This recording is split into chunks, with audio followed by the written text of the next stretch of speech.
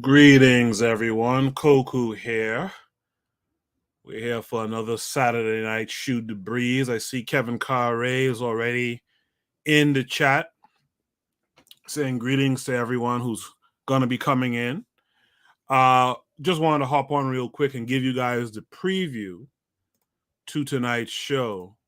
We have a lot of topics tonight, and hopefully we have some fun going through them. Some of the things we'll be talking about tonight is why would Business Insider talk about the beef between ADOS or FBA and Black immigrants? We're going to be talking about the fact that a lot of folks hate to acknowledge the African inside of them. We're going to talk about the new slogan, protect the tribe or tribe vibes that you see on social media.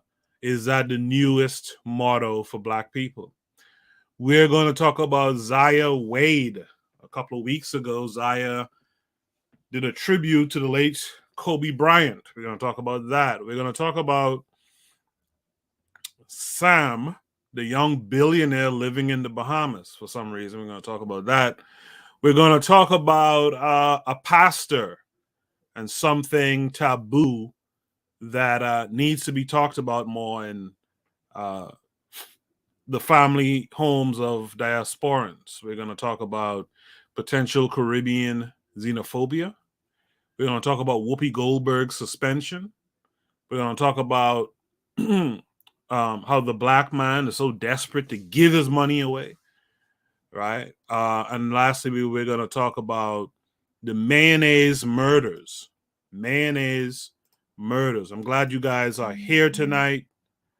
We're about to start the show. I'm going to drop the link in a second for folks to be able to jump in on the panel, those who want to jump in. So you guys hang tight. We're about to start the show. And on the other side, we'll begin discussing all of those topics.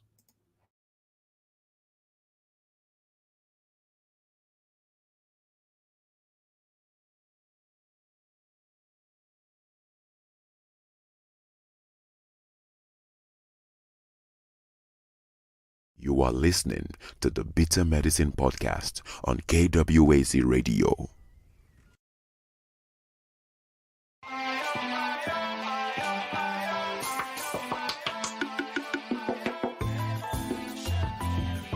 Welcome to the Bitter Medicine Podcast, where it's all about Black empowerment. Our show focuses on Black news and entertainment, arts, science, economics, history, people, and strategies that uplift, empower, and motivate Africans within the diaspora. And now your host, whose favorite color is black, Goku.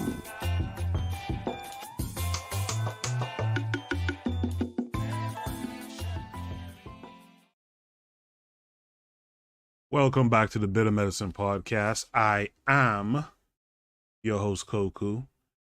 Just want to remind you guys before we get the show rolling that this show is part of a podcast network called KWAZ Radio. There are other shows on the network you are invited to tune into. This is D Webb with the Harsh Reality Podcast, asking you to tune in where we tackle the news of the day that affects our community, only on KWAZ Radio. Peace, family. This is Oni, inviting you to listen to the Pro-Black Perspective, where Black problems are addressed with Black solutions. Greetings, fam. Tune in to The Learning Curve with me, the Revolutionary Matron on KWAZ Radio. You are listening to the Bitter Medicine Podcast on KWAZ Radio. Yes, indeed. Welcome back to the Bitter Medicine Podcast. Let's welcome in our friend Kevin Carre 42. Kevin Carre, how are you doing tonight? Greetings, everyone. I'm doing good. It's beautiful weather up here. Yeah, actually, the weather was pretty decent outside today. Let's bring in Mr. Untouchable. Mr. Untouchable, how are you today?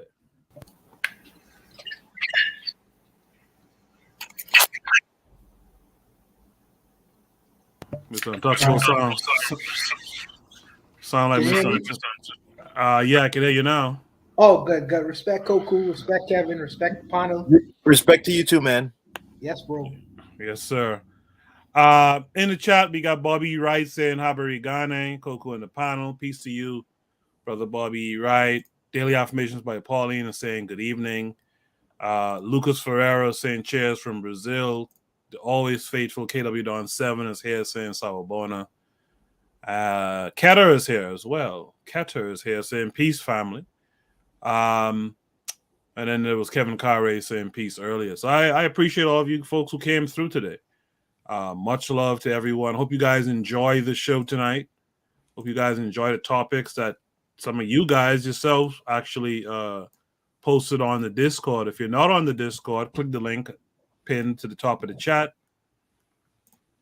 Click the link down in the description. Join the Discord. Ask to be given a role once you join. And you too can post topics that you'd like to discuss for Saturday Night Shoot the Breeze. So the first topic that we have tonight, Shoot the Breeze topic number 1 for tonight, is why would Business Insider publish this? And this is going to be interesting. So let me just pull this up for you guys. I did this earlier and I don't remember which one it was. Hold on. Just bear with me 1 second.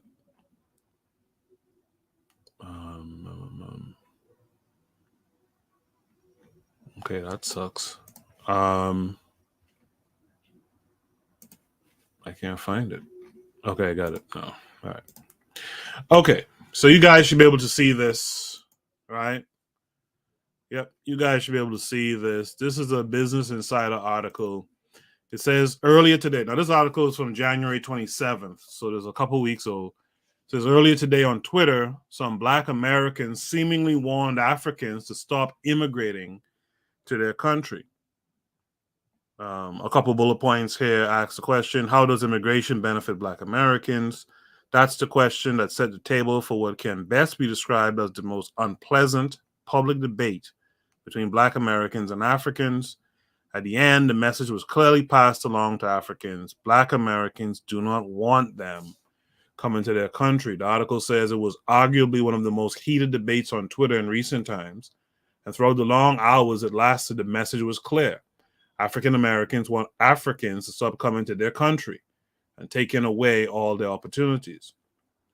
Business Insider Africa monitored the Twitter space throughout much of the time it lasted, and we couldn't help but take note of the rather controversial rhetorics coming from some of the Black American hosts or participants. No thanks to the hateful rhetorics that were in exchange, a lot of people left the space feeling very angry and disappointed. So to focus on the arguments, the topic that was being debated on was whether immigration benefits Black Americans. And according to the co-hosts, it doesn't. One of those who pressed home this point, albeit in a very xenophobic manner, was the American filmmaker, social media commentator Tariq Nasheed. Tariq and the other co-hosts of the Twitter space argued that African immigrants are making it difficult for African Americans to get the reparation they deserve. According to them, not only are the African immigrants benefiting from the resources that could have been used as reparations for African Americans, they're also allegedly taking away jobs and other opportunities. Another issue they raise is that Africans, particularly Nigerians, tend to, quote unquote, arrogantly dominate everything they do. And after seizing all the opportunities and making most of the money, they remit the money back to Africa. The next question was about why the American government is allowing African immigrants to enter the country. Some of the speakers even went as far as implying that the American government was allowing African immigrants as part of a larger plan to systematically erase or replace, quote unquote, foundational Black Americans with Africans. As part of a solution to, quote unquote, secure the tribe, as they put it, the Black Americans call for an immediate deportation of all Africans. According to them, doing this would ensure that African Americans can finally get their reparation and even have enough opportunities to go around, right? So we see this was the space here. And someone's commenting saying this is why as a black community we cannot move forward. Instead of us finding ways to connect, we are having low-level conversations about how immigrants are blocking opportunities for Black Americans. Hashtag secure the tribe. And this was the space. How does immigration benefit Black Americans? So the reaction and takeaways at the end of the Twitter space, it was clear that many Black Americans are really not happy with the presence of African immigrants. As at the time of filing this report, the hashtag secure the tribe was trending on Twitter thanks to tweets by those in support and against the agenda. Meanwhile, many Africans have also reacted to the debate, expressing shock, anger, and disappointment. Kevin Carre, I know you saw this conversation going on. What were your thoughts about this? Where should I start? As in reading the article, when they said they were uncomfortable. I forget what they said. Something about it. I think they were very gleeful at being in that space. You know, these Muzungus writers. This thing is gonna further divide Black people more and more. Because now, do you remember? Were you here in the 90s when they had the East Coast West Coast beef? Yeah. This is all it is. Mm-hmm. It's pure stupidity. It's only on social media. You go out in the real world, no one's talking about FBA, ADOS, or this and that. You know, and then as I said, now you got the white media involved in it. So now they're gonna milk it for all it's worth. So, you know, the prompt says, why would Business Insider publish this? And at first, I thought it was Business Insider US that published it, which then had me thinking, well, of course, US Insider US would publish it because they're trying to further their agenda, which is divide and conquer. But this is actually an article from from Business Insider Africa. And this was a continental African, it would seem, right? Emmanuel Abara Benson, who wrote, you know, this article. So, Kare, before I go to Mr. Untouchable, what do you think is the purpose of this African writer posting this article?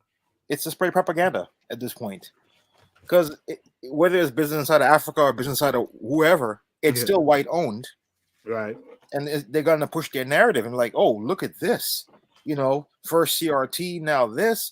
Yeah, and on top of that, we're heading to Black History Month. Oh, we're gonna have all these N-words at each other's throats. Mm-hmm. Yeah, but if you're dumb enough to fall for this BS, and if you're dumb enough to follow the grifter, you know. Anyway, I digress. Mr. Untouchable, what say you to this? Why would Business Insider publish this? No, I think that Business Insider Africa is just a probably like a subsidiary of the Business Insider of the United States. I think they probably may be conjoined to one another, but I'm remembering there's two guys. One guy named Zbigniew Brzezinski. He was like a white guy, internationalist guy who worked alongside America, well, the American government for international affairs. Henry. Real quick, his daughter worked for one of the major news network too. Yeah, she works for CNN. And then it's another guy. His name is Henry Kissinger. Mm-hmm.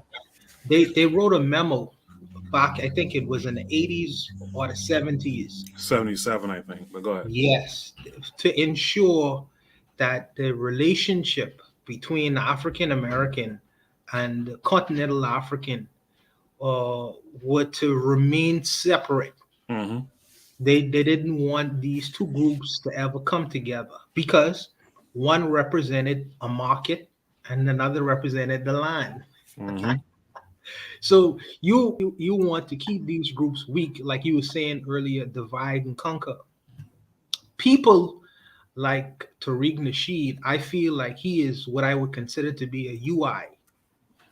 He's a useful idiot, and he doesn't know it, but he is being propped up for a particular reason, and his reason is to ensure that the relationship between our brothers, whether it's in the Caribbean and Africa and the United States, remain completely separate. Because when we are separate, we are at our most weakest. Mm-hmm. So he has been made to propagate these ridiculous notions, these little small little nuances and differences, these xenophobic differences, to play it up to the media, so we could never see any reason why we would want to have any kind of relationship with one another. Because let me tell you, when Ghana had the year of return, the remittances from Ghana was really into the billions of dollars. Okay. Mm-hmm. And many Americans, Black Americans in particular, were saying, hey, well, we being mistreated over here, but over here we're being treated very well. Why not do the same kinds of things of businesses and arrange different kinds of relationships that we're doing in these countries, rather than doing it where we're being mistreated? Any businessman thinking along them lines and say, hey, this is a good deal. America doesn't want to see not only the labor force, but the intellectual labor force and the money leave out of the United States of America. So they're going to do what they need to protect it, even if it means propping up a guy who was, I think a couple of years ago, he was propagating pimp business. Mm-hmm. All of a sudden, he's a civil rights. He is the mouthpiece for Black America. Get the fuck out of here. It's nonsense. Well, I'm sorry for saying that. No, go ahead. I don't want the thing get demonetized, but I just think that he is a useful idiot, and people don't necessarily see it for what it is, because there's an unseen hand operating. We just see the people out in front, but we don't see the unseen hand propping up these individuals and making them so-called popular on the internet. But I think that he's being used just like several other people. Before I welcome D-Web to the panel, let me just touch on something that Mr. Untouchable brought up. I posted this on the community tab of the Bitter Medicine YouTube page 2 weeks ago, and you can see it on the screen. Zbigniew Brzezinski helped create strategies to prevent Black Americans and Black Africans from linking up. I added, he goes by the name Tariq Nasheed now. I was being sarcastic. And this was the National Security Council. So actually it was 1978. I said 77. So this National Security Council Memorandum 46 on March 17, 1978, Presidential Review Memorandum NSCM-46 to the Secretary of State, the Secretary of Defense, the Director of Central Intelligence, subject Black Africa and the U.S. Black Movement. The President has directed that a comprehensive review be made of current developments in Black Africa from the point of view of their possible impacts on the Black movement in the United States. The review should consider, 1, long-term tendencies of social and political developments and the degree to which they are consistent with or contradict the U.S. interests. 2, proposals for durable contacts between radical African leaders and leftist leaders of the U.S. Black community. 3, appropriate steps to be taken inside and outside the country in order to inhibit any pressure by radical African leaders and organizations on the U.S. Black community for the latter to exert influence on the policy of the administration toward Africa. The President has directed that the NSC Interdepartmental Group for Africa perform this review. The review should be forwarded to the NSC Political Analysis Committee by April 20th. Signed, Zbigniew Brzezinski. He died a couple years ago, too. D-Web, welcome to the panel. Hey, what's going on? You hear me? Yeah, it's all good. How are you today? I'm good, man. I just wanted to hop in for a little minute. I'm on daddy duty, man, so if I bounce in and out, I got you. Greetings, you know D-Web. Hey, greetings. Who's that? Mr. Untouchable, Kevin Carey. That's Carey. Carey, what's going on, brother? And just to hit on what you guys was bouncing on with respect, you have respect, bro. What's going on with you, brother? And just to hear what your brothers was talking about, you know, in terms of what's going on with this whole thing. I think a lot of people are posturing, particularly Black Americans, man. After having like some conversations, man, with these people, it seems as though it's a movement that they're not really, the reparation thing is almost out the window. You know, that's kind of like a back thought. And they have all this smoke for just Africans, you know, no other group. Like, that's mind boggling to me, you know. They're pretty much just posturing to not be at the bottom of the social hierarchy. Right. They're not really posturing to make a nation or build or nation build or have their own or even to be at the top of the power conundrum. They just don't want to be at the bottom. And so they're attacking any other groups they perceive could be at the bottom. So rather than, you know, kind of learning from, it's a fact that the continental Africans are even Tariq said this in an interview.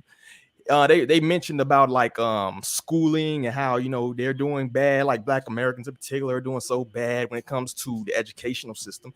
And this dude even talked about like, oh, Africans are coming over here and doing very well, so you can't say the IQ thing is. It's like, if you watch the first 3 Hidden Colors, very Pan-African heavy.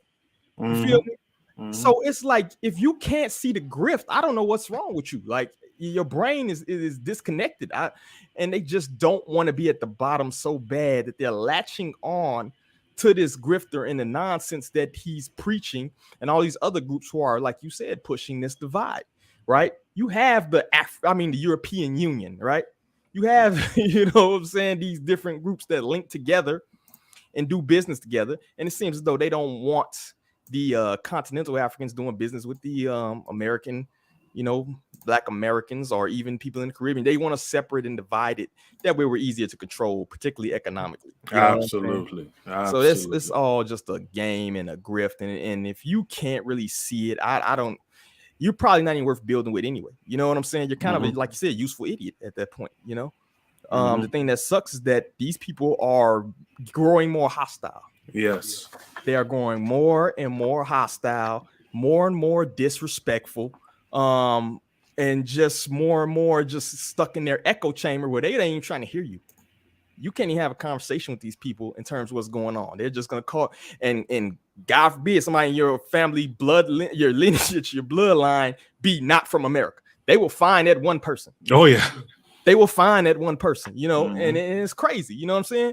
Which I'm kind of the kryptonite to them, because feel free, I give you the names of both sides of my family. Feel free to dig through it, you know, and they still go on and on and on. So at this point, man, I don't know if there can even be a middle ground, you know.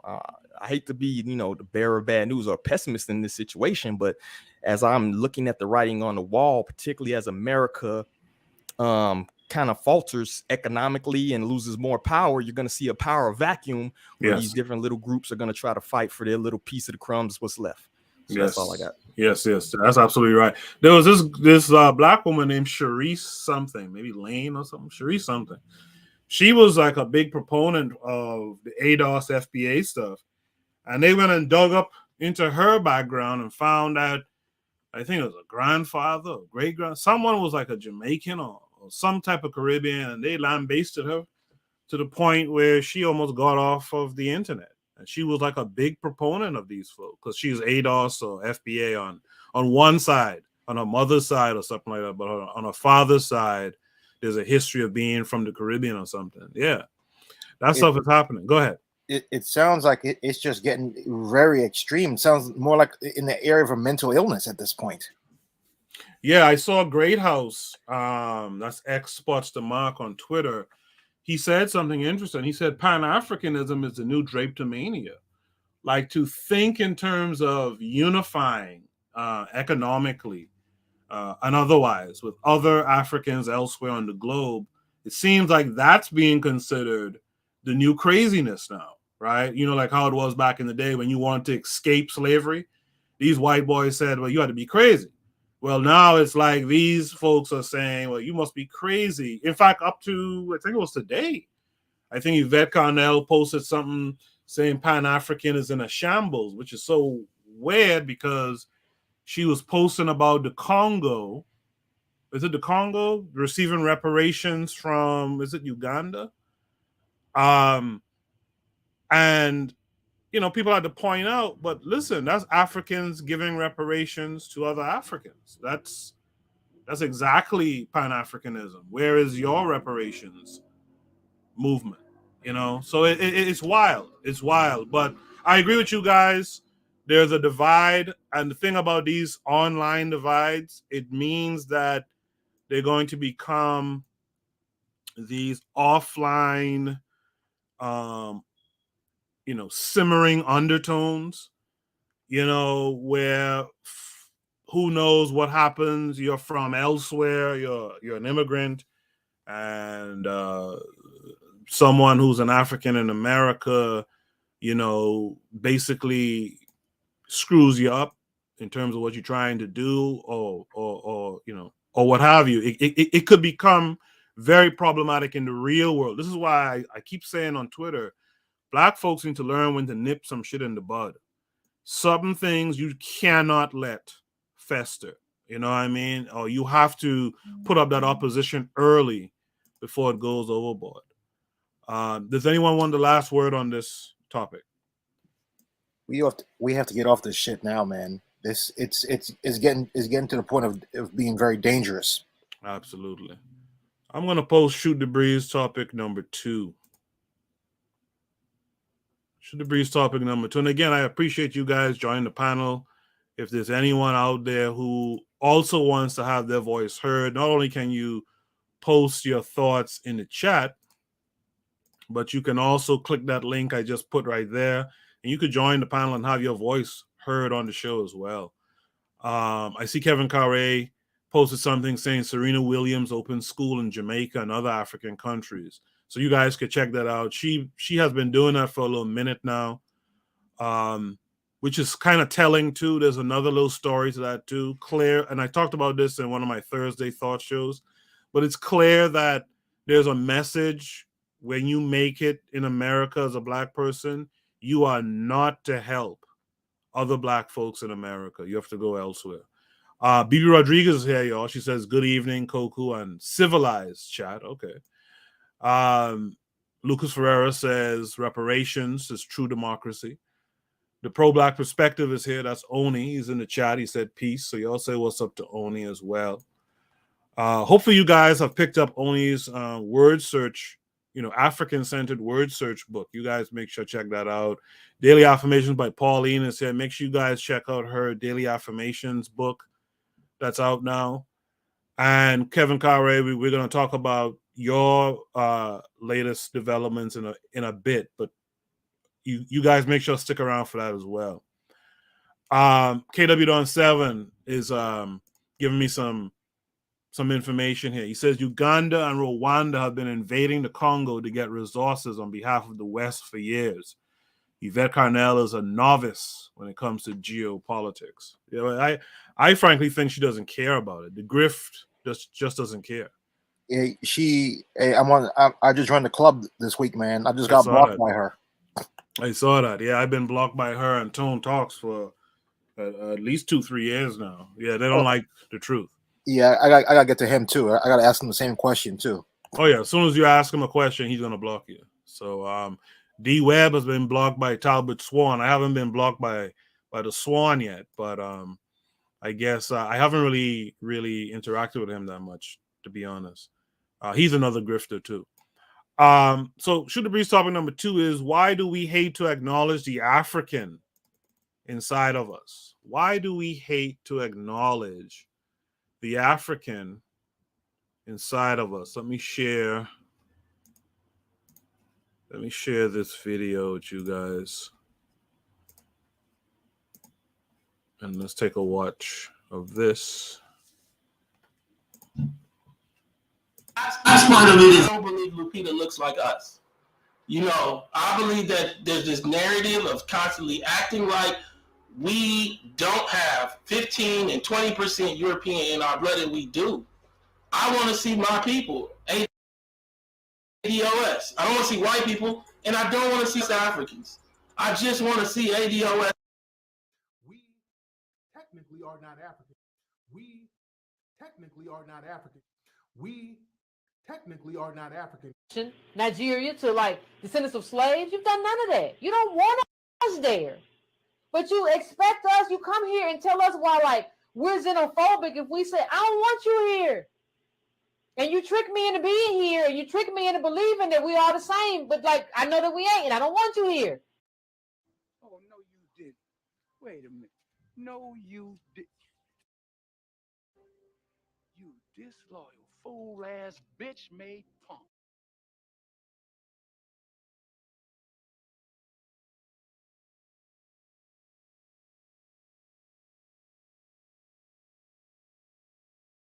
Yeah, that's a Haven Bullets. That's a Haven Bullets video. That's kind of strange, and the volume is going up and down. Were you guys on the panel able to hear that properly? Yeah. Plus, they had the caption on it anyway. Right. So why do we hate to acknowledge the African inside of us? D-Web, if you're there, let me know.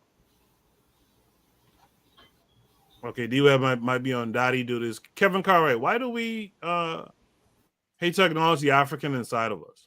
Because the slave masters told us to do it, and we were always showing, in the media, this is what the standard of beauty is: blonde haired, blue eye, nice pale skin, fair. You don't go in the sun. That's what we've been told, and it's been programmed into us into generations and generations. I remember back in the 80s, people used to call black kids used to call each other African booty scratchers. But that's just my opinion. But I digress. Mr. Untouchable, why do we hate to acknowledge? And by the way, we hate to acknowledge the African inside of us. I think that's a smaller group of people than we really think it is. Well, Mr. Untouchable, what say you? I disagree. I kind of disagree with you on that, Coco. Okay. I used to believe that, but well, you know what? Maybe I'm just getting caught up with the social media game, because I listen to some of the different voices from different parts of the diaspora, and some of the things that these people say, especially it's in line with what these clowns was saying earlier. I mean, it's just like they trying to remove themselves almost completely. Either they have Indian in their family, or this vision of what beauty is supposed to look like. I don't know. I think that the colonizer, when he was around, he did a number. He has the best marketing and advertising campaigns, bar none. Yeah, I mean, when we used to watch certain movies, and in the middle of the movie it would say drink Coca-Cola or eat popcorn, and we don't understand why we want to get up in the middle of the movie and go eat popcorn, but he has the best set of marketing and advertisement worldwide, man. His marketing campaign game of promoting himself is bar none. It's bar none. So when we ask that question, why we hate to acknowledge that, because it's removing us from this ideal image in what we really want to fall in line with, I believe. But he has the best marketing campaigns, I believe. I think he has something even better than his marketing campaign. I think he has the fact that he's been winning, right? He has the fact that he's been winning, and the fact that we've been for the last however many centuries, we've been on the losing end. He has been winning with our assistance. That's forgotten. And the reason why the marketing campaign is so masterful, he has taught us to participate on his side of the game, his team, right, rather than our own team. Right. He's convinced us to do that, because really, and if you really look at it, we go on with this game analogy. He has 5 players. We have 10. We have 10, 20 players. But he has been able to convince the other team, hey, listen, if you do this, I mean, you're gonna really be along the lines of what I'm trying to do. He has been able to convince us to play for him. All this while, he's been convincing us to play for his team all this while, and while we really think we're playing for ourselves, man. I just think his marketing game is spectacular. You know what I mean? Yeah, we've taken losses to the point we want to be on his team as opposed to making our team better. Did y'all see that commercial on social media this week? Well, which commercial? The one with the woman that was bleaching. She's walking. It's a Nigerian commercial. Oh, I saw some people was up in arms about this thing. Yeah, go ahead. Tell us about it. Yeah, it starts with her walking, and everyone around her is dark skinned. And she's walking, and there's a sister. She's carrying the drinks, and she's like looking in amazement. And the sister looked way better than the lights, the one that's been bleaching. And she ends up knocking the manager into the pool, and the manager's like cursing her out. So as she's walking again, you got these kids on the bench like looking up at her in amazement. Like, wow, look at her skin. She's been bleaching. I want some of that bleach, right? And then right next to the children is like a woman. She's giving a guy a haircut, and she's in amazement, and she's not paying attention to the hair, and she's cutting his hair the wrong way. And then it just ends right there. But I know, and there should be a little small message at the bottom of that commercial that says, all of these are paid actors. Yeah. Absolutely. Just putting this out there, D-Web, if you're around, just hop in on the conversation at any time. Yeah, I'm here. Oh, okay. And to your point, kind of like play devil's advocate a little bit. There hasn't really been no reach out to, I've been in, inner city, the urban areas all my life, most people, and you don't really see like a reach out in terms of, Pan-African Africans in general reaching out to the Americans. And honestly, you're going to identify more with whoever is feeding you, whoever is teaching you in the schools, whoever is being your basketball coach or your football coach or your gymnastics coach or, your professor in college, and what their ethnicity may be or what their, ideology might be, you're going to identify. So like, I think they said it in the chat, it's like you're hit with Eurocentric propaganda 24/7. That's big facts. You're surrounded. You're in the belly of the beast. And the easiest way, the path of least resistance, is integration. You know what I'm saying? So that's what a lot of people are going to gravitate towards. Yes, you're absolutely correct. There's a failure. I'm Mr. Untouchable. I'll give you a second. There's a failure of Pan-Africanism to really reach all the different groups of people. If we're being really honest, there's a failure there. Pan-Africanism is more so an ideology, is a thought. It's not dead, it's not in shambles, but it hasn't really been practiced in the way it needs to be practiced. Mr. Untouchable, what say you? No, to D-Web's point and to your point in taking the path of least resistance. I understand what D-Web is saying, but consider the majority of people who may come from Africa, they usually coming from a French-speaking territory. So when they're coming into a territory that's English-speaking, right? They're not as confident to approach people, especially if they have bad English grammar. So they're going to really affiliate and associate with people who are more like them. And some of them too, not only they're English speaking, a lot of them coming from Muslim countries. America is an English speaking Christian country. So that reach out is not going to be as quick, because they have not acculturated themselves into what the American system, which means English speaking, and it's a Christian nation which have Christian centered values. When you're coming from a country that's really counter to that, there's going to be a degree of sheepishness, just to collectivize and come together just off the bat. That's going to take some time, I believe, because even me, when I went to America, coming from the Caribbean, I was a little bit sheepish of Americans. Because a lot of Americans would say, I don't, what you saying? I don't even understand what the hell you talking about. Yeah, and they would ask you questions like, do you all live in grass huts? Now, I've been asked this question before. Same here. For me, I gonna have a little bit of sheepishness, and I understand how the other side feels about that, because it's perceived that I'm being standoffish. I don't want to really be a part of. But coming from my island perspective, there's a different kind of, and until I understand all the rules of the game, I'm gonna be a little bit sheepish before I approach. That's all I'm saying. Right, which to me, and I agree with you, being from the same country, there was an episode of The Golden Girls. People was doing all that crying over Betty White the other day dying. there was an episode of the Golden Girls where they joked that people in the Bahamas live in trees, that we swing, like Tarzan almost, right, from tree to tree or whatever.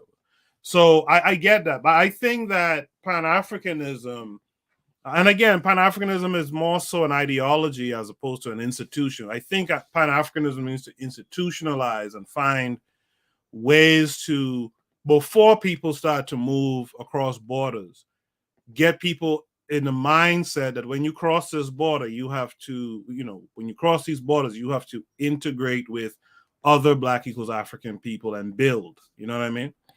In the chat, Lonesome Jenny is here saying hi. Bibi Rodriguez is here saying, I'm proudly of West African descent. However, my acceptance by West Africans has been nil. I've actually been accepted really well from West Africans, particularly their women. Ketter says, funny, whites in America tell them they're African. That's a good point. That's a very good point. You're talking about your 20% European and all this stuff, but white folks will tell you straight up where to go back to. KW Don 7 says self-hatred has been internalized. There was a debate about whether or not African Americans should connect with Africa, and there were a lot of Negroes that believe we should not. Zuliism is here, y'all. He's in the chat. He says, what has the African done for us to be proud of from 1800s until now? That's an interesting stance there, Zuli. But because that could come back to bite you, just keep that in mind. Bobby Wright says, I agree. It's smaller than we believe. It's just social media is full of these clowns pushing this agenda. We can't forget the behind the scene puppet master. That's absolutely correct. The invisible hand. Ketter says, we're caught up in Eurocentric propaganda 24/7. Absolutely. Daily Affirmation by Pauline says, being mixed to many means light skin, good hair, more intelligent, better opportunities, pretty babies. They believe they are better than 100% dark-skinned African in every way. That's a sad thing. And in my hometown, there's some of those olders, not elders, but olders. They have that same mentality, man. Ketter says, we don't want to immigrate. They got us striving to integrate. Many just want to cross the quote-unquote color or ethnic line. Does anyone have any last words on this prompt here? Now is the time to voice your last word. Mr. Untouchable, go ahead. I would like Urzuli to please come on the chat whenever he's ready. Because I want to address it with that same comment. Yeah, that comment is dangerous, Urzuli, because that comment could be flipped on you too. Just letting you know that, right? So hopefully he'll join. The link is in the description. Any one of you can join the panel. You don't need any extra software.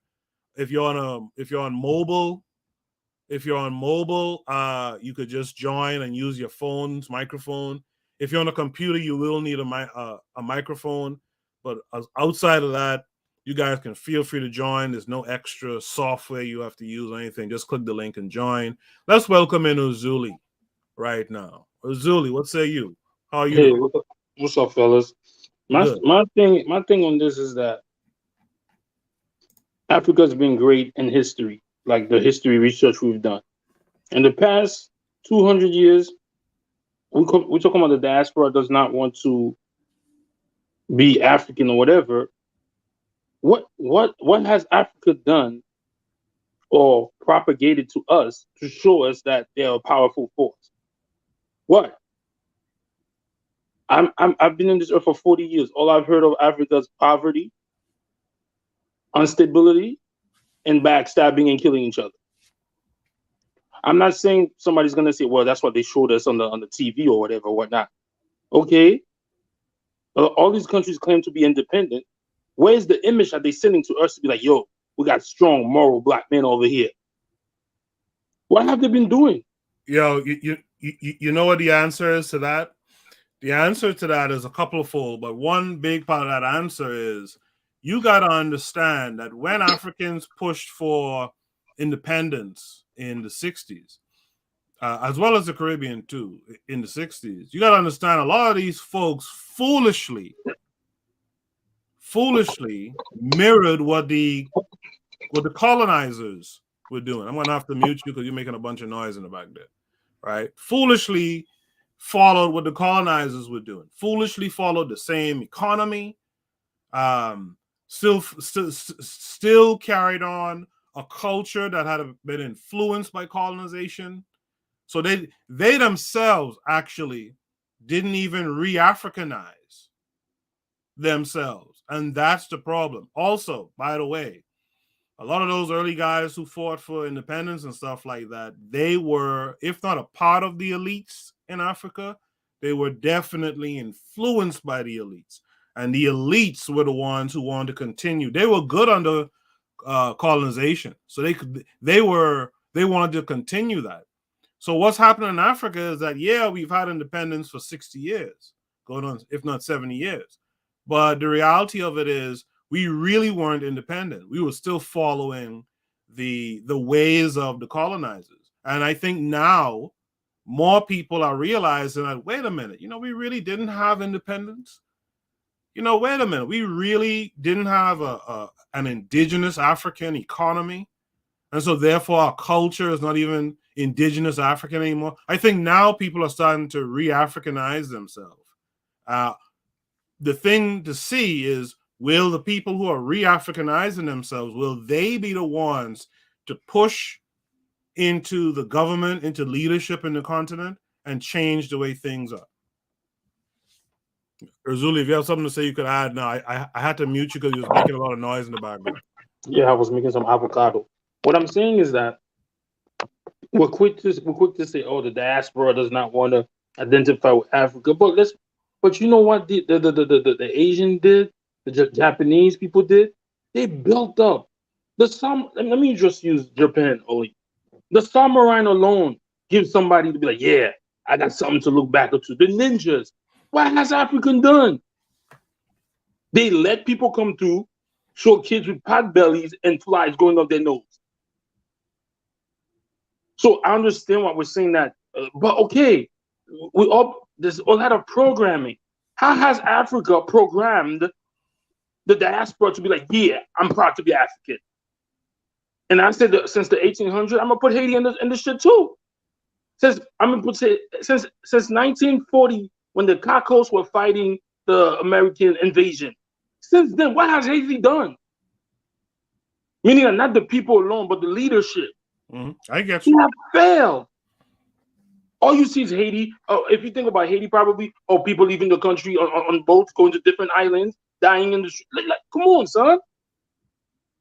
So if I understand what we're saying, but okay, when is what is the accountability that continent hasn't done shit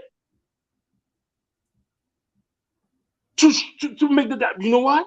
So you know what? Can I just interject here for a second? Go ahead, bro. The issue with the continent is that the continent is huge. It's 50 plus countries, right? And the reality of the continent is they have to get their shit together before they can really be reaching out to the rest of us. That's just the reality of it. They have to fix the continent first. In fact, in my opinion, most of the continent, when they talk about Pan-Africanism, they're really talking about within the continent. Because the truth is they have to fix that place first before they could think about Haiti, before they could think about the Caribbean or what's going on with all those Africans in Brazil. They got to fix that first. And you know something? We should want them to fix that first. And in fact, we should go and help them fix that first. Because that's really where our power is going to reside. You understand what I'm saying? I agree. But at the moment we're talking about, these people right there, the ADOs, like your name alone is a bitch name. ADOs, African descendant of slaves. Really? Like sounds like you've been tuning into Oni's what's it called again? Great. I haven't really, but great minds think alike. What I'm saying is that why would I call myself ADOs, African American descendant of slaves? Not even African descendant of or descendant of POWs or something. Y'all lame. So these people like Tony, Yvette, like Yo, they're a bunch of grifters, if not agents.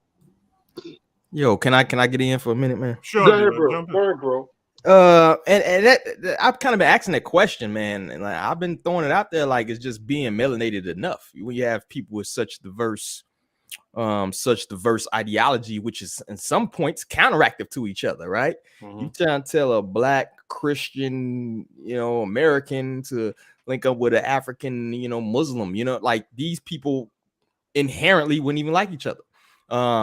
Which leads me to go to the point of is it even worth trying to link every like black person? A lot of these people over here, man, I'll keep a buck with you. A lot of black Americans are fucking useless, man. Excuse my language, but they're useless, man. These people, you talking about men who can't change a tire, can't do basic things, and then when the women will tell you that, you know what I'm saying? Yeah. That was the rise of the swirlers. You got a bunch of black men who can't do a lot of stuff, man. I hate to take it there, but it is. So it's like, I think you need to kind of, take your scope and bring it in a little bit, right? And build with people who have the same ideology as you, rather than just say all black people need to do this. All black people need to do that. If you're melanated, you need to, because a lot of these people, man, I think that's why a lot of leaders historically, a lot of black leaders who tried to unite a lot of people ended up either dead by their own people or destitute in the corner somewhere, broke, forgotten. You know what I'm saying? Until somebody read their books or some years later. But at the time, they was despised. You know what I'm saying? Martin Luther King was one of the despised people in America when he was killed. Same with Malcolm X. Same with a lot of these leaders. They was this Garvey. A lot of these people were despised and ran off. So when you try to take all these people who not necessarily don't get along, you can't vet all these people, and you're trying to bring all these people together with different ideologies, you're gonna let some snakes in. You're gonna catch people who really hate you. You know what I'm saying? So I think the scope has to be brought in to like-minded people. You know your ideology, you know what you think, and you build with those people rather than try to bring in all these outsiders and all of this, And we also got to show Africa's respect. Like I said, it's 54 countries. Those countries was divided. Who drew the borders? Right. Who drew the borders? You talking to Igbo, the Dogbo, Tutsi, the Hutu, the Zulu. These are different together. Yeah, these are different tribes. So you kind of got to show them their respect and be like, what group are you talking about? And they all have different ideology as well. So we kind of got to take it in a little bit, man. I think we're being way too macro. We got to get to kind of the micro to kind of solve some of these problems, I agree with you, Webb. I think that you build with builders. You don't build with farmers per se. If you're building a building, you build with builders, plumbers, carpenters, etc. And I think ultimately, and this is what I've been preaching for the longest, is you build where you are first, get used to building something, and then connect with builders at the home center. I think you're absolutely right with that. Mr. Untouchable, you wanted to add something to this? No, I just wanted to respond to my great brother. my great brother is Zuli. When he says that Africa ain't do shit for us or whatever. And when he makes a statement like that, you have to remember that you're referring to yourself as well, because you ain't separated from Africa, bro. Yeah. You are African too. Yeah, I know that they give you a passport, a nice passport, which I consider to be traveling papers. But you are African too. So when you measure, I hope you measuring the great things that the children of Africa has accomplished in the West too. You know what I mean? Because that's immeasurable. And I don't want to get into the specifics to the individuals who would have done great things, not only in the West, but in the East as well. But as far as the separation game, we separated in a distant way. But listen, man, I think Malcolm X say a cat that has kittens in an oven are not called biscuits. You know what I mean? They are still there as much cats, just like the cat who born them. You was an African too. Just remember that. As far as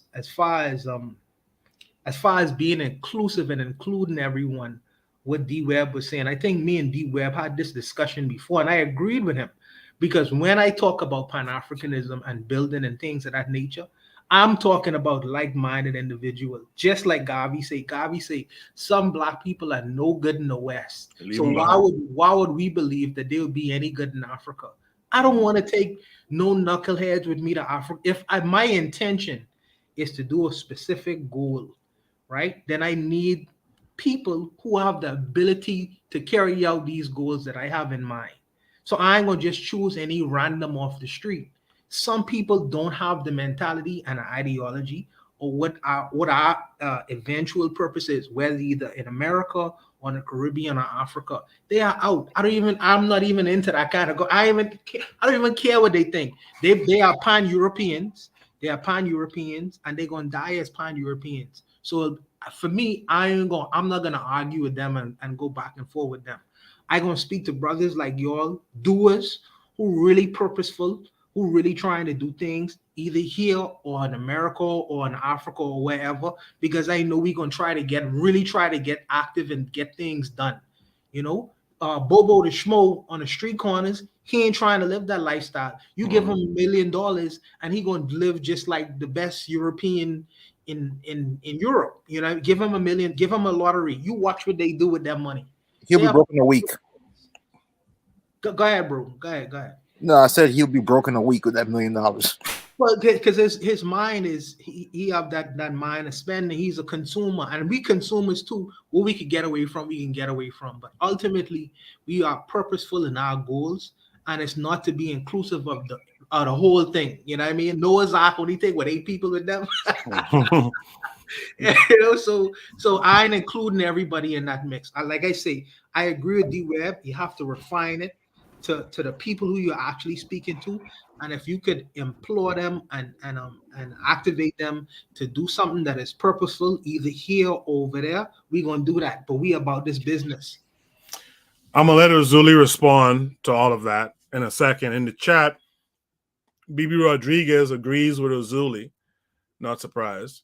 KW Don 7 says there are no African countries. These are neo-colonial properties being managed by a bourgeoisie class beholden to Western interests. That's well stated. BB Rodriguez says evidence of these funky self-hating wigs. Evidence of these funky self-hating wigs. Keter agrees with what KW Don 7 said, which I agree with what KW Don 7 said as well. Bobby Wright said, Brother Zuli has to understand, Africans didn't identify as Africans until so-called independence. Before that, they identified by ethnic cultural groups. This is what D. Webb was referring to, I believe. BB tells Zuli to go there. Okay. Bobby Wright says, yes, Koku, Pan-African unity has to take place in Africa too. Absolutely. Keter says, Japan wasn't colonized. The US/EU has a rigid economical system. African countries are seen as areas for markets and resource extraction. African countries aren't allowed to manufacture. BB asks Keter, so who something, I don't know what that is. The learning curve, that's the revolutionary matron. Hey, what's up, wait? What's up, matron? The matron says pan-Europeanism is a thing. Shaking my head. Absolutely. Keter says whites united under Christianity. Blacks have to unite under race. Because we are so diverse, race is the only thing that could unite us. I don't know. I got to disagree with that, yo. I don't think whites united under Christianity. There's plenty of non-Christian why a lot of Muslim whites and stuff like that. Yes. They united to kick your ass. They united economically. They're like, right. But it is what it is. Okay. I appreciate that, D-Web. The learning curve says there are a lot of useless Europeans too. Yeah, absolutely. All through Europe. BB Rodriguez says to Keter, so who owns Africa then if they are not sovereign independent nations? The part that is not being discussed is the same leaders in control are the descendants of the slave traders. I don't know about that. Keter says to the learning curve, so true. The learning curve says peace to the chat, peace to you too. Keter says to BB, Africans united and got rid of colonialism. The West bounced back with institutionalized neocolonialism. And that's the stage we're fighting now. BB says, why would the trafficked descendants of the Atlantic slave trade help those who have not atoned properly, nor have they created true solidarity again? Where were West African delegates at CARICOM? So BB has like a canned response, I noticed. I'm just going to put this out there, BB. You have a canned response that we could rely on every time there's a show when it comes to West Africans and atonement, etc. And I do agree that there needs to be some more outreach. But Erzuli, you have the last word. I'm just saying that from Africa has a great history, whatever, right? How has the African, we say that there's 54 or whatever, 50 countries over there. Dude, what have I, for example, I'm gonna say this. I'm proud to be Haitian, not because of Haitians. I'm proud to be Haitian because of what Jean-Jacques Dessalines did. If them niggas ain't do shit, I would be like, I'm black. Okay? The nation has to give you something to be proud of. Yes, history-wise, when you look back, oh yes, Africa did this, the pyramids. Yes, yes, yes. But we're talking about the new diaspora now. All they do is assimilate to one dominant culture. They don't even, a lot of the African people don't even celebrate their own mythology. So at the end of the day, I understand what people are saying, but I'm saying I feel that Africa as a continent hasn't done enough propaganda, programming to make the diaspora in America be like, yeah, I want to be down. You think, hold on, let me finish. You think, let's take the Congo. You think if the Congo was a thriving or powerful military country or whatever, you think grifter ass Tariq Nasheed would have been saying all of that? No. So you have to give the people something to make them proud. Let me see. Why are you proud to be Bahamian? Why are you proud to be Jamaican? What does Jamaica do for you to make you say, yes, I'm Jamaican? What does Haiti do for you to make, yeah, me? What Haiti did for me, it gave me Jean-Jacques Dessalines. That's what it gave me. Yeah, but so go ahead, sorry. No, go ahead, finish, bro. I'm just saying, it's like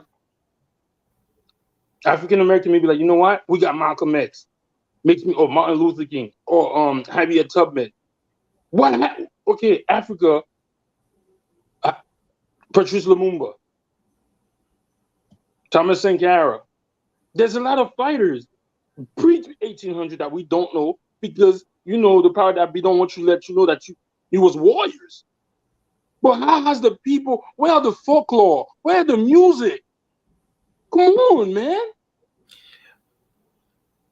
Where's the freaking, yo, I'm gonna say something. You know that big statue that's in Ghana where the man is holding the woman and the baby? Yeah. You know who created that? An Asian man. What has Africa done? I made the research. An Asian man went to your country and created that.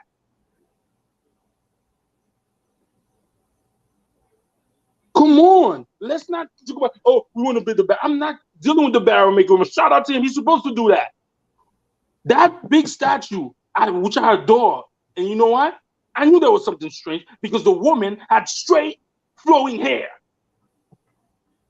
You know who made that? It was an Asian artist. So the leadership there couldn't find one of their people? Come on, son. Now we want to be mad at the diaspora for being like, nah, I don't really want to mess with y'all. Come on. Come on. Erzuli, you know who Fela Kuti is? Fela Kuti, of course. Fela Kuti is the singer, the crazy dude who's very good. Yeah, I know who he is. So when you say where's the music, why wouldn't you relate that music that was coming out of Fela Kuti was like a Bob Marley in Africa? Okay, Fela Kuti. This is what I'm saying. Fela Kuti was Bob Marley in Africa. When did you find out about Fela Kuti? Years ago, brother. You know, the Fela Kuti is Sean Kuti is Fumi Kuti is his son Sean Kuti. I know that, but you know what? That's because I do my research, Mr. Untouchable. How has Africa bigged up Fela Kuti if it's not Nigeria? Yeah, but What I'm trying to say, Mr. Untouchable, is that yo, you individualistic, they have some shit. I'm not gonna say black people haven't done great shit individually. I cannot say that. But I'm saying you just said Fela Kuti perfect, right? They had the Yes. play here in America a couple of years back, but go ask anybody. Go ask anybody if about this diaspora, if they know about Fela Kuti. Fela Kuti, me and you know. People in here know. People who want to know. So Hey, I'm just Razuli, let me ask you a quick question. Who won the Vietnam War? Who won the Vietnam War? They say the Vietnamese did. Who's they? The people who wrote the story. Not the Americans, though. What do you mean? Americans will lead you to believe that they won in Vietnam. It's They only never say that, Goku. I've never seen an American say they won in Vietnam. Americans always intimate that they handled that Vietnamese situation. It's the Vietnamese who really tell you that they beat them. What I'm trying to get at is what Keter is saying in the chat. He's saying that Western propaganda won't allow positive African images, bro. That's the psychological warfare we're waging, right? Goku, we not men? We not men? Oh, we are men. So okay. But war is war, though. What I'm saying. Are we winning the war? Are we what? Are we currently winning the war? Hell no. Yeah, but the problem what I'm having is that Arzuli, if I get them correct, he's saying that it's not the fact that we even winning the war. He say Africans ain't even fighting for themselves. And what I'm trying to point out is, well, today in contemporary Africa, he's suggesting that they are not fighting in contemporary Africa. But if I mention a person like when he says, where's the music? I mentioned Fela Kuti. He mentioned Sean Kuti, which is his son, who continuously talking about these things and doing things in Africa. If I was to mention Magufuli, a guy who just died, probably died because of that so-called thing that we had considered pandemic business. If I mention people like Julius Malema, I'm sure you understand who Julius Malema is in South Africa. If I was to mention the brother in what's the country, Rwanda, Kagame, and the things that the achievements that he is accomplishment in these countries, while the West is fighting him and telling him well, he should behave like this and that and the third. You know what I mean? These are contemporary Africans actively trying to do certain things with their community, but it's like they ain't doing absolutely nothing because we don't hear them from where we standing on. And it's like in America, I feel sometimes, not always, but in America, you have a particular echo chamber. So you only hearing things from that echo chamber. But if you was to just come out of that echo chamber, you would see. I was just listening today. I was just listening to Sean Kuti, Fela Kuti's son. He was in Brazil, because the Black Brazilians pick up on his father's music. And they was jamming off of Fela Kuti old music, what he would have created back in the 80s. So these things are happening outside of the echo chamber that you are actually in. You know what I mean? This is the problem I'm saying, because you talking absolutes, and all I'm saying is with the absolutes that you mentioning, if you was to come out of that echo chamber, you may hear a completely different perspective. We had this discussion last week.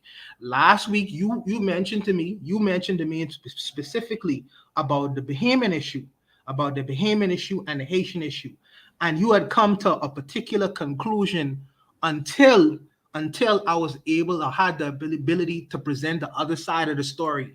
And when I presented the other side of the story, it was like, oh, okay, I understand a little bit better now. This is the problem I have sometimes from time to time, but I'll just leave it to the panel. Bibi Rodriguez in the chat says, where was West African nations during the League of Nations? They had seats and Black Americans were being beat in the streets and hung. Again, where are these atoning West Africans? Sister Soldier Voice. Cater says, the League of Nations had no African nations in it. Bibi Rodriguez says, West Africans never demanded our return, nor did they declare war against Western European for our 500-year bondage. So how is this Pan-African position helping the descendants of the Atlantic slave trade. You know, hold on. Like this is what I'm saying, Mr. Untouchable. Last week when I said this, I was not saying everybody felt the same way. I was just pointing out that news that came out of the Bahamas. But yes, I understand definitely what you're saying. But this is what I'm saying is the leadership. Shouldn't you have leadership that knows about the Minister of Propaganda? Where is that minister? What I'm saying is it's not reaching here. It's not reaching here. But you know what's reaching here? Do you know what's reaching the Americans now? That music. What's the music? Afrobeats. Afrobeats could reach here, but they can't create no other propaganda, right? The Afrobeats that's about to imitate the same way that rap talks about people now.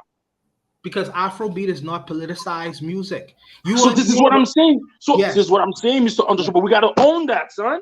No, I feel you. I agree. Listen, bro, I agree with you 100%. Listen, if Zouk and music from Haiti, if that was really politicized music, that would get no play in South Florida. Yeah, because you don't want to so-called program the minds of the Haitian community in South Florida. So you're gonna be.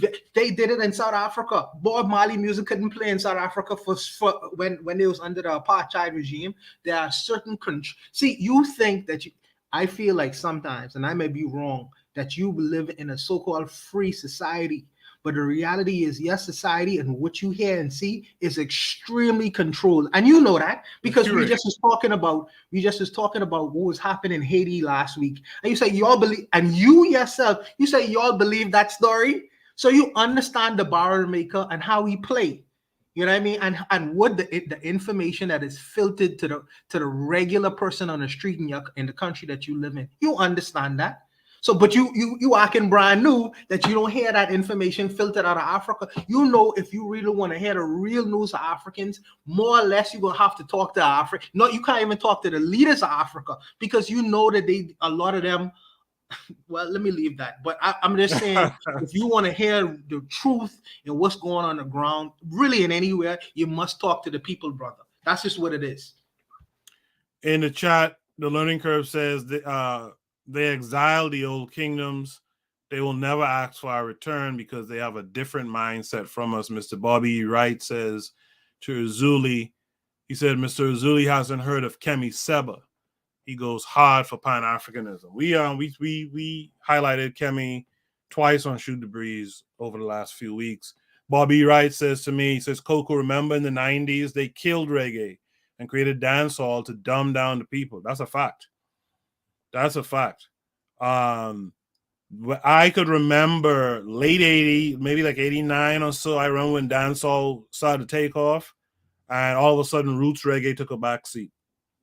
And that became the popular thing, to the point where roots reggae artists were starting to do dancehall, even now. So anyway, I think we've tackled that prompt pretty well. Let's go to Shoot the Breeze topic number 3. Shoot the Breeze topic number 3 is protecting the tribe. The newest motto for our people is protecting the tribe. The newest motto for our people. I want to pull up a link that was attached to this. And by the way, you guys in the chat, I'm glad to hear from BB and Ketter and Mr. Bobby Wright and KW7, but there's more of you out there. Post your opinions. You know, this is Shoot the Breeze. This is where we sitting back, laying back, drinking on whatever we're drinking on, relaxing, having a conversation, you know, some lighter intellectual thought and discussion. So let's so make sure you join the conversation, right?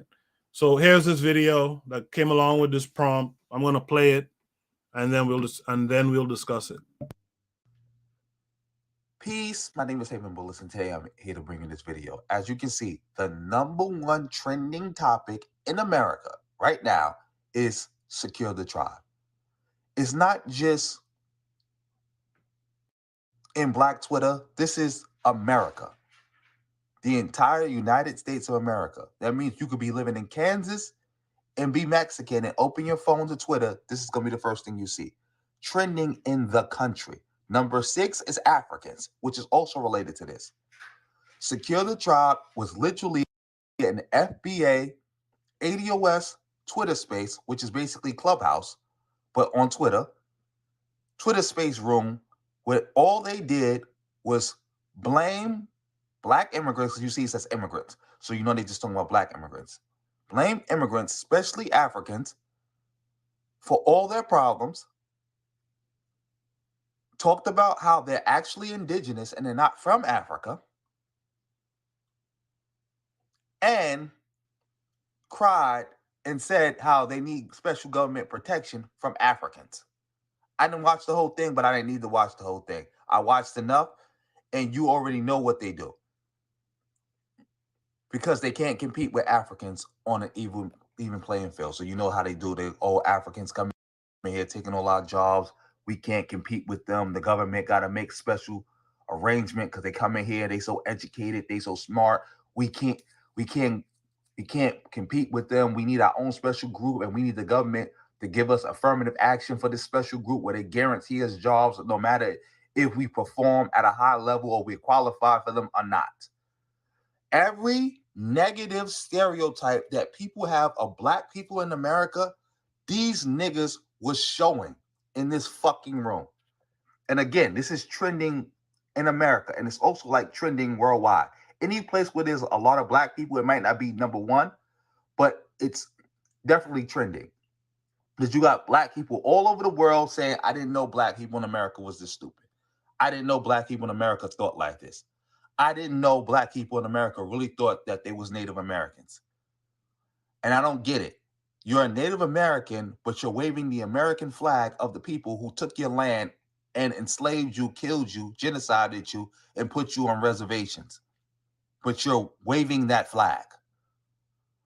Do you have any idea how stupid they made Black people look on this thing? And this is why I go so hard. Because people keep saying you're clout chasing. Oh, why does it matter? Who cares? It matters because of stuff like this. When you allow people to speak and claim to be your leader, you need to voice and say that you don't represent me. You're not my leader. Because when stuff like this happen, it's going to be a little too late to do that if you weren't doing that before. That's why it matters. This man literally sat in front of the entire world because Tariq was on it too. So it was Tariq and somebody else. Sat in front of the entire world. Not just the entire diaspora, the entire world, and peddled a bunch of nonsense foolishness that can be debunked so easily that it's not even worth mentioning. And then they claim that they represented Black people while doing it. This is like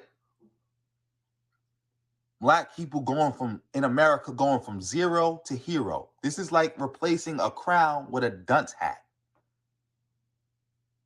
This has done major damage to the image of Black people. So you got Black people from all over the world. Black people in America. Because you got Black people from all over the world trying to educate Black people in America, thinking that they got to educate us to let us know that, slavery did happen.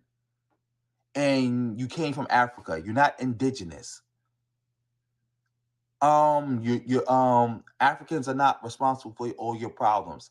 And maybe if you work a little bit harder, you wouldn't have to be crying to the government for more handouts because you're sitting here crying saying you can't compete with Africans. You just can't do it. If the job come down between you and the African will get the job or get the promotion because you just can't compete. And white supremacy. But you still going to turn around and beg white supremacy to protect you from the people that white supremacy is elevating over you, which is nonsense. This is why I go so hard. And this is why when I said that before, I meant it. When I said that you can't kill these people.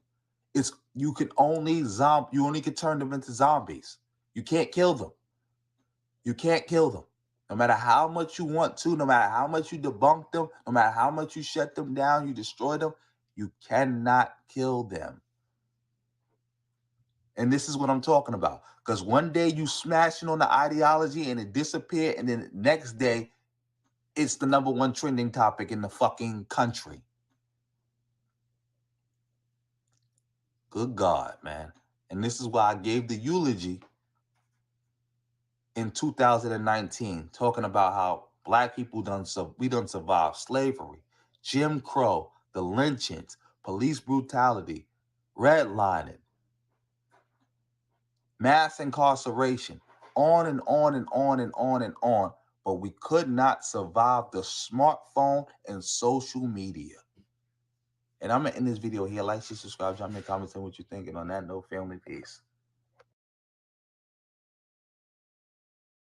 All right, that's Haven Bullets. I didn't think I heard much from Kevin Carre last time. Kevin Carre, what say you to that? I'm like, listen, I'm seeing the writing on the wall. As we said earlier, we got to worry about our own like-minded people. That's who we got to build with. You know, the carpenter does not build the farmer. The carpenter builds with other carpenters. The farmer grows food with other farmers. You know, why are we still trying to, you know, get along? It's not happening. It's not going to happen. We just got to use what we have, where we are, and just build together.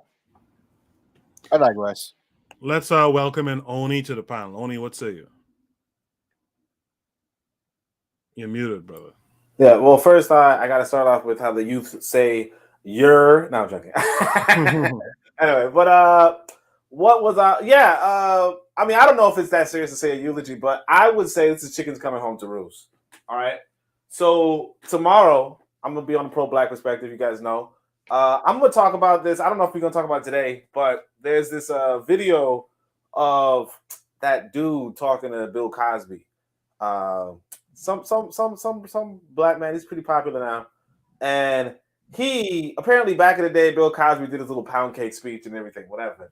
So he came out and was like, "Oh, you can't be on that personal accountability. You got to be about that institutional, and the institutions are oppressing you, so on and so forth." And the thing is this: that when you take that institution rhetoric, which is not necessarily untrue, right? But when you take that rhetoric and you make it replace the personal accountability rhetoric, right? Everything else kind of falls in line. Like the logic that the ADOS is pushing right now is, well, we need the government to save us. Yeah. And what's impeding our government from saving us? And what is the government doing to save us? Well, clearly the government is not trying to save us. They're taking in these other people, and these other people are more qualified and they're skilled and they're this and they don't have the baggage and blah blah blah blah blah blah blah. When you what we did, we had the academics come tell us that, you know, academics said we were soft and told us why we were soft and explained to us that we are going to be soft as long as this white boy don't harden us, right?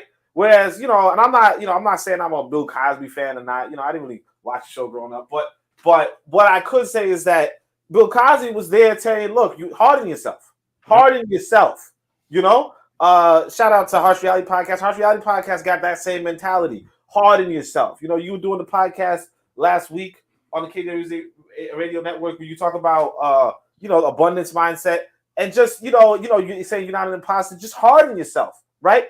And because we took away that rhetoric, that's where this comes in. So I wouldn't even say it's the social media era, because again, you know, this dude was attacking Bill Cosby you know, before social media was a thing, right? What it is that we have softness and it's spread. You know, if everybody who went to university, particularly during the 90s or 2000s, you know, we saw it firsthand. You know, we saw we had to take liberal arts classes and they were just softening us. And now what you have is that you have a generation of soft black folk, and this is the logical consequence. It's chickens coming home to roost. We wanted to be pitied, and now we're pitiful. Let's hear from Uzuli next. Uzuli, what say you? I don't even know what to say. It's the same thing that we were discussing earlier. It's like what he's saying is that what I see is a shift of blame from the immigrants that just came in Okay, the immigrants that they just let in, the Afghani. Afghanis, I think it's a political move to shift the blame from them to the Africans. To shift the anger where the anger should be directed at. How come you letting these people come in? If we've been here, they invested like $400 million into them or something like that. So now they're shifting to blame from these immigrants to the African or Caribbean immigrants. So to me, it's the same thing, like fighting amongst each other, fighting for crumbs. And the ADOS is not fighting for, it's just fighting for crumbs. And in the end, we don't win. When the house is divided, we don't win. Like, what was that thing when two elephants fight, the grass is not something, I forgot what it is, but we're not gonna win. We were losing already. So I don't even know what to say. Like this guy, that Haven's bullet is like, sometimes I listen to him, sometimes he'd be going, I don't like what he's saying, but you're right, you're begging the same person you said that was the oppressor to help you against other people of your same complexion. Like, I don't get this. So I think it's an L, man. We've been losing. I don't understand it. This war that's starting over and over between black people, and like the guy said in the chat, Keter, I think, if we can't unite ethnically, we got to unite on racial ground. If not, this shit is gonna be, well, we're already losing. So I don't see no coming back. Is D Web around? Yeah, I'm here. All right, Webb. What say you to this? Is protecting the tribe the newest motto for our people? For our people, hell no. Maybe for other people, but also the thing is too, man, you gotta realize they manipulate trending topics, man. Yeah. They got this algorithm. They boost what they want and they suppress what they want, you know. And we all know that the Bird app is trying to change the narrative and push division. So you can't really go off that, you know. And it kind of goes in with chill out. It kind of goes in what I saw on the matron put in earlier. She spoke on, like, they have useless Europeans. They can have useless Europeans. We can't have useless Africans. We can't have useless. We're losing. When you're losing, you can't have stragglers. You know what I'm saying? If you look at China specifically pushed initiatives to create masculine men and feminine women. They're doing that on purpose because they know when you're fighting the most equipped enemy, when you're fighting a person who's in lead, you can't have stragglers because you have to run faster.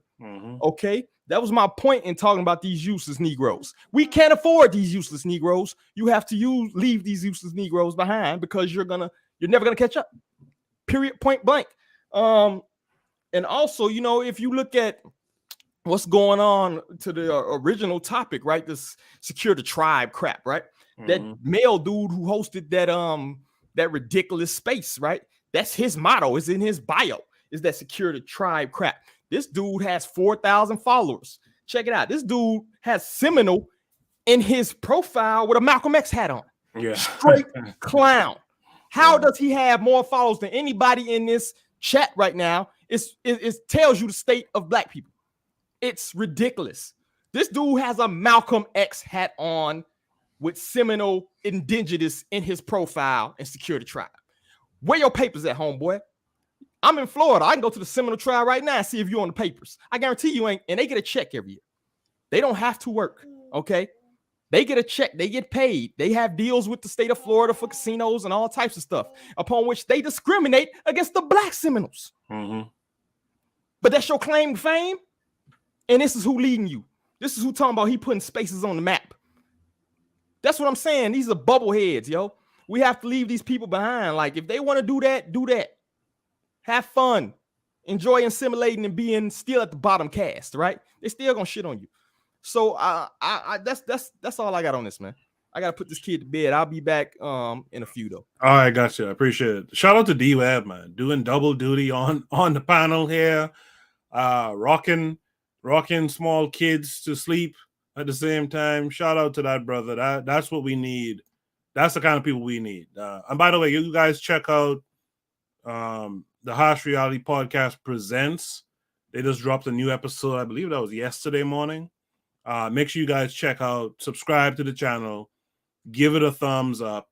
give it a watch and drop some comments. A couple of people dropped some comments. I think the matron, myself, maybe Bobby Wright or someone too. But you guys check it out, man. Bobby Wright says D-Web is 100% right. It's stupidity and it's a shame. You know what I mean?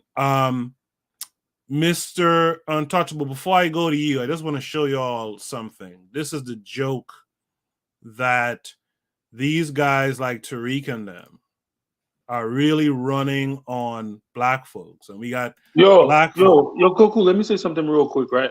Real quick. This guy, Tariq, refuses to acknowledge Malcolm X because he's not freaking so-called FDA, bro. Because his mom is grenading, yep. Yes. Oh, my God. Go ahead, bro.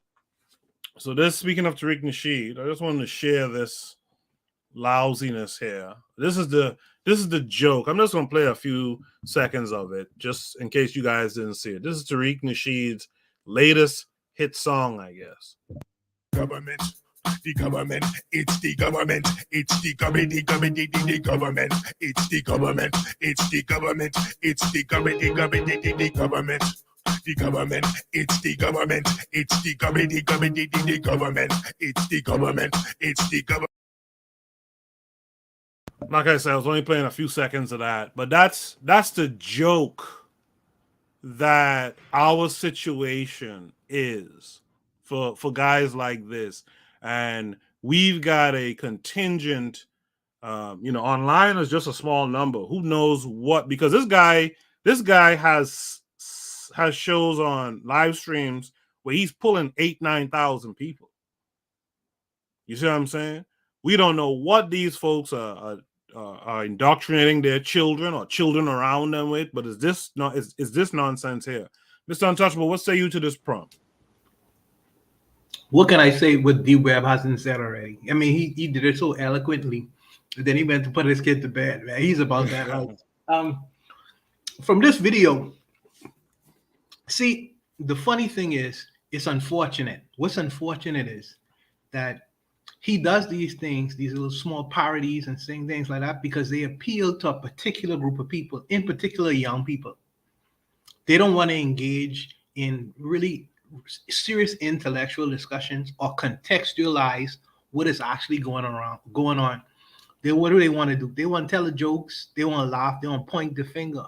And these images are just they're beyond childish. And it's almost like he detaches them from Black American history, because in Black American history they used to have things called corn films or corn flicks, where they would go into the South and just watch the different behaviors of young black men or older men in the South. They used to call it corn films, eating watermelon and things like that. Then they used to make parodies of these things, black men in the South. And it's interesting that a black man in 2020 is emulating what the white supremacists, like he always like to say, used to do back in the 30s and the 40s, which is make parodies of young black males. I think that's interesting, but it's just the young people who he appeals to, they really would never research this or even know about it. They doing the same thing which the white supremacists used to do to the Black Americans when they used to see parodies of black males eating watermelons and playing little games and things like that, and they used to point and laugh at them, called corn films. And he's engaging in the same behavior as a black male person. And he's supposed to be a historian. Get that? Yeah. Needless to say, I just want to say the only I thought with your thing on Dr. Smalls last week, Dr. James Smalls, I thought that was hilarious, man. I really did. But I appreciated your comments on them anyways. But back to the Palo Bros. Do you remember, speaking of trying to erase history, do you remember when Tariq Nasheed tried to get rid of the RGB flag, saying it looked like the LGBT flag and trying to sell his own flag? Oh yeah, the melanation or something it was called. I forgot. Yeah. He has so much scams, man. BB Rodriguez says D-Web addressed the issues very good. She said the parodies that Mr. Untouchable was talking about became blackface. KW Don 7 says it is government of the USA that has marginalized Africans in America, to which Tariq and his FBA flunkies will have begged for reparations and tangibles from. I want to read that again. That's a good point. It is the very government of the USA that has marginalized Africans in America, to which Tariq and his FBA flunkies, I always say FBI, FBA flunkies will have begged for reparations and tangibles from. Yeah, it's just ridiculous. I mean, this guy said, not only did he denounce Malcolm, but he said that is it John Henry Clark he said was wrong about Pan-Africanism and whatnot. I mean, and this is who the youth are listening to, and he's using the tactics like silly parodies and music and silly imagery, laughter, to get adherents to his side. That's why I say we got to nip this shit in the bud, or we definitely have to counter the messages. Let me just say, I appreciate it, Mr. Untouchable, for the listen. I would just say, I think one of the things that we're not, like, one of the things I peeped, or somebody at least informed me, was that Tariq Nasheed's actually like a comedian. Like, he's an entertainer. Yeah. I didn't really get the whole government song, but he's an entertainer. Like, I knew this one guy, he was a coon, but he was telling me, I think somebody was like going into an argument with Tariq Nasheed, and he's like, you shouldn't do that because Tariq Nasheed likes digging up people's past and put it in their face, and really like he lives for the internet arguments. He lives for the disputes, the disses, the back and forths, the conflicts, all that kind of stuff. And he's like, he's gonna destroy that guy or whatever, right? It might have been the Umar Johnson fight, I don't know, but the point being that he's just an entertainer, and a lot of our people are looking for entertainment and infotainment. Yep. And I think we go back to what we were saying earlier about, the Pan-Africanists don't do enough to like entertain, infotain, just get out there, be in your face. Because what happens is that when we don't, someone else does. And one of the things that we did, honestly, was that when Tariq did it, when Tariq showed a way to entertain people, infotain people, we kind of pushed it. Not me personally, but a lot of the older Black Pan-Africanists, like I was, in Brooklyn, and I saw this firsthand where they were like, let's try to screen his Hidden Colors. Yeah. Let's pull it off. Let's did you get Hidden Colors there? Let's introduce him to so on and so forth. So like I think there was a brother on Twitter, his name's Chris Marshall. He was saying that one of the reasons why FBA and ADOS is big is because like the elders of our community stay sanctioning it. Yeah. The big names in our community, like I just said, James Smalls and them, or even like I like Leonard Jeffries, right? But Leonard Jeffries would sit up with James Smalls all the time. Yeah. Or he would sit up with Tariq Nasheed, he'd sit up with Umar Johnson. We have of course most of us are gonna say the elders don't really have that much reach, because I say Leonard Jeffries, people say who, right? Mm-hmm. But notwithstanding, you have your Leonard Jeffries, you have your Dr. Clark, you have your Dr. Ben, you have your Amos Wilson, you have those people, and they would associate with, your Sarah Sutensetti, your Polite, your Tariq Nasheed, your Yvette Carnell, your Boyce Watkins, whatever. And when you have that, right, because they do have more reach, right? It really comes down to, like, my experience when I was in this organization was that it was really hard to get young people, and the elders were desperate to get young people, and I couldn't get the young people, but Tariq could, and the issue is that, and it comes back, like, I'll tell you this for a fact. It was one of the issues I had with, the organization I was in, which was, the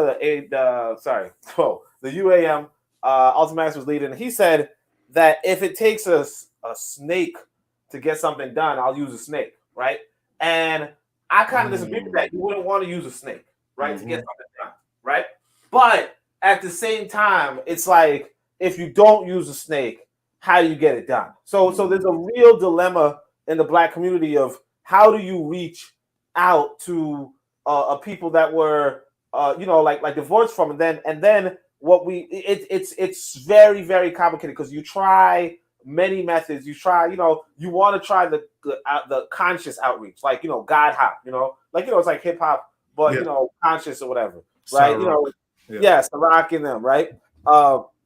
You want to try that, but even that doesn't have a reach, so it's just, what do you do? How do you do it? And we're real humans making real decisions, real tactics, and a lot of times we just make the mistake. We say, okay, let's give this guy a hit. Let's give Hidden Colors a go, and then boom, now you have this, But then what do? How do you get young people? Because I'll tell you the truth. That organization I was a part of, it died. And by died, I mean they were all like, I was the youngest person there by like 10 years, right? And everybody just died, more or less. You know what I mean? Like all I get in my emails these days is just, oh, this person passed, this person passed, this person passed. That's it.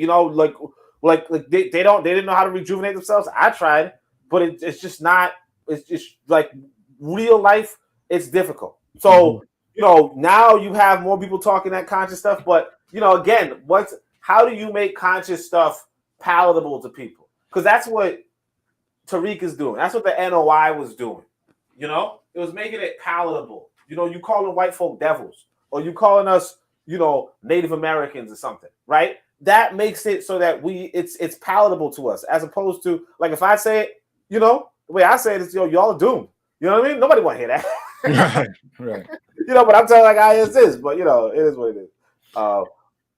In the chat, Bobby Wright says Tariq is doing what pimps do, prey on weak minds. KW Don 7 says Tariq claimed that Elijah Muhammad was a better leader than Garvey, shaking my damn head. KW Don 7 goes on to say Tariq Nasheed's brand of entertainment is the equivalent of Novocaine when you are having dental work done. BB Rodriguez says Nasheed, or Nashit, is a duplicitous piece of shit grift, and his minions are in danger for the major dupe. I agree with that too. We're waiting for that shoe to drop now. You know what? Let's go to Shoot the Breeze topic number 4. Shoot the Breeze topic number 4 is, what do you think about the way Zaya Wade chose to honor Kobe Bryant? So as you guys might or might not know, Kobe Bryant, the former basketball player who died in a helicopter crash 2 years ago, the anniversary just passed late in January, like January 30th or something like that. And fellow basketball player Dwayne Wade, who we've talked about before on Shoot the Breeze, he has a son who is out here perpetrating to be a young woman. And so this young son of his did this honoring of Kobe Bryant, and this prompt comes with a picture. Let me just share the screen and show you all the picture. That's it. So this is Zaya Wade. If I knew the kid's real name, I would have dropped it. This is Zaya Wade. This kid must be like 13, 14 now. It looks like he's about 6'5" now. But this kid is wearing a dress or a skirt with a number 8 Lakers blouse, it seems like. So B. Rodriguez says, I'm with this eugenics project. So the problem says, what do you think about the way Zaya Wade chose to honor Kobe Bryant? Kevin Carey, let's start with you. I cannot stand the Wades. Why do they even exist? But you know what? What can you really do at this point? As Azurism was saying, another L, man. We can all speak up about it, but the Negroes will just forget about it. Mr. Untouchable, what say you to this? I can't get mad at mental illness. The boy is sick. He have sick parents. I can't. I mean, I could have a condemnation party, but I know that he has mental issues, and I know his parents also has mental issues. So this is the result. So I can't get too mad at it, you know. But that's just me for this one. In the chat, Bibi Rodriguez says, I'm with this eugenics project. She also says, prayer, closet time. I can't without people participating in our demise. And KW Don 7 reminds me that the kid's real name is Zion. Zion is the name. Urzuli, is this another L? What do you think of this honoring of Kobe Bryant by Zaya Wade? Unmute your mic, brother. Or maybe Urzuli's not here. Okay. Oni, what say you? I mean, you know, at the end of the day, I mean, this kid's obviously feeding for attention, you know, but at the end of the day, I'm not going to blame a child for, you know, feeding for attention. It's weird that we give him attention, you know, like it's all sorts of weird. People say that it's not Dwayne, but it's Gabrielle Union. I mean, obviously, you know, Dwayne is his son, so he got some problems. You know, maybe the legs is on point. You know, a lot of us thought it would have been from Bring It On, so maybe, you know, maybe. But like, you know, I mean, like I can't blame. I mean, it sucks for this kid, you know, because he gonna wake up one day and be like, "Damn, I did all that." You know, or you know, like this kid does not have a promising future if he doesn't wake up, because you know, yeah. So that's just a sad thing. Like this is a kid dying, you know, like this is a kid dying in front of our faces, you know, like and it might be even like a suicide someday, you know. So yeah, I mean it sucks, but you know, in the words of that Butler and the Boondocks, wouldn't let that shit happen to me though.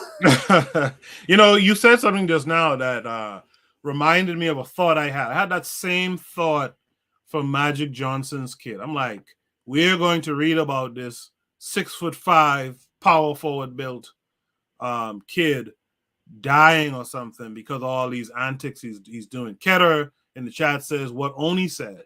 They weaken us, but now they're confusing us. Bibi Rodriguez says, well, Magic's son said he's living his or her best life.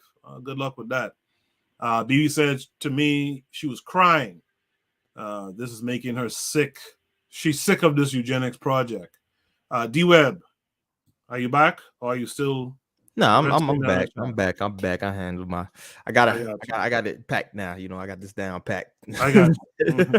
But but like I said, like everybody said, I agree with Mr. Untouchable. I agree with Oni. I agree with Kevin Carre. Is this, you know, I'm not gonna go in on this. Is what is he 14 or something?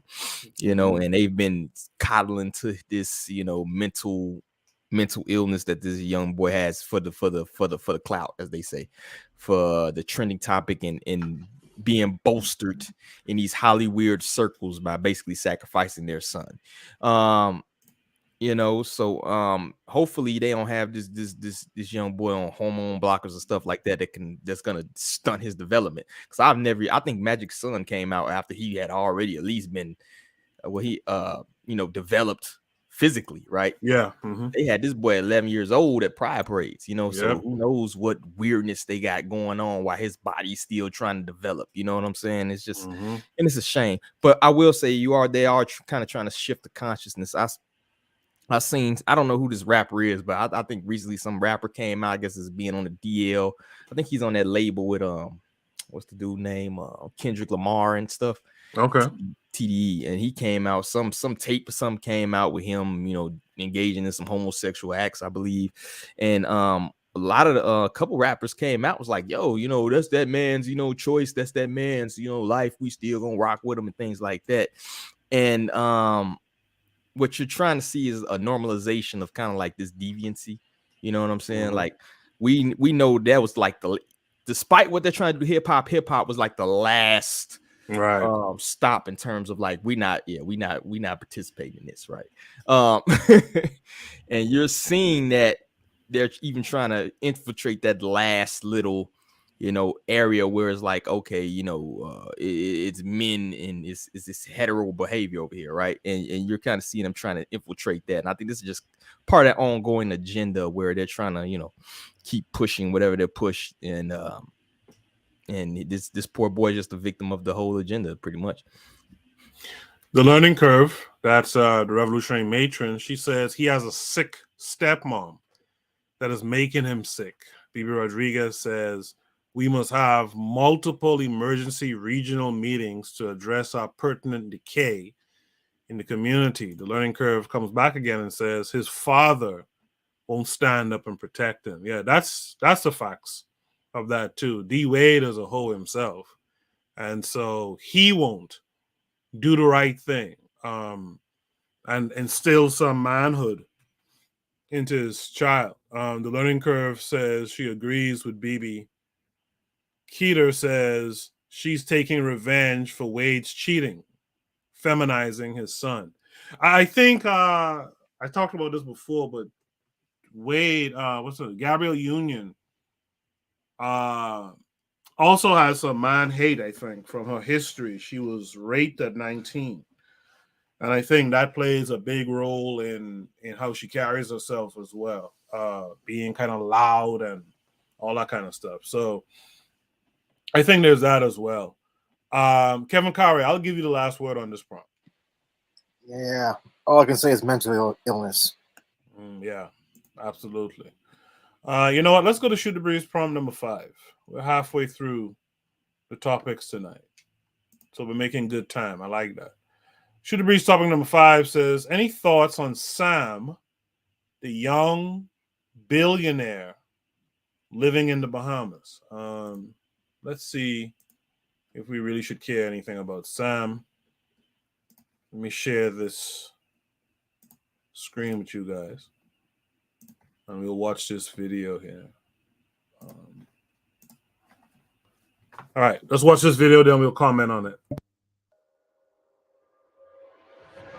Okay, the guy you see next to me is the most generous billionaire in the world, and I found him. Hi, my name is Sam, and this is my story. Sam has crazy hair. Sam is vegan. Sam sleeps 5 hours a night. Sam lives in the Bahamas with 10 roommates. Sam is 29 years old only, but Sam has $22 billion. And he wants to donate all of it to charity. But why? Well, for many reasons. I flew all the way from Dubai to the Bahamas to tell you the incredible story of Sam Bankman-Fried. Ever since Sam was a kid, he wanted to get rich, really, really rich, but not for the reasons you think. I wanted to get rich not because I like money, but because I wanted to give that money to charity. So after graduating from MIT, he went on a mission to get rich. One day, he noticed that the price of Bitcoin in the United States was different from the price of Bitcoin in Japan. And that was an opportunity.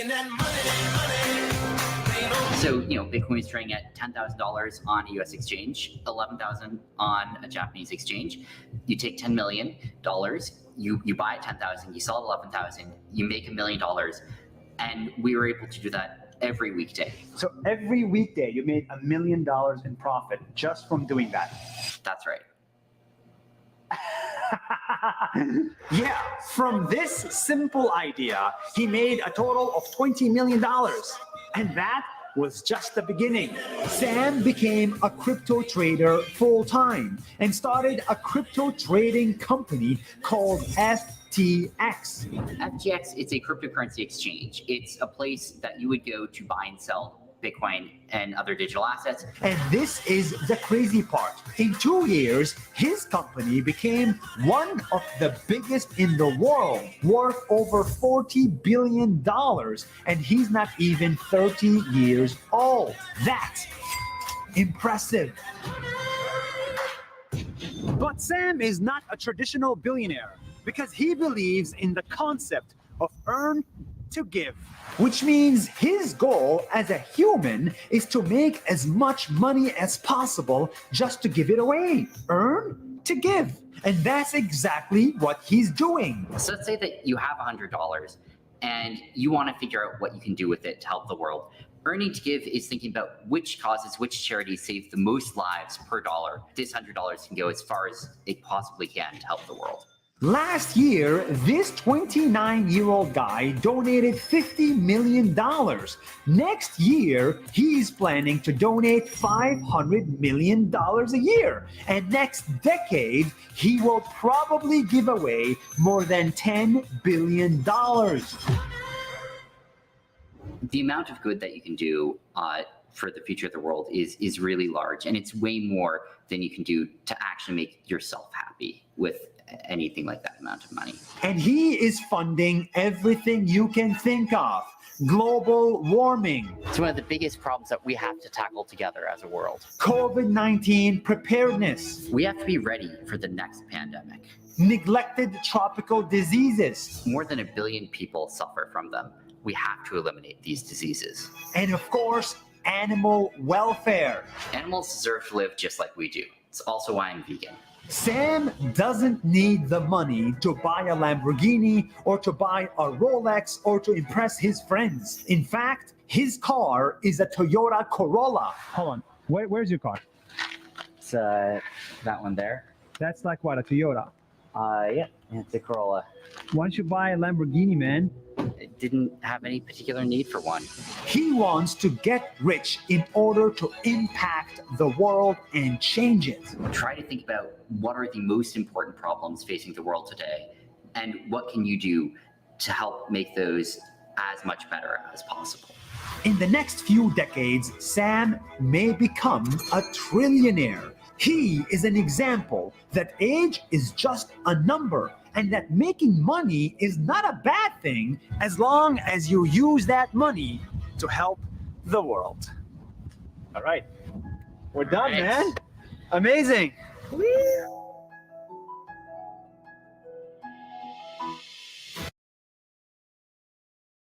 Yeah, that story didn't have much to do with the Bahamas at all. Sam looks delusional to me.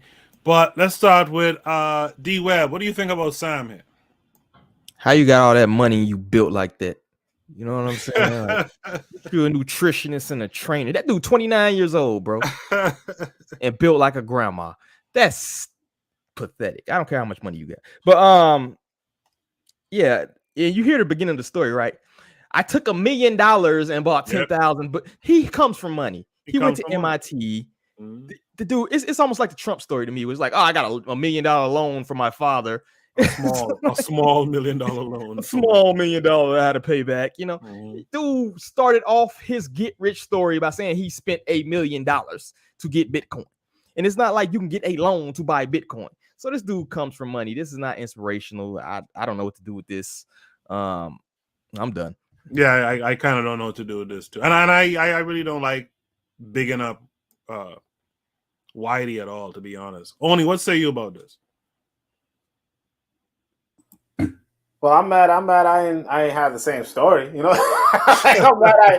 I ain't start off with $1 million to go spend $1 million to, you know. It remind me of this. Kind of remind me of this other white boy who was on Twitter the other day. He's talking about if I had bought $250,000 of this, you know, this medical stock, I would have had $10 million now. And it's like, well, you don't have. You know, like 25 years ago, you ain't had $25,000 to just dump into a medical stock. You know, like, I mean, if you did, that's different. Like this guy, clearly, you know, he could say it. You know, he'd be like, "Hey, look, man, I noticed that Bitcoin is a different price in Japan than it is in America, and so I could just spend $1 million." You know, like, okay, if you could do that, but I don't know. I mean, I think he's gonna wake up. You know.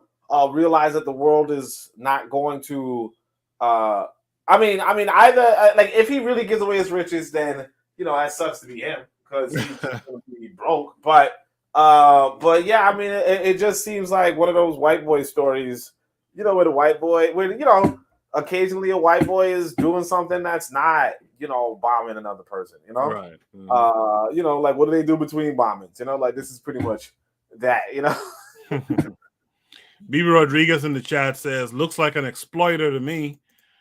She says, now we know why he's rich. It's all in the name. I agree with Bibi on that too. She said, who's mining his Bitcoin? The Learning Curve, the revolutionary matron, she says it takes money to make money, referring to the fact that, this, like D-Web said, this dude was able to get $1 million from his peoples. Bibi Rodriguez says he's a slug slob or snail slob, a slow slob. She also says, yeah, until federal oversight changes cryptocurrency, laughing my ass off. The Learning Curve says this is the ideal world, and there are rating groups that billionaires review, but we will not organize ourselves to get the money. Bibi Rodriguez says the joke is his people are billionaires. Absolutely. If that. The Learning Curve says exactly. Money in our current society, it's self-replicating. Okay. Keter says white paternalism. He wants to save the animals and save the planet, but not the poor in the southern hemisphere. Bibi Rodriguez says to Keter, you mean whitey, deliberate delusion. Mr. Untouchable, you're still in the hometown. Have you ever heard of Sam? No, my comments on Sam is fuck Sam and his and fuck his little Arab chimpanzee. That's my comment. You know why I say that? Let me tell you why I say that. In the video, they say he's give away $50 million and he's gonna eventually give away $500 million. And what they're not saying is he's doing that because of taxes. The taxes on is really on his organization that he would pay in America is little to nothing that he would probably pay in the Bahamas. So he in the Bahamas as a tax shelter or tax exemptions. You know what I mean? And if you really want to do something as far as being charitable, why don't you give away the knowledge that you have, especially in reference to Bitcoin? Go to the schools in the Bahamas, since you want to be this philanthropist, and teach them your knowledge, all the things you learn at MIT and things like so where you could live as a billionaire in a closed community. Because I assure you, no regular behemoth will be able to just walk up to him and speak to him. You better believe that he is well protected and far from the people. It's charitable stuff. But go to the behemoth schools and teach them what you know as far as technology to do the things that you're doing on their own. Since you want to be so charitable and don't just give us the fish. You know what I mean? Teach me how to fish so I don't have to do this. So I could, you know what I mean, be able to take the little bit of what I have and do the same things that you do. Maybe not on your level, but at least be in the game. Don't give me the money. Keep the money. I want the information. That's what we could trade. But he want to propagate himself like this big philanthropist who's dole out money, whatever. But Oprah's do the same things. You know, if you have $1 trillion or $1 billion, of course you have to pay heavy taxes. So you want certain exemptions. But that's how the real game is played. They ain't gonna say that though. But like I say, man, he could go fuck himself for all I concern. You know what I mean? I'm trying to compete against motherfuckers like that, but that's neither here nor there. Well, yeah, if this white man like to give away money, I would say start giving it away where you are, right? Let's start paying off some of that Bahamian IMF debt and all that kind of stuff. But he ain't gonna do that because that's not what it's about. And like some folks in the chat are saying, the Learning Curve says they will never teach you what they know. Bibi Rodriguez says to Mr. Untouchable, laughing my ass off. Nunca translation. Never will he teach proprietary knowledge. Shaking my head. Keter says they'll never do. I think he's referring to they'll never teach you. Someone was about to say something. Was that Oni? Oh yeah. What I would say is that that's the thing though. It's like because in the trading world, realistically speaking, it takes money to make money. Yep. Because if you're talking about a 10% profit, unless you have money, 10% ain't nothing. Ain't nothing. And I remember there's this brother, in fact, on my Discord. You guys should join the Discord, where he's talking about he wants to start, trading, and start crypto, and he was like, he gonna start off with like $100 and see where it goes from there. And it's like. And I tell you, man, I asked him for his Cash App because I was like, you know what? If you're just doing $100, Here, double that. You know what I mean? Like, because it's really nothing. And he's, constantly updating us. He's like, yo, guys, I have $4 profit. Should I sell now? And you're like, yo, dude, shut. I mean, he's a young boy. He's a young buck. But it's like that's how we are really. Like, we don't have the money to start off with trading. I mean, if you want to get into this business of 10%, even 100% gain, you gotta already have money. Yeah. And even if I were to tell you, how to get you 100% gain or whatever, right? 100% of $100 is you just wasting my time. You know what I'm saying? Mm-hmm. So I would just say, I mean, I'm not even gonna say that this. I mean, obviously, this white boy he is just trying to avoid paying taxes. And it's like if you really were about it, you would just pay your taxes. like so that the government could use the taxes to do to serve the people, as opposed to you picking up all your little he was like a super nerd, I'm pretty sure he living alone. If he got a wife, it's one of them Melinda Gates types. I remember hearing Melinda Gates talk about Bill Gates ain't shower. Like before his meeting or something like that. So he just like one of them dirty white boys that just got lucky, and it is what it is. But yeah, just pay your taxes in a black country. But like I'm not worried about whether white boy does good, does bad, does whatever. Realistically, I'm saying that we as a people need to do good and stop doing bad. And if white boy does bad, I mean that's on him. If he does quote unquote good, that's on him. That's on him. Like good for him. Good.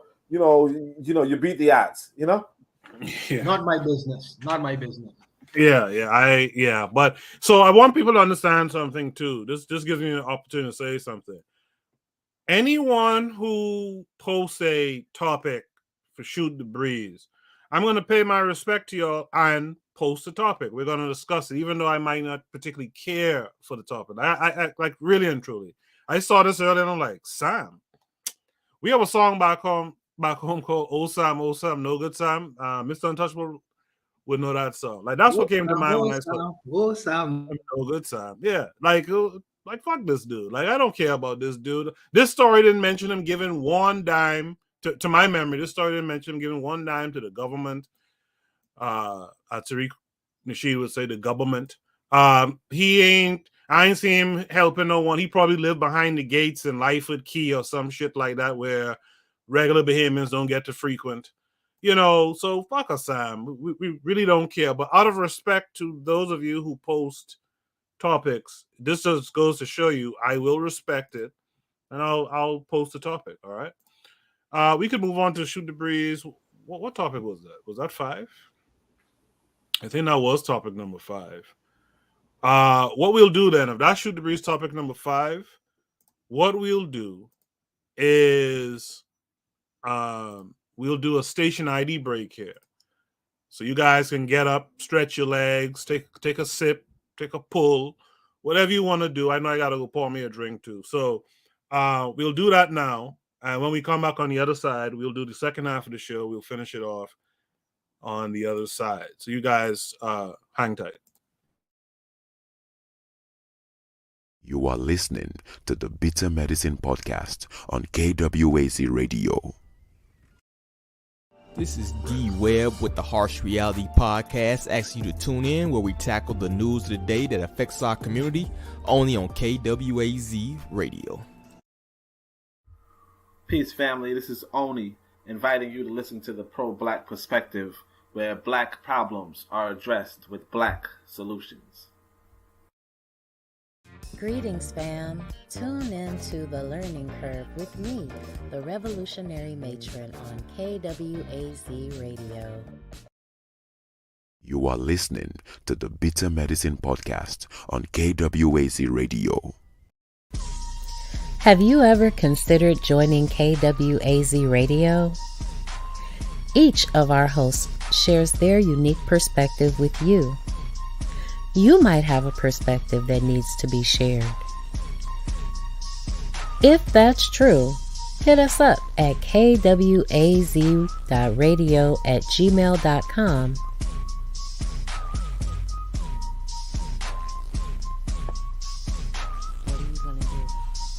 What are you gonna do?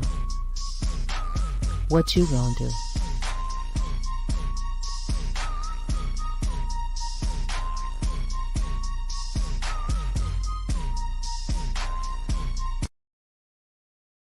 What are you gonna do? Appreciate the matron for that spot. In the chat, Keita was laughing at the fact that that brother, and I remember that was a couple months back, that young person on your Discord, Oni, was talking about putting up $100 to invest, etc. BB Rodriguez said that's cringy. She also says our people better get it together fast. I agree. The learning curve says the rich pick pet projects. They are the rude men making you beg for crumbs. Absolutely. You guys make sure to follow the matron. Make sure to follow her YouTube channel. Make sure to follow her Twitter. She's always posting these hypotheses and interesting things. You guys should definitely follow her on Twitter. BB Rodriguez says got lucky or comes from a family of privilege and 25 million in net worth. Absolutely.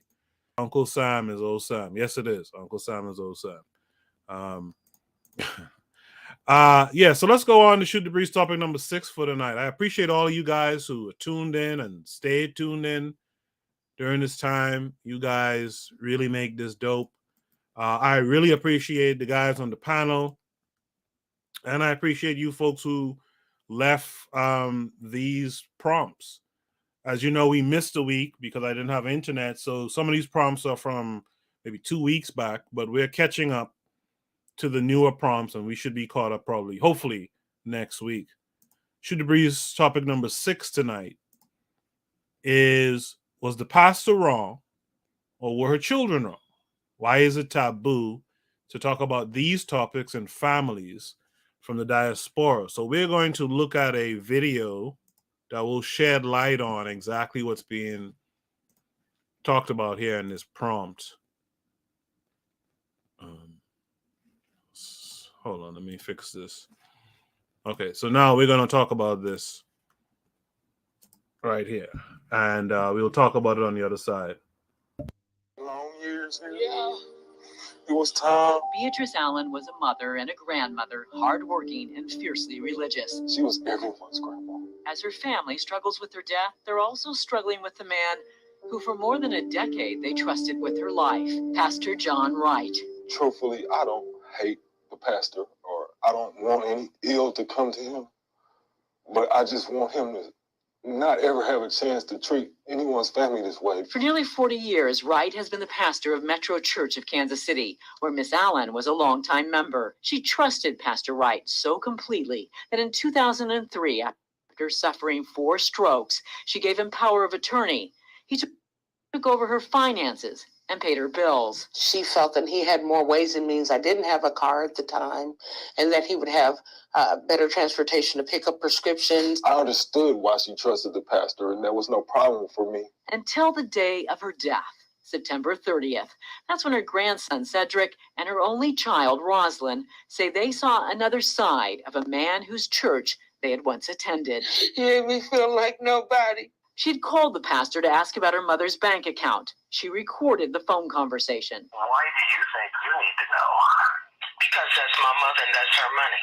The last will and testament makes it very clear that I'm not accountable to you or anybody else on doing this. That's when she learned that her mother had left a will, leaving everything to him. And I said, who drew this up? Because my grandmother can't talk, write, or read. And he said, her attorney. I said, who is her attorney? Because I've never heard of him. And he just refused to speak any more about it. In fact, they said the pastor wouldn't even let them see a copy of the will. And I never wondered how much money she had. And it still doesn't matter. But whether it's 90,000 or 96, I don't believe he's entitled to it. Hi, Linda Wager with Fox 4.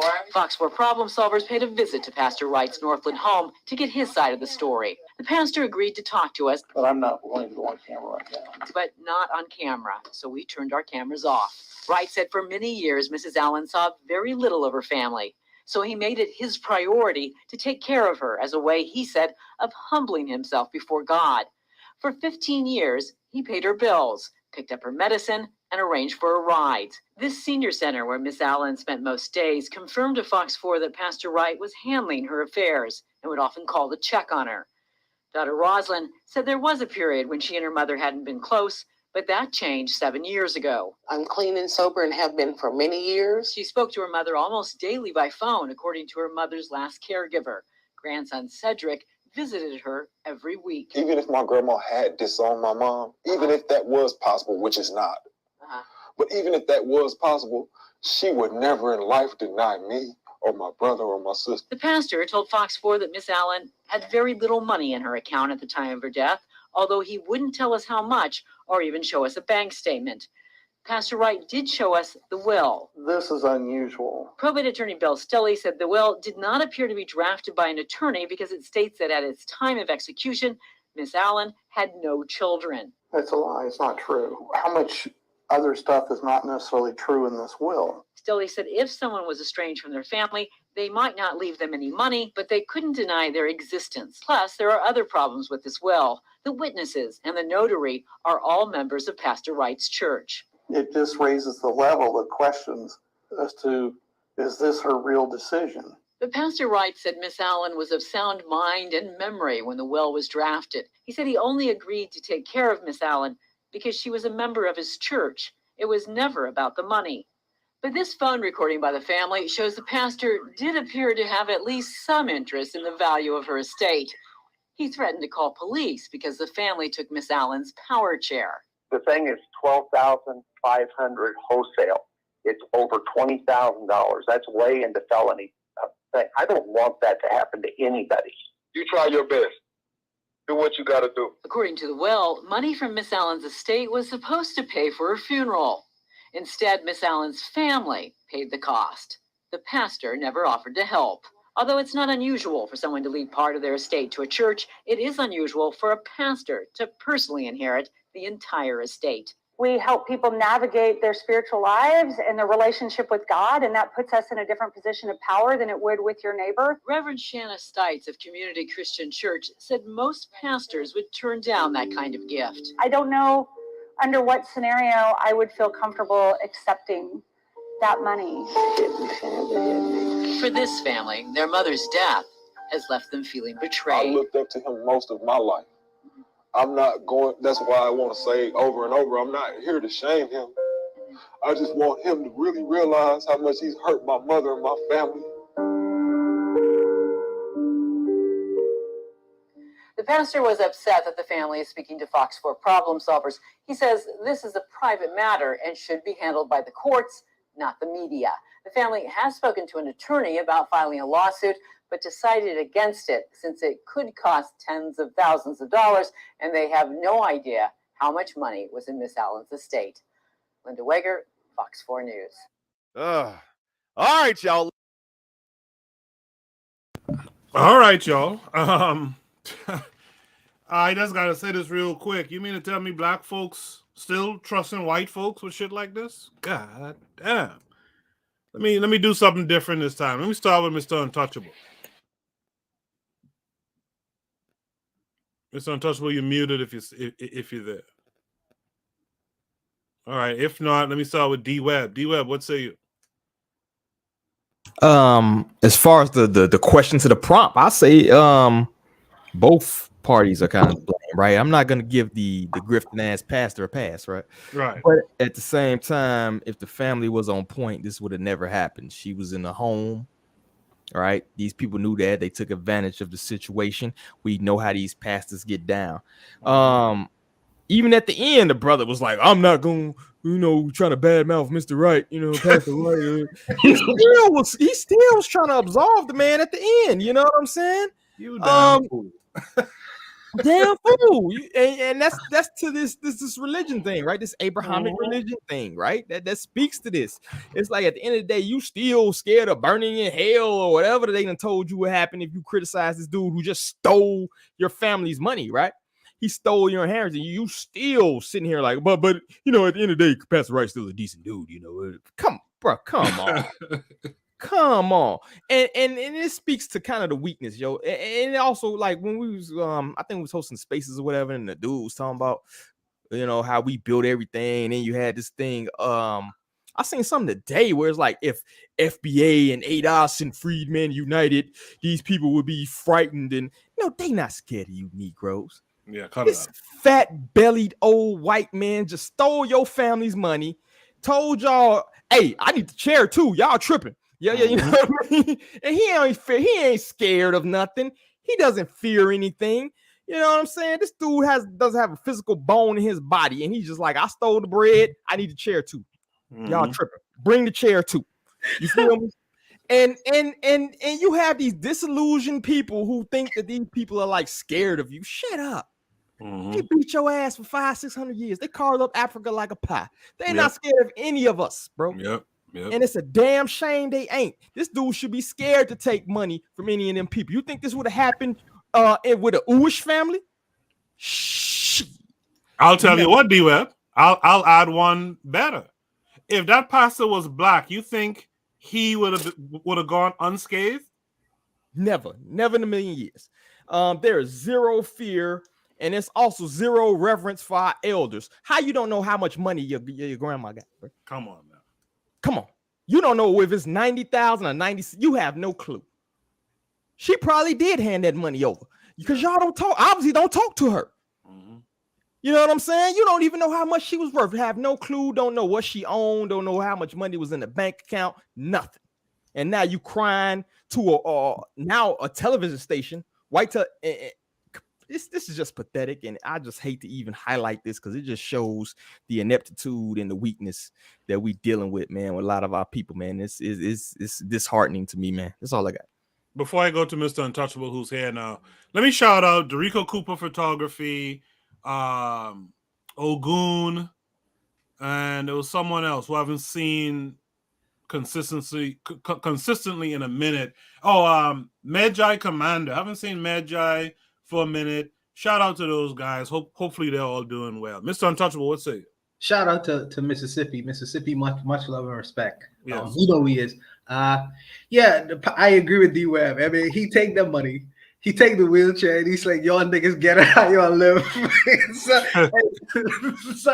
Sam's dad is ruthless. I mean, he really don't business. And on top of that, go bury your grandmother yourself. Yeah, go bury your grandmother yourself. I agree with D-Web. I think that there is blame on both sides, because I do ask the question, why wasn't this woman taken care of? Why didn't she feel enough to leave monies for her children or grandchildren? And when the lady said that, well, I've been on drugs for a couple of years, and I say, okay, that's the mystery. You know, the lady had common sense and not enough not to trust you with her money because she knows it'll probably get smoke up her daughter's nose. You know, so she wasn't with that business. So I understand why she would have wanted to do that. But my question is, the faith she had in this particular individual. I mean, in 2020, you really gonna leave all their money? It's like Jim Jones all over again. Man. It's like Jim Jones all over again. And I feel a little bit sad for what this lady came to, because she went out like that. You know, and being a black lady with she seems to have a large family. To be in that kind of position, that must have been a very lonely position for her to be in. You know, and of course, the minister, the pastor, gonna do what he gonna do. He gonna do that Harlem hustle. You know, like your brothers say, and to get that money. You know, he gonna do what he needed to do. But she should have been protected. So this circumstance would have never come to the fore. So I think there's enough blame on both sides, but I mainly dealing with the men in particular. You know, I'm not gonna let my mom or grandmom to fall into disrepute, no matter what I gotta do to ensure that that don't never happen. The women, that's another story, but me as a male person, fuck that. That's not gonna happen. So even if she would have left me money or no, you know, if it's because of her, I'm here. So I wouldn't have permitted that to happen turn. So like I say, I feel, and I agree with D-Web, there's enough blame to go around, I believe. Before I send it to Kare and Oni, The learning curve said that the church has been racking up resources from people this way for thousands of years. That's a very true statement. She said, this is how the Catholic Church earned, quote unquote, earned their money. This is benign neglect. Bibi Rodriguez has a sad face on. She also says her family is solely to blame for this debacle. I mean, the white boy is a piece of shit, but the black family, I agree with Bibi. The black family is the ones who should have known better than this nonsense. I mean, come on. The learning curve says we have to stop throwing each other away. And this is why Christianity is self-harm. Mr. Bobby E. Wright says that religious indoctrination is deep among African people. Absolutely. BB says self-hate is real. Kevin Carre, you saw this video, right? What thoughts come to mind for you?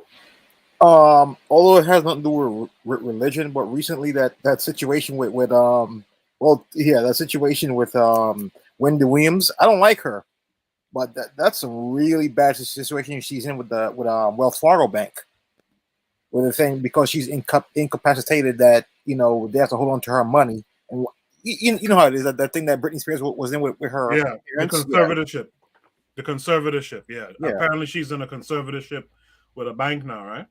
No, well, there was I think a ruling last night that says that it's in the courts right now. That's all I can say. It's in the courts. Okay. Yeah. But yeah, the churches, they're a business. That's all they are. Church's business. You know how much land a lot of these churches, like even in the Caribbean, you know how much land these guys have because of someone who, quote unquote, left the land to the church and all that stuff? Come on. Only, what say you? You're muted, brother. Yeah. I mean, look, we gotta be realistic. First thing they told us was she had a relationship, like she was either in this church or knew this pastor for 40 years. Yeah. You know what I mean? That's a long ass time. Yeah. You know, I'm not gonna say that she, like, it's not too unbelievable. If you know Christian folk, it's not too unbelievable to believe that she left it to this pastor. Mm-hmm. You know, especially like Mr. Untouchable was saying about her daughter might be, on the rack or whatever. You know what I mean? Once that's the case, it's like, I mean, I'm not gonna say, disown your grandchildren, right? Mm-hmm. Because of your children, but if, like, we're being realistic, I mean, I can say this because I know we all gonna brag on people who are not too close to their grandmother. My grandmother's in Jamaica. She was in Jamaica. Y'all can tell I don't really speak patois. She speak patois. I couldn't even understand her, honestly. If she passed, she didn't leave me anything, as far as I know. And I wouldn't fuss if she left something to the church, right, where she's at, before she left something to me. Because, like, realistically speaking, I was just, I was one of them aloof grandchildren, and from this story, it sounds like the young boy was, he's not a young boy, but the man in question, his grandson was also an aloof grandson. And it's like, yeah, you might show up a week while you see, every week when you see that they dying, right? But to say that they're not going to leave anything to the church, that's unlikely. Like my grandmother, she probably got a church in Jamaica. She probably, I mean, I don't know if she left anything to the church, but I would understand if she did.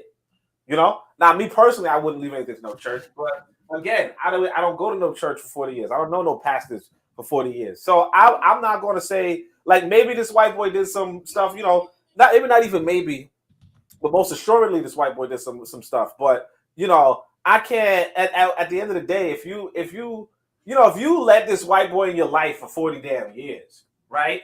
And he just now doing something funny, or this is not the first funny thing he did, but you allowed it. So I can't. I'm like this white boy saw that these black folk easy. I'm not going to really shed a tear. I mean, I don't like letting white folk slide, but like right. You already let this white boy slide. Like, why was he in your life for 40 years? Why do you still respect this dude even when he's stealing from you? I mean, like, it's just whatever. But I mean, again, it seems like these are not Like these weren't even her good. Like these weren't really good kids, and she just probably had nothing, and she just left it to this guy after strong suggestion from the pastor, and the pastor, like what else is he gonna do? The pastor's gonna look out for pastor. Like where they don't do that. Daily Affirmations by Pauline says the pastor should be ashamed of himself. I asked her to expand on that because, are you saying that because the pastor is a pastor, he's supposedly a man of God, but then that means you're fooled by the pastor as well. These guys ain't no men of God. These guys don't give a shit about that. These guys are about, there's one Almighty for these guys. There's one Almighty, especially a white pastor. He's about his money. You understand? He's about living a good life. You understand? So I'm waiting for Daily Affirmations to expand on that thought. The Learning Curve says Wendy has served her purpose and they are now breaking her fully so that she cannot be useful in any way. But I'm curious to hear more from Daily Affirmations by Pauline. By the way, I mentioned before Daily Affirmations book. Make sure you guys pick that up. Daily Affirmations, if you could post that link in the chat, that would be good, great. I also mentioned you guys should support Oni's African-centered word search book. And just in a minute, we're going to talk about what Kare recently did as well. But yeah, I'm kind of filibustering for Daily Affirmations to state what it is she needs to state, and I'm not seeing anything. Go ahead. Yeah, I would say, the white man is, according to himself, a man of God. If you follow what Ida B. Wells said, which was that the white man's dollar is his God. Yeah. That's it. Like the white man is about the white man. The white man's about the green money. And once you realize that, like basically this woman sat in his church for 40 years and didn't pick up on that he was about that money. Yeah. Paying tithes. And her whole family just sat by, while her the daughters, well, hey, come on, like I'm not even sad. Like I understand the daughter if this lady was like, I'd rather give this money to this fool, to this white boy, because at least like I don't know. It's just it's not a real story for me. I kind of agree. Did Affirmations respond? Yeah, Daily Affirmation says he seemed to be about money and could care less about the children's who seem as if they are in need financially. But I mean, to say that is to believe in the benevolence that this white boy tries to perpetrate, that he's this benevolent person, and why didn't he care for her children or grandchildren, as it seems. Like, to me, and I'm not attacking Daily Affirmation by Pauline at all here. I'm just saying that you put your faith in these dudes, like Oni just said what Ida B. Wells said, is their God is a dollar. But to be fair, and I want to be fair, in that story, they said that he was paying her bills for 14 years. And now I don't know if she was kicked out of her home. I don't know if her electricity went out of her house. I don't know if her water stopped. So, I mean, for him to take on that responsibility, it speaks volumes, because I'm asking, why is he doing that? Right. You see? So I understand, like I say, I understand the hustle, because the hustle is real. He got to go to the Bahamas to get them hoes. But I'm saying, he has to take a trip. But the reality is, not the Bahamas. But see, you got to go hang out with Sam. But the reality is, he was actually taking care of her bills for 14 years. That's not disputed by the family, because they would have said, well, he was supposed to be taking care of her, and the light was off, or she was kicked out of her home. I didn't hear that story, that part of the story. So obviously he was actively doing something, and they were not. So that's my problem. So like I say, there's blame on both sides, I believe, because if he would have done that, he should at least pay for a funeral too. But he tell the family, shit, get it like how y'all fucking live. You know what I mean? This candy line, nigga. This candy line, and y'all get it like how y'all live. Yeah, I want to get on that too. I mean, like for instance, I got this son right here. right? Let's say I'm older, right? Somebody else, you know, I've been friends with somebody for 40 years. Then they start supporting me in the last 14 years of my life, right? And then they like, hey, you know, after you're gone, you know, I probably can help out with these funerals because your family don't even give a shit. You know, they might be going, they can convince me. I mean, I'm not saying that I would not leave to my son per se, but you know, but hopefully my son's not a druggie. Right. You know, I mean, there's a lot going on, but it's like at the end of the day, you know, the family done messed up already. You know that. You know the son was absent. You know the grandson was absent. You know the daughter was absent. You know this white boy was there.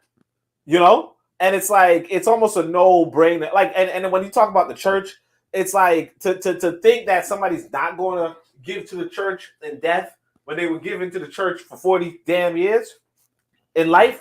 Yeah. Right. Like you might say, why would she give everything? Right. But then you also got to say, here's this pastor taking care of her in the last 14 years of her life. Here's this pastor she trusted to give her what was it? Power of attorney. And you know, for who knows how many years he had power of attorney. All this time, and you wait for your mama to die to start saying, hey, you know what, that relationship's weird. Or hey, you know what, maybe I should, you know, and it's not like they didn't step forward. They waited for this woman to die and be like, well, what do I get? Not one time. Not one time. Kicking your ass. That's what you get. Not one time. This is a kick in the ass. I think that she wanted to kick them in the ass, and this is what it is. I mean, I'm not saying I believe what this white boy did.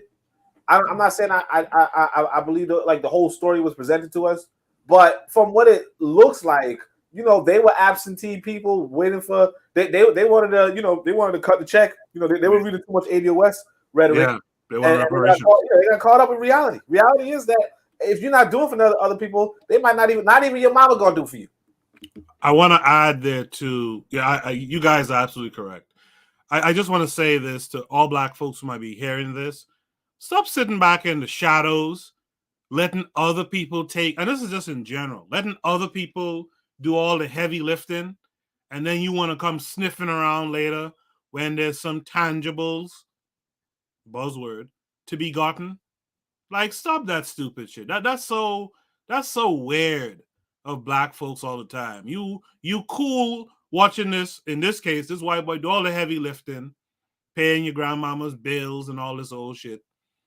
And then when she dies, you want to come around and ask this white boy to share the spoils. Why would he share the spoils? First of all, why would he share the spoils just for who he is?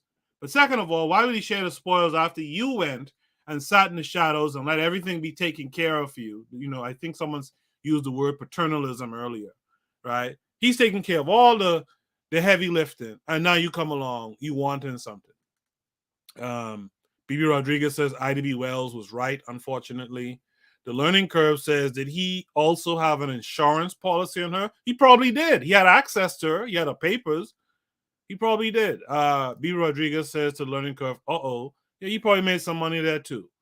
The Learning Curve says, unpublished fact. Organizations of 3 or more can have term life insurance on their members. I think I remember the Revolutionary Matron saying that before. Daily Affirmations by Pauline says maybe he was paying her bills out of her Social Security and her pension check, not his or his church money. He probably was paying it from her money. Why spend your money?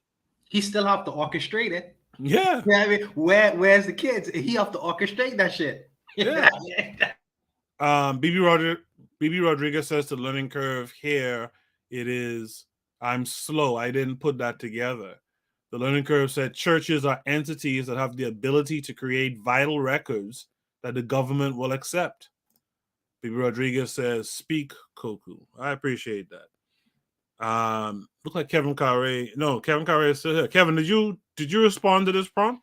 Yeah, I did. I was one of the first responders. Oh, okay. All right. Anyone has any last words for this prompt as I tee up the next prompt? No last words? Okay, cool. But that actually was a good conversation there. I appreciate all of you guys for your input there. You guys here on the panel, you guys in the chat as well. Shoot the Breeze topic number 7. I wish Azuli was here for this too, because there's a message in here for him too. Should the Breeze topic number 7 says, are Caribbean people xenophobic against each other? Oh, you know what? Before I hit that topic, let me just show you guys something real quick. Sorry. Before I hit that topic, and I wish I had the time these last couple of days to do more in terms of, taking more images and stuff like that. But I want to share with you, the other day, Kevin Carre stops by, Kevin Carre 42. You can see the name right here in the picture, Carre. He stops by and he brings me his magazine. That's the one on the bottom. And he brings to me a book. And to me, I have it now like a coffee table book. When you talk about just pristine images and imagery, positive Black images.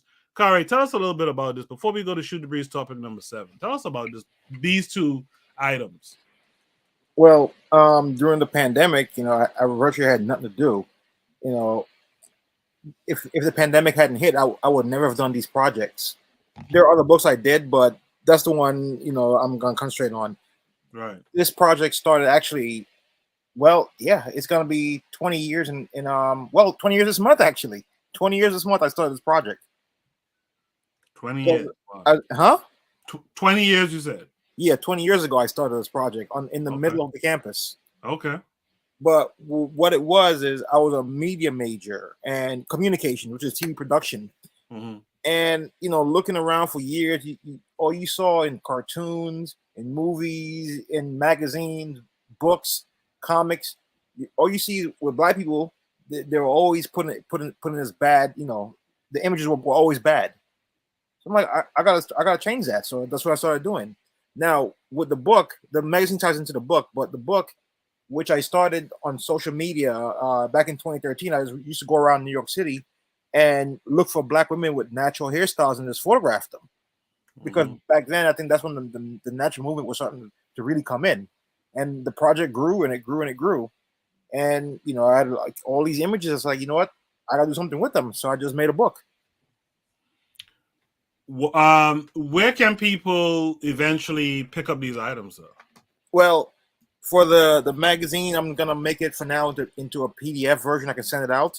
But for the book, I have a GoFundMe that I started. I have to log in to give you the link, but I just need a certain amount to order more of these books. All right, make sure I get the link. Yeah. Make sure I get the link to us so we could share it with the viewers. Talk about the magazine for a second. Yeah, well, the magazine, as I said, we always complain about, we don't have much good images in the media these days, but I don't subscribe to that anymore because that's the white media. Why do we have to show us near magazines? Why can't we create our own? And here it is. I created my own. Where are you selling these magazines? I'm going to sell on my website, actually. So the website is up already. I just got to start the GoFundMe. But for the magazine for now, I can send it to you no charge as a PDF. You can donate. Hold on. You don't have to send me no charge. I have another question, bro. Did you try to sell them in any like stores or anything like that? All right. The problem with the book is I need an ISBN number because I think to sell a book in the United States. I don't know about the world, but in the United States to sell a book in the store, you need an ISBN number, and that too is why I started the GoFundMe. I started GoFundMe. I just got to unlink it. So how much does it cost to get an ISD number? Well, they sell them in packs. I think the last I looked is like $112. And that's all you need to start your magazine to be sold? Well, I can sell it from the beauty of the internet now is you really don't need a storefront anymore. You can sell online. Okay. So what kind of story? We'll talk about. You know what? I want to see if I could get in touch with you some way after the show. Okay, I'll give you my email in the private chat. In the private chat, yeah.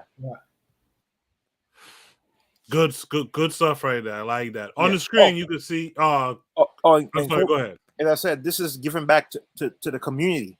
At least you say start where you are, with what you have. What you said earlier. These are images that can go out. Influence the younger generation.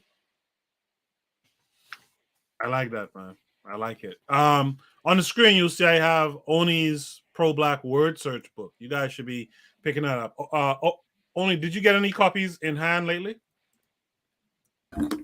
Oh yeah. I just got some. In hand. So, I'm about to open the box and do what I got. And Yeah. the POB? POB, do you Oh, have that on hand? Yeah. BOP. Yeah. Oh, yeah. BOP. Sorry, BOP. All right. Yeah. So this week, let's link up. Let me grab those from you. And then this Daily Affirmations book. I can't find it right now. If Daily Affirmations by Pauline is still here, drop the link in the chat. And so, I do this because, listen, we are Black equals African people. If we don't self-promote ourselves, then who will, right? And like I said in the recent show, by the way, Kare, in the private chat here, you could get the information from Mr. Untouchable. Okay. Right. He just posted it. But yeah, I try to reward folks for doing work and getting things done. You guys made up your mind that you were going to do something. You did it. It's out there, and I'd like to see people patronize it. Okay. So we're gonna go to Shoot the Breeze topic number 7. Are Caribbean people xenophobic against each other? And this prompt came with a link. I'm going to share that link with you guys here right now. There's something making noise here. I'm going to share that link with you guys right now. We're going to watch this video, and we'll talk about it on the other side. Again, Azuli, if you're listening, join the panel. Go back where they're from.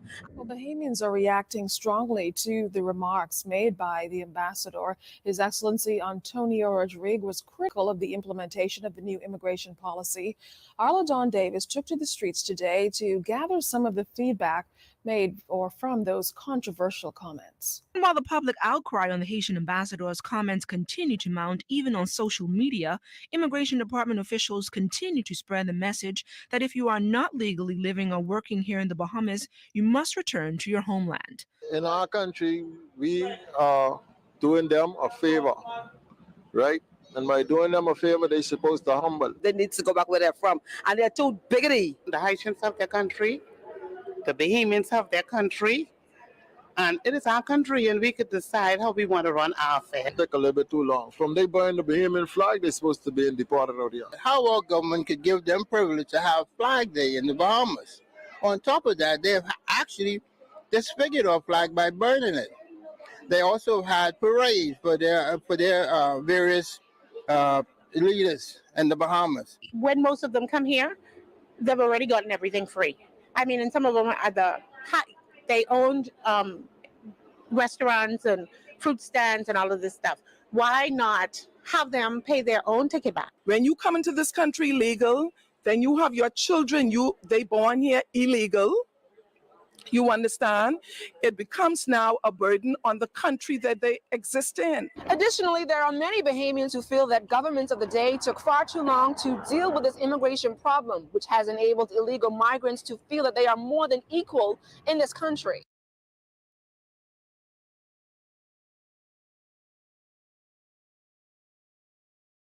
All right. All right. This is where it's going to look kind of funny here. But Kevin Carre just posted the GoFundMe for his book. I'm going to put that in the chat before we tackle this topic here. I'm going to put that in the chat so you guys can support the GoFundMe for Carre's book right here. Azuli is now on the chat, as I figured he'd show up for this one. Kevin Carre, what say you to what you just saw just now? I just see frustrations, that eventually, as you said, when you let things fester, they're gonna come out eventually down the road. All right, BB Rodriguez says biggity is a Bayesian term. I don't know about that. I know we say biggity. I just think that's an Afro-Caribbean type thing. Oni, what says you to this?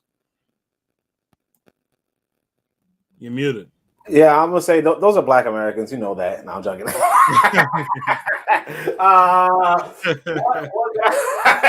What can I say about that?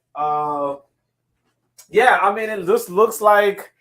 I mean, that like I thought the prompt was gonna be more related to what we all knew growing up was that a lot of Caribbean folk didn't like other Caribbean folk. Right. I thought that was like that's just common sense for like I like that ADOS is doing this now because it kind of takes it off of the rest of us because ADOS is like an online movement, but like growing up, like I said, I grew up Jamaican household. Yeah. They didn't like Haitians. I didn't understand it, but like Haitians didn't like us back. Like I had like quite a few of my friends in Brooklyn were Haitian, and I just didn't say, like it was but that's like a real dispute. So this thing, I mean, I don't know the incident, but it sounds like there were Haitian people burning. What country was this again? Was this Bahamas or? Yeah, this is the Bahamas. Burning Bahamian flags, like that's not cool. I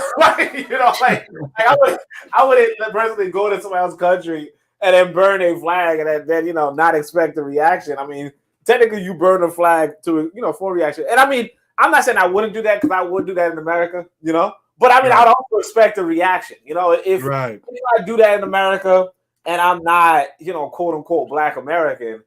In fact, even if I am Black American, in fact, Black Americans used to burn American flags, and white folk would say, "Go to Africa." So it's not like it's pretty normal when you have nationalistic pride that if you attack the other nation, that that's going to happen. And I mean, I guess you could say there's the parallel with ADOS FBA, but the only thing with ADOS FBA thing, it goes back to.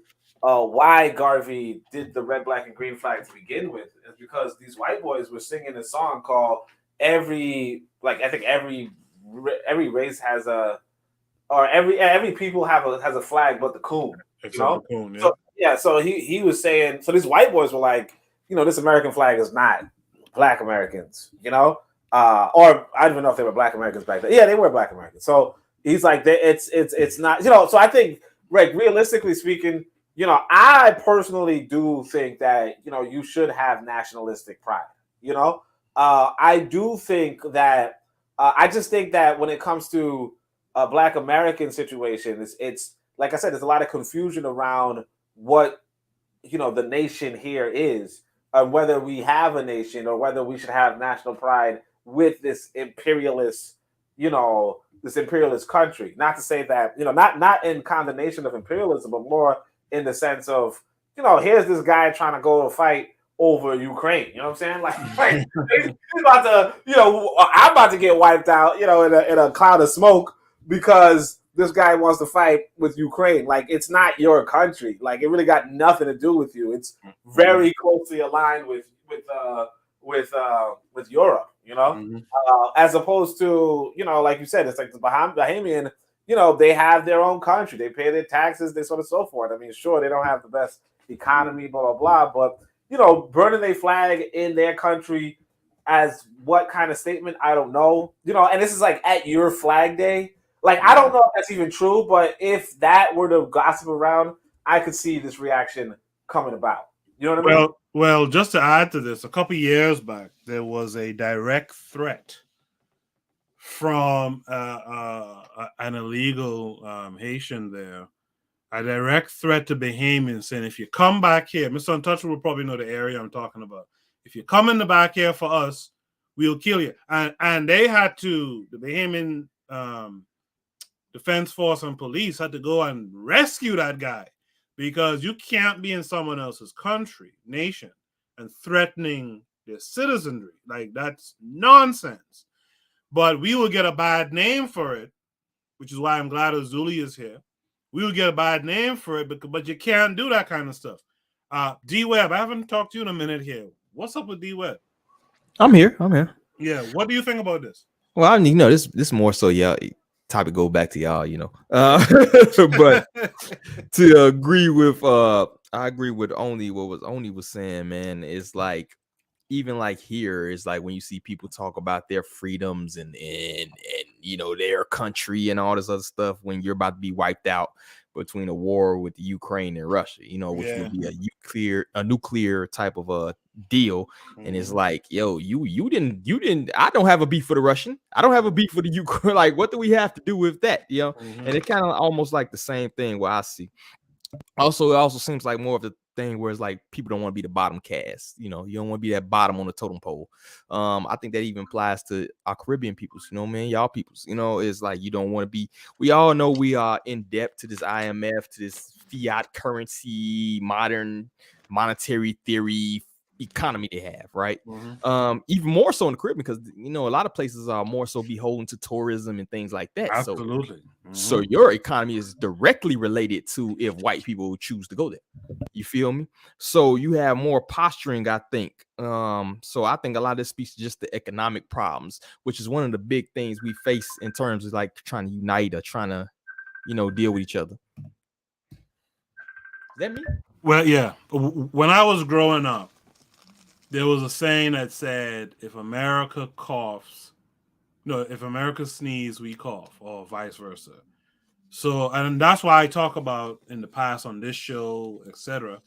I talk about like, yo, we got to get off of this tourism thing because these folks have us, right? We're dependent. Like I said the other day, you know, they could stop sending the planes and we're done. You know, we got to get off of this stuff and really and truly, if we're being honest, Caribbean countries don't have the infrastructure to really carry that load of folks coming in. But a lot of people won't understand that. America is built on that idea of people coming in and bringing their mastery and adding it to industry and this, that, and the other. We don't have that, unfortunately, not yet. Let me go ahead. Can I say something quickly? Yeah. So I mean, Kenya is. I see kids in the chat saying Caribbean leadership is to blame. They don't promote unity and refuse to support Haiti against U.S. constant intervention. I want to say this though, right? Because see, I would defer to like how D Webb said he deferred to the rest of the panel because I guess the rest of us kind of Caribbean, right? But I'm really not as Caribbean. Kind of. I'm not as Caribbean as like Kata, like and some of the rest of y'all, because Kata is still in the Caribbean. But I want to say that at the same time, it seems like this was a Haitian Flag Day.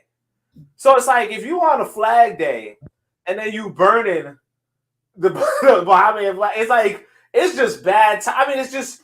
I mean, I get it because like in third person, it's like like I remember going to the African American Day Parade in America, or they got Caribbean Day Parade, and I'm not saying I personally burn the American flag. I'm not thought of it, but I get that you might do that if you're in a country, like just a real life situation where if you're in another country and you don't really like that country, I guess, or you feel like the country is not doing you all that great, so on and so forth. But I would also say that here the leadership seemed to have given them a flag day, which is a good thing. Now, maybe they're not doing enough, maybe they're not doing the most, but it really is just, I mean, it really just seems like this is just a video. I mean, I wouldn't say it's people are xenophobic. It just seems like people are reacting to, a protest or something, or like a small group of people who decide to do something to,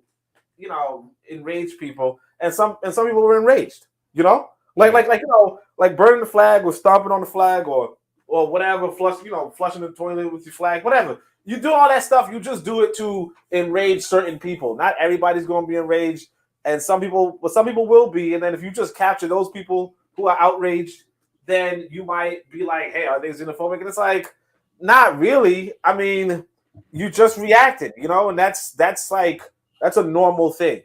Maybe there's something deeper involved here. I don't really know the Caribbean like that. I don't know Bahamas like that. I can't say how they treat Haitian people. But I mean, like, I wouldn't, to the prompt, I wouldn't say it's xenophobic. Do I see the parallels with ADOS and how we say ADOS is xenophobic for whatever? Sure, I could see that. But again, like the thing with ADOS situation, because I think that's probably why this was even shared with us, is that it's just misdirected. Mm-hmm. You know, I mean, do Black Americans get the worst hand? Yes, but who do they get the worst from? White Americans. Right. You know what I mean? Right.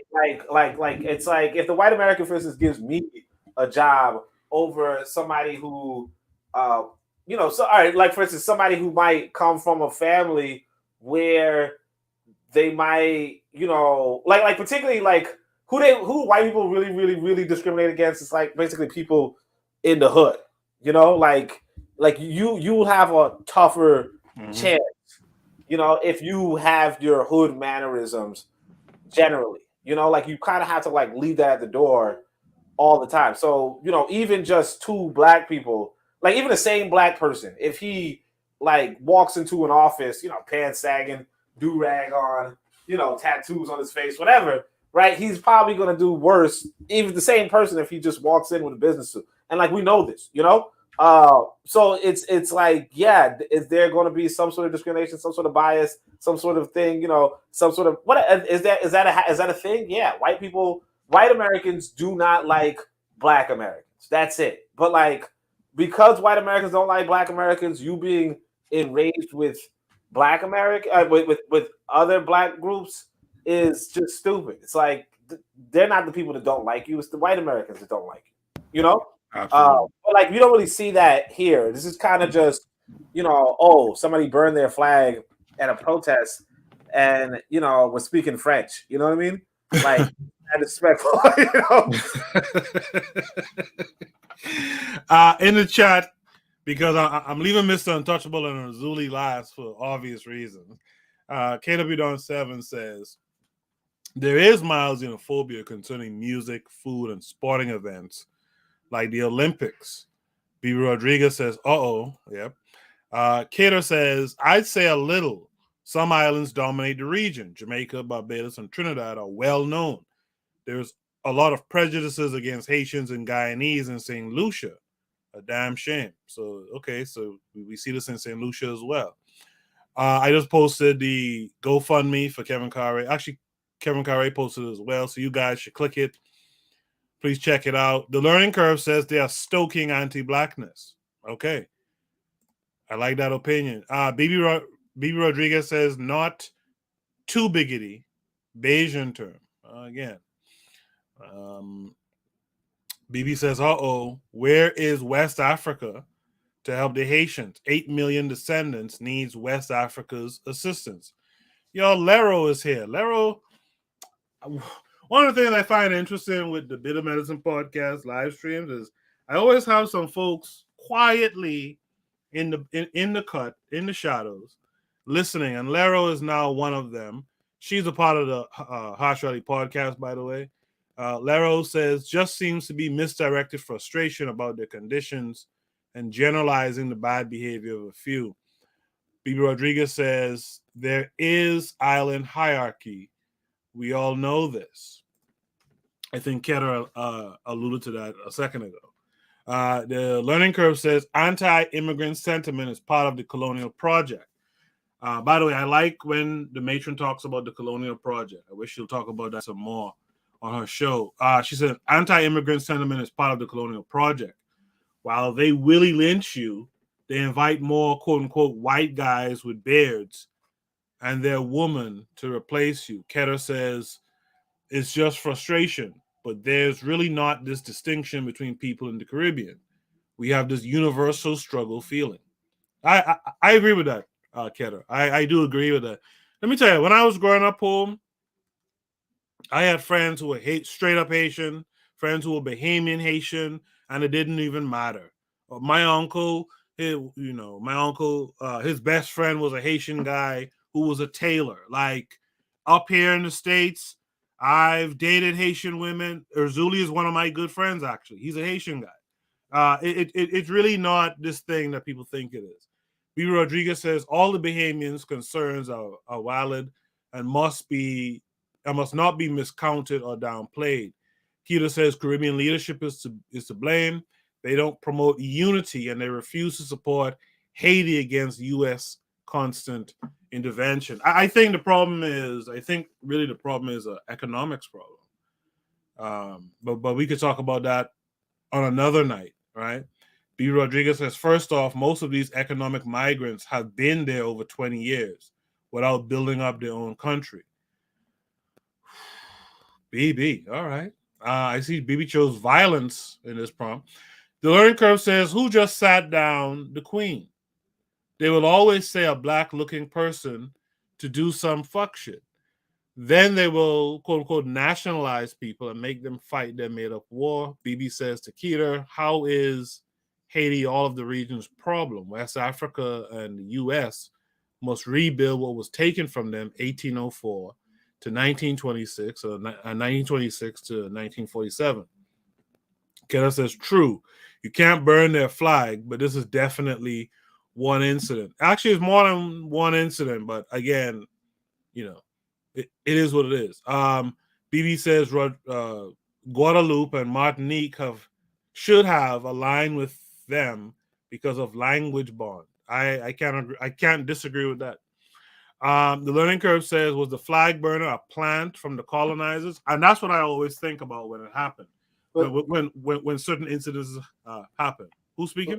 Let me add something. I mean, let me say something too. I want to say two things. One is that I realized when I got older that whole Jamaica not liking Haiti thing might just be a Christian thing, you know, because a lot of what's in the mind of you know, black people all over the world, in fact, is that Haiti is on that voodoo, you know, and if you're a Christian, then you don't like voodoo, you know, like if you're in the Pan-African circle, you might be like, oh, Vodun, yeah, that's cool, right?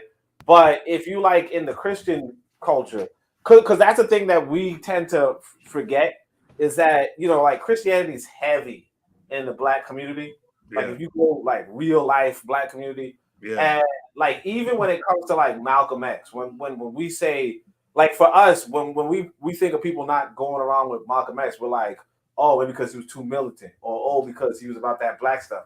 And like realistically, you talk to a random person, they say, oh, but he was a Muslim, you know. Like something that you like, I would think is a small detail, you know, is like a huge reason why a lot of black folk didn't even mess with the guy. So you know, so when it comes to the Haitian thing, it's like, oh, it's voodoo, you know. That's a great point. Obia, as we call it back home. Obia. Yeah, exactly. You don't even try to, like, even back home, you're not trying to mess with people who do Obia, you know, or like I don't know how, I think inside of America they call it roots, I think, right? But like, I don't know how people felt about that here in America, but I feel like maybe they was like, yeah, I'm not messing with people who do roots, you know. I think there was a second thing I wanted to about the flag burning, but I'll try to see if I can remember it. All right. In the meantime, let me go to Zuli on your thoughts on what you saw in the video, my friend. I'm gonna start. I'm gonna go from America then to that. I do believe there's xenophobia. I've experienced it as a Haitian person. I came here in 1990. Trinidadian, Jamaican, all the English Caribbean. When I went to junior high, pitted against the Haitian people. Whether that was created by them or by the hands by whoever. Ozuli, it was, yes. Ozuli, I'm sorry. Let me ask you one question in between there, because something BB Rodriguez said. Did the Guadeloupeans and Martiniques, did they, like people from the French Caribbean, or French Africa, did they show a certain, you know, negative way towards y'all? I would say that they were less negative toward us because the language, and we share Guadeloupe and Haiti share compa and zouk, and also that the music band named KWAZ. KWAZ is a big band from Guadeloupe and Martinique, and Tabu Combo is a huge band that kind of Tabu Combo and KWAZ kind of like, I don't know, partnered together in a lot of their stuff. So what was the group from I'm sorry, what was the group from Dominica? There's a big Dominica Zouk group too. Yeah, there's a big Dominica Zouk crew. So like, to me, the only person when I was younger, the only group of people that I knew that speak my type of Creole was Guadeloupe and Martinique. It's when I came to America I heard about Dominica And that was when I heard about Dominica, I was in college. I didn't really know about them in high school, to tell you the truth. So, Okay. so I didn't know there was a big connection between Dominica and Haiti. I don't know that, to tell you the truth. So I would say that the French Caribbean are more acceptable of Haiti, but they don't still defend Haiti because a lot of the French Caribbean are still under rule from the colonial powers. Guadeloupe and Martinique are not independent. So I don't know about Dominica. So yeah, Dominica's independent. Oh, so okay. So, and I don't know, but I would think that Haitians bond more with people from Guadeloupe and Martinique because they share kind of the similar music and similar language or whatever, syntax or way of speaking the language. So I would say that. But when I came to America, I never encountered somebody from Guadeloupe in junior high or high school, or because they went to France. The Martinican and the Guadeloupean go to France to school. Yes. They don't really come to America. Right. They go to France. Yeah. Because they benefit from all the because if you're Martinican and Guadeloupean, you're basically French. You go It's for like, free. Yeah. Yeah, it's like Puerto Rico. You understand what I'm saying? Mhm. So it's not like a Haitian person could come here and be like, oh, we Guadeloupean, oh, we're gonna. Nah, it wasn't like that. So when I came here, I was constantly bullied, beat up by Jamaicans, Trinidadian, Black Americans, and that's not I'm not trying to say that because it was a task for me to go to school from 1989 to probably 1997. So when people say Haitians are this and that or elites, no, the English Caribbean bullied us. And whether it was by their own doing or they got programmed to do it, I'm just saying the end result. So would I say that there's a little bit of xenophobia, but I don't know if the xenophobia is us, is like in us, or it was programmed into us. Do you understand what I'm saying? Yeah. So it could have been programmed because, like I said, sometimes I found out, like when I found out some people like, yo, my mom's Haitian, my parents is Jamaican. I'm like, what? Your mom is Haitian, and that was in the early 70s, late 80s. You understand what I'm saying? So there was the part where some people got caught up in it, and some people didn't. Because I know people who are Haitian, and they say their parents are Jamaican and Haitian, or Jamaican or Haitian and Trinidadian, and I'm like, what? During that time? So there were people who didn't believe in that bullshit. You understand what I'm saying? But I'm gonna say I experienced it from junior high all the way to thing. So when they've said the Haitians brought AIDS to America, when I couldn't even go to school without not getting bullied by that. Right. So the kids made fun of me. Everybody, like back in the days, go call somebody and say, "Oh, you look Haitian." See how they want to fight you and look at you. I look Haitian. Even not up until like college, some people still feel offended if they say, "Oh, you look Haitian." Do you understand what I'm saying? So I'm not gonna sit there and say, like when I went to college, I met different people, and I guess our mind opened up, and it's different. Like when you go to parties in America, like in the Caribbean, they rarely shout out Haiti. I don't know now if they do it. Maybe they do it a little more. They hardly. Why would you do that?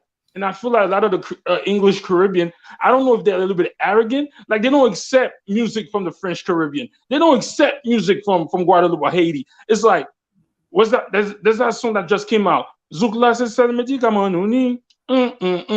Yo, this song is 45 years old. Now the English Caribbean got on it. Now everybody's on it. So I say this is I've experienced the xenophobia from the English Caribbean and from Black Americans. So I'm not gonna say that it is the same now, but when I was there and sometimes to college, it was there. So now I'm gonna I'm gonna say something. It's like when I was in junior high school, kids from Erasmus, American English kids from Erasmus, Jamaicans, they used to come and beat up Haitian kids that went to junior high, right? So the Haitian kids started bringing up stuff to protect themselves. I say this to say this. You just mentioned something about somebody, a Haitian that was in the Bahamian, and he said, if y'all come here, I'm going to kill you, right? You catch the person that hits second. You never catch the first person that hit you first. True. So maybe he said that was a reaction. So just because I'm in another country, I'm supposed to let somebody come trying to bully me? We're not doing that. Second, they said that they burned the Bahamian flag. I don't know what the circumstances was that, and if they did that, they're wrong. But I'm guaranteeing you, they didn't burn it just to burn it for no reason. Haitians. Why?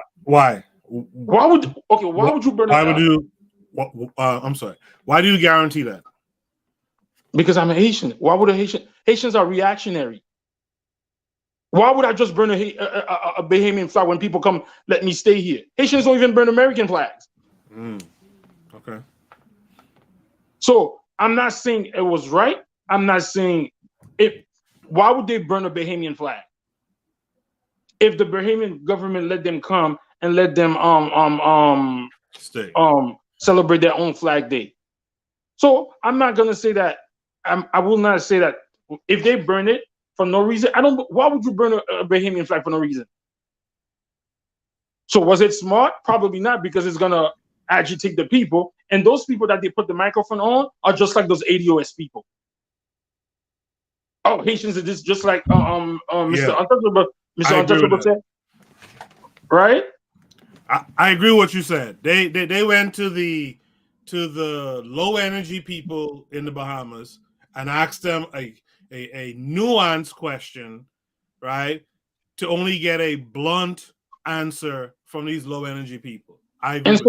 And so they use that. See, this is the problem. The same tactic that they use here is the same tactic that they use in America. So they're not even learning from their own journalistic points. They use European journalistic points and go, oh, yeah, Haitians are doing this, Haitians are doing that. Okay. And I'm not going to say, I can't say, I'm not there on the ground to say that Haitian people ain't do some dumb shit or whatever, because people are people. It's not just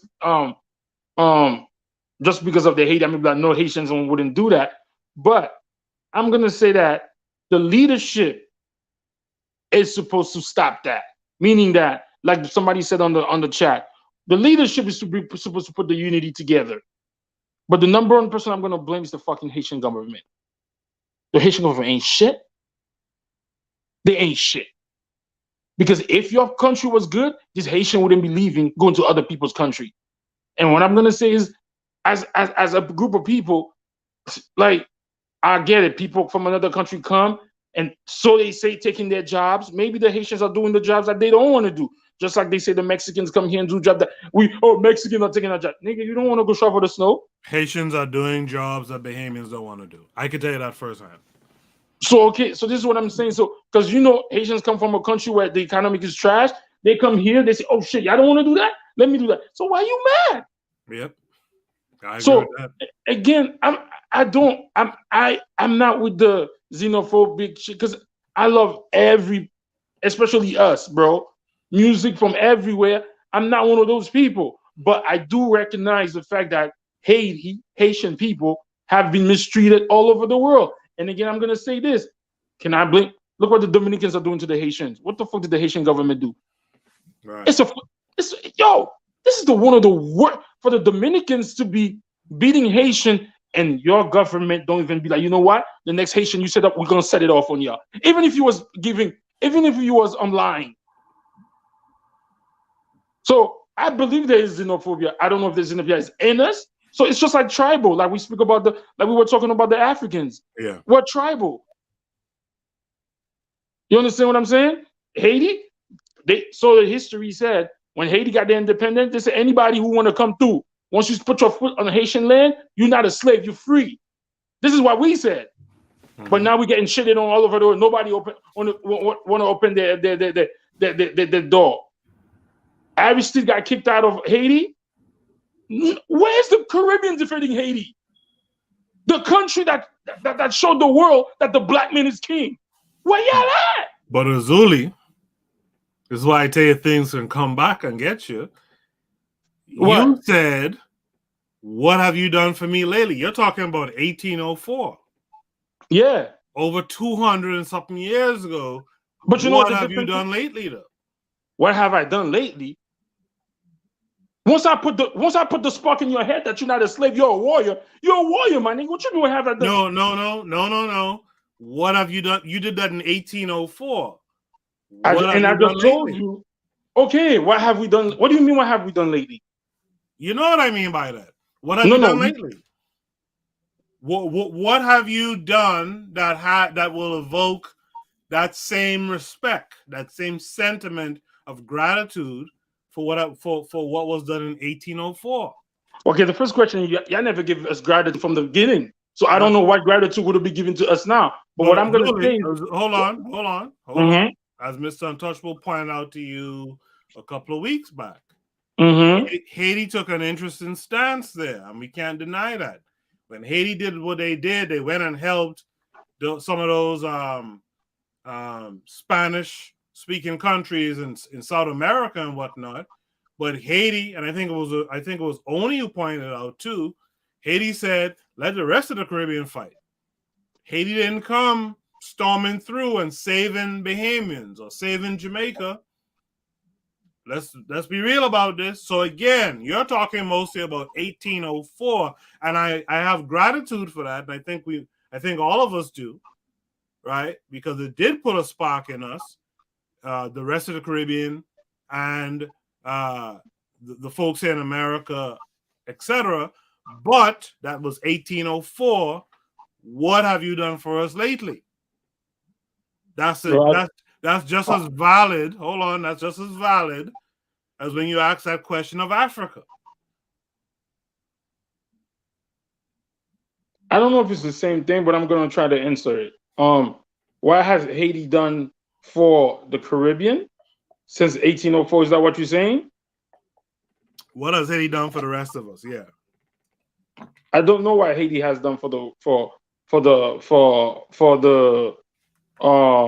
most of you, because Haiti has been under constant embargo, constant attack since 1804. But are they not men? You know, that's the question you ask of Africa. Are they not men? But this is what I'm saying. I just said that Haiti didn't do shit since 1804, technically. And then in 1940,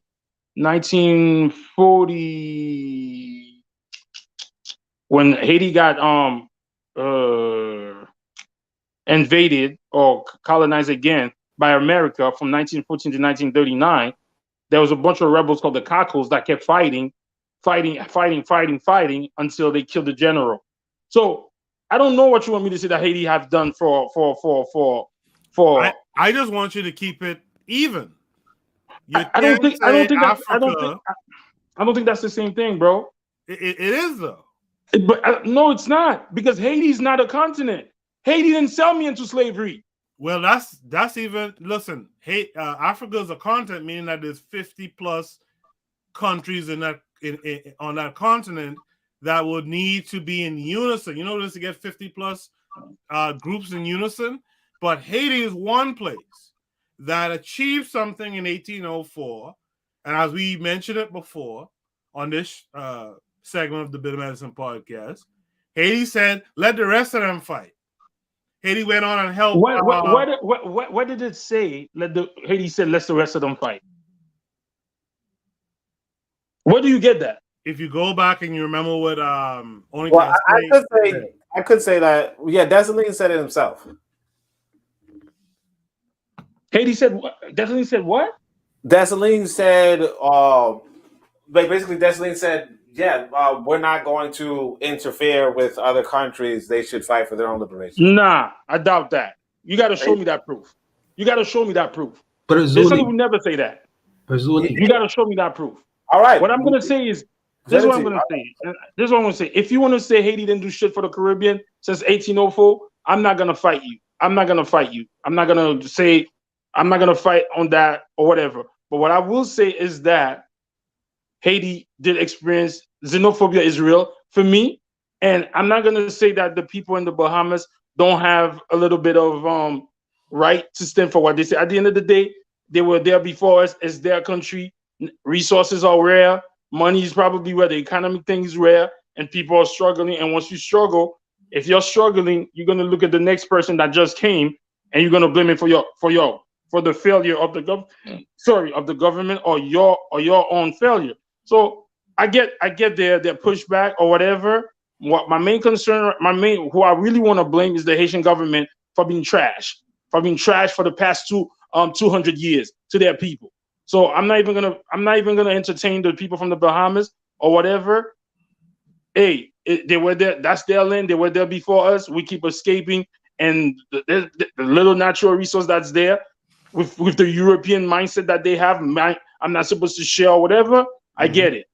So I don't know if it would be the same thing if Bahamians came to Haiti. They probably do the same thing. Hey, y'all can't keep coming and take our natural resources. But again, the scarcity European mindset. When we were who we were, meaning not just Haitians, but like black people. Yo, my food is your food. My land is your land. It didn't matter. Yeah. But the programming. So I'm not really mad at I mean, when I hear it, it kind of hurts me. But then I have to think, yo, it's their land, bro. What I blame is the Haitian government for being a piece of shit for the past fucking 200 years. In the chat, before we go to Mr. Untouchable, BB Rodriguez says, Vodun is a spiritual practice, sir.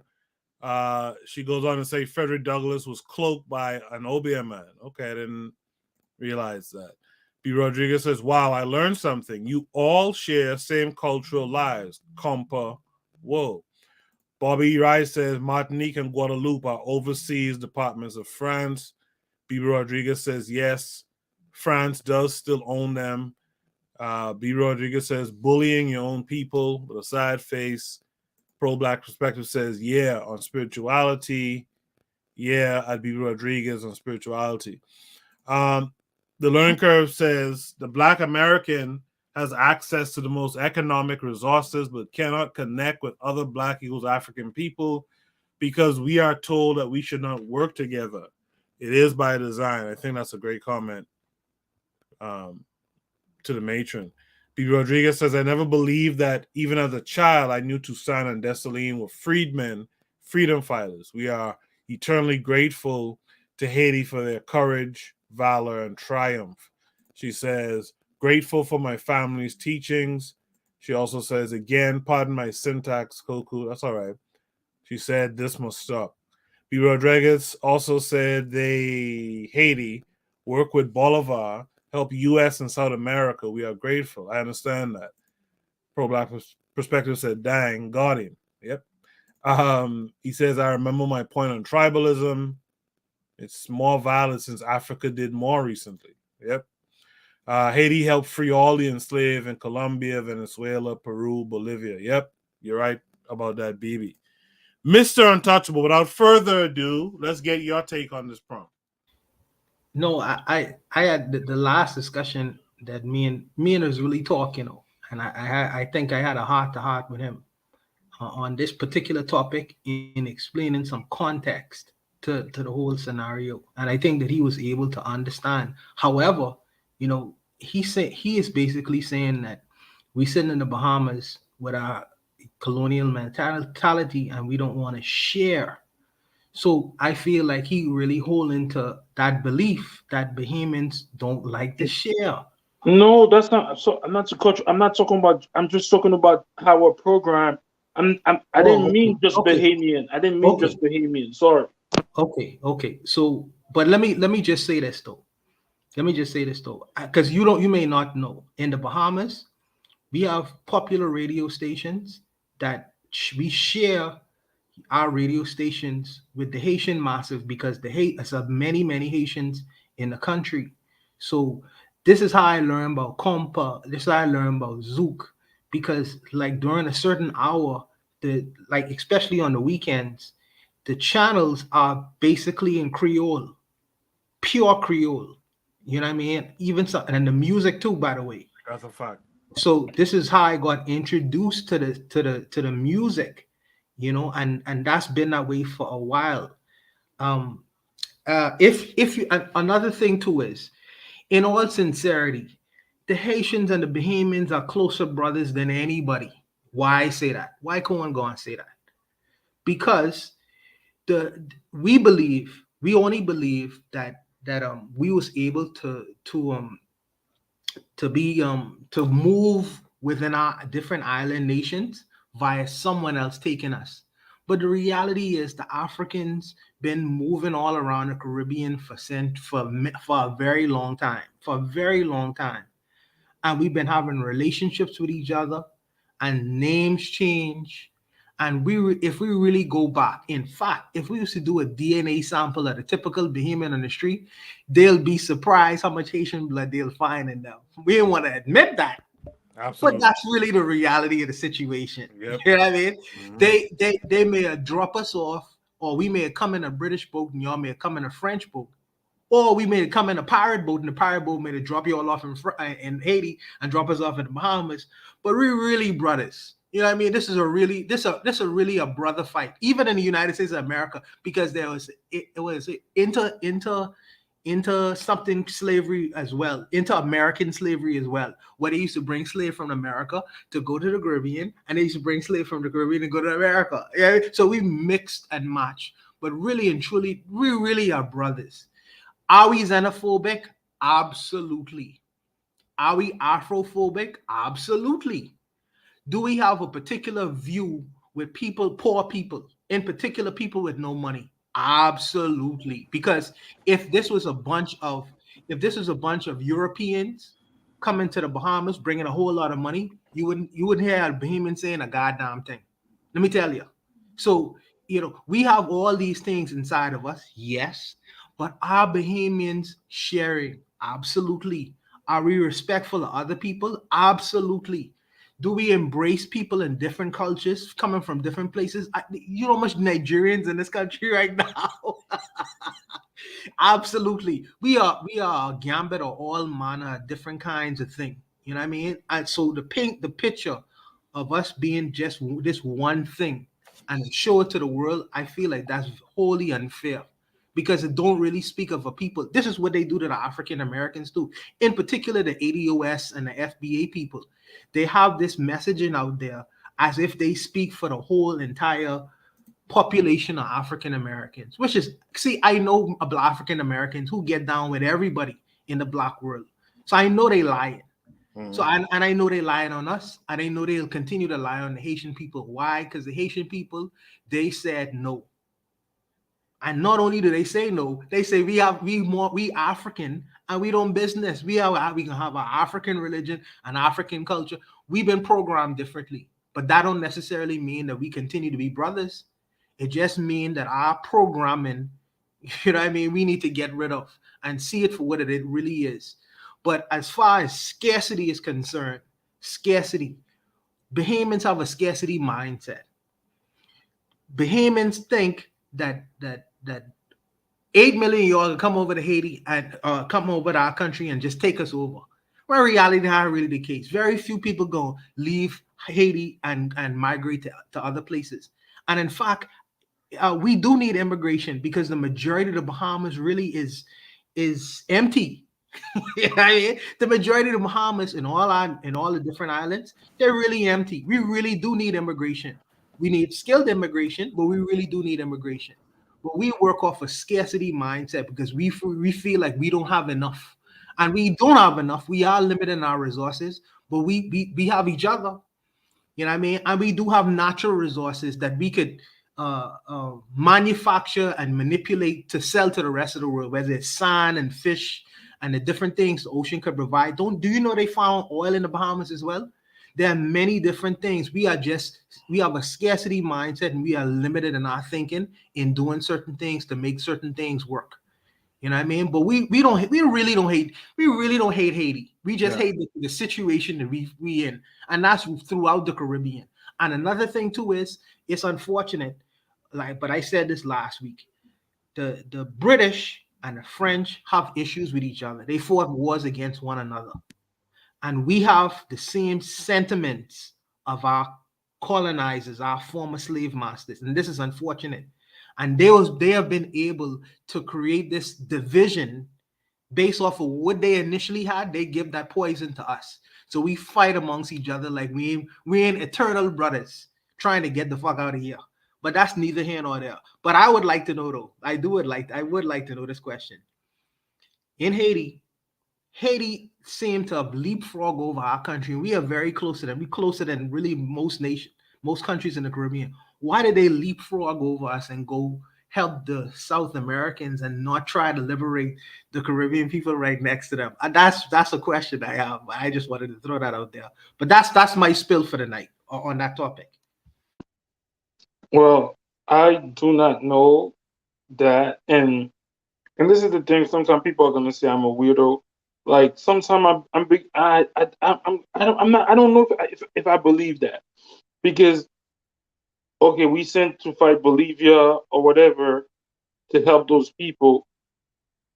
My question is, where did they said we didn't go fight with them? We gave them ships and stuff like that. My thing is, where did we get all these ships? Like the nation was just born, so I don't even know if these things are true, but that's what they say. To answer your question, bro, I don't know what they do. I don't know. I really don't know. Why did they go help Bolivia, Peru, and instead of the Caribbean that was the Jamaica that was next to them? I don't know if they knew about Jamaica. Maybe they didn't. I don't know. I don't know how to see. These stories are so weird to me that even myself right now I'm beginning to question them. You're right. How do you not go? But the thing is, one of the answers could be that the Bolivian and those people had a leadership that was fighting, had a big leadership that was fighting. Like Jamaica may not had a leadership. Maybe they had like small groups that were rebelling, and how were those groups were gonna come to Haiti and ask for help or something like that. So I don't know, bro. I can't. That sounds pretty weird to me too. Why would they do that? Understand what I'm saying? So I don't know. But my thing about this is that we are all unity is a must either way, and the whole scarcity mindset, like even like Caribbean people don't even operate this way. Like when you go to their house, they might have the last bread. They'll cut you a piece of bread. So I don't even know where this scarcity mindset is coming from. Like you could go to a Caribbean person's house, they might have one piece of bread. They ask you, "Do you have it?" Even if when we reach back to the African, that's the mentality you offer people. So I don't even know where did we develop the scarcity mindset that they put on our mind if we weren't programmed. So I don't know, man. I don't know. I can't. I can't say that Haitian people. Okay. I would say this. Like when I came over, my parents told me to stay away from the Black Americans, and they said the Jamaicans are too loud. You better stay away from them too. But the difference is the children, the Haitian children, did not listen to that.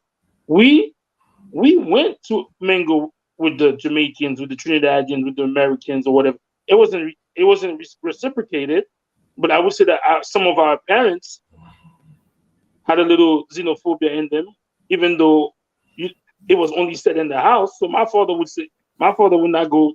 My father would tell me stay away from them, but would not. If he goes to work, he'll interact with them like they were his brothers. You understand what I'm saying? So I don't know, man.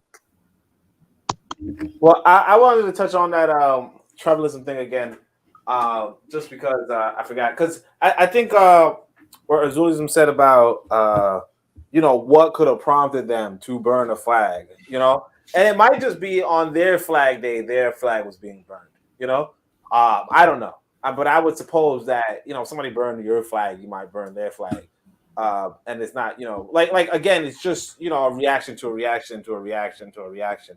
I would say though that I just looked at the population numbers. Bahamas is tiny, 400,000 people. Obviously 400,000 people, and another nation is 8 million people.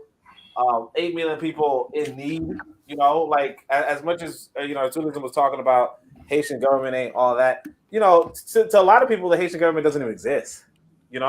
At this point, some people are theorizing that it's run by different gang factions, and one gang is looking to become the official leader at some point. But like the government itself is has been rendered obsolete on top of one of the leaders in charge who was in fact himself financing these gangs or whatever, or trying to coordinate these gangs, was killed for whatever reason. I do want to say though that we talk about the territorialism. I mean, it's kind of like somebody earlier wrote, Tariq Nasheed was dissing Garvey, and I recoiled. I didn't react. I I think it's normal for people to have a reaction, especially if you know, in whatever territory they may have, whether that's a physical territory or, you know, I would say a metaphysical territory, you know, just a space that they might occupy. I say all that to say that I'm trying to, right? But what I'm saying is that, you know, like if I go to certain areas in America and I start dissing that area, like, yeah, you could best believe it, best expect some people in that area will say stuff. And I could even say that I was on I was dissing, I think, Chicago pizza or something, and our friend D Webb had something to say about it. You know, it's like, but I'm just saying, like, that's just generally how it is. You really, realistically speaking, you don't diss somebody in their own backyard, and if you do, somebody's probably going to respond, and it's not abnormal. It's not xenophobia. You know, you kind of, you know, if you try to ruffle feathers, you might ruffle feathers. That's about it. And this is what we see with, like, you know, ADOS. They do this all the time where they're like, Pan-Africanism in shambles and Pan-Africanism dead. And I mean, I personally don't react, but I know a lot of the Pan-Africanists, a lot of Pan-Africanists are responding and replying. And it's like, you know, that's what people do. It's like low key is trolling. You know, when I was talking about the pizza, I was low key trolling. But it's like, that's what it is. Like, you know, some people are trolling. You burning somebody's flag in their country, you're trolling, you know? And you get a reaction. And I mean, I wouldn't judge people off this reaction. Do people have harbored hostility? Yes. Do people, like, if I was a population of 400,000, if I was a country of 400,000 and there was another country of 8 million people coming in, right? With limited immigration policy, I would be concerned too. Like, America's concerned about China overrunning them. You know, people in Africa are concerned about China overrunning them. China has 1 billion plus people. India has 1 billion plus people. You want an immigration policy between your country and another country. Otherwise, yes, the people, like another country can be subsumed, you know, consumed.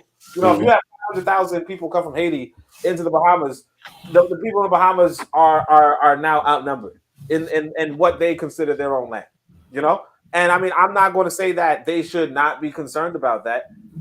I think it would be normal to be concerned about that, because if I go into, like, for instance, even if you, like, if people from New York go to, you know, name a city, Detroit or whatever, I don't know, whatever. Yeah, you go to Detroit, a big group of people from New York, Black Americans, go to Detroit, right? The people in Detroit are gonna be like, where are these Black Americans coming from? They taking away our culture, they taking our jobs, they taking us, you know. I mean, and, you know, they're all Black Americans, so it's normal for people to be territorial, at least in the Western hemisphere, in the Western world. I mean, I could even say in Africa it was normal for us to be territorial. It's just normal. It might be humans are generally territorial, you know, because Wazungu's territorial, the Asians are territorial, you know, the Africans are territorial. I'm not going to hold it against people for being territorial per se. You know, it's only when it's misdirected that you say, why are you misdirecting it? Oh, Oni. Okay. Yo, over here in New York, when I was in high school, it was my high school was in Lower Manhattan, but it was always a lot of kids from you know, the Bronx and Harlem, and then the Brooklyn. It was always Uptown versus Brooklyn. Yeah, I mean, because I used to do some political. Yeah, I told you guys I had like venture to the community center in Brownsville, and this sister was telling me in Brownsville that how like she wanted to go back to the shelter, and I was like, why? She's like, she don't feel safe because overnight these kids were shooting at her apartment, right? And the people who came to her apartment shooting guns, like boom, boom, boom, right, at her windows or whatever, were trying to shoot the other kids in that apartment because the apartment buildings were feuding. You know, they were territorial over you in this projects and I'm in this projects. We're enemies. You know what I mean? Like that's just a normal thing. I mean, there's this study. You know, these white folks did a study on these mice and how mice become territorial when, you know, when we talk about scarcity, when they're living in overabundance and like a lot of food, overabundance, but like pretty much minimum roles, minimum jobs in a sense, right? So even mice, they did an experiment on mice, and C. Calhoun, for those who don't know, John C. Calhoun did this experiment on mice, and it's like, yeah, you know, they can create gangs in mice, you know. So what we see is that sort of thing, but like if you go by the logistics, you're a population of 400,000. You know, you're a tiny island population. You have to be concerned about your border. Now, if you're not concerned about your border, that's okay. But like realistically speaking, you could be consumed by any country, let alone Haiti's the biggest Caribbean country, or is I guess the biggest black country in the Western Hemisphere. You know, and by 4 times, like it's 4 times as big as Jamaica. And Jamaica's tiny, obviously, but still, it's like is Cuba what's the biggest?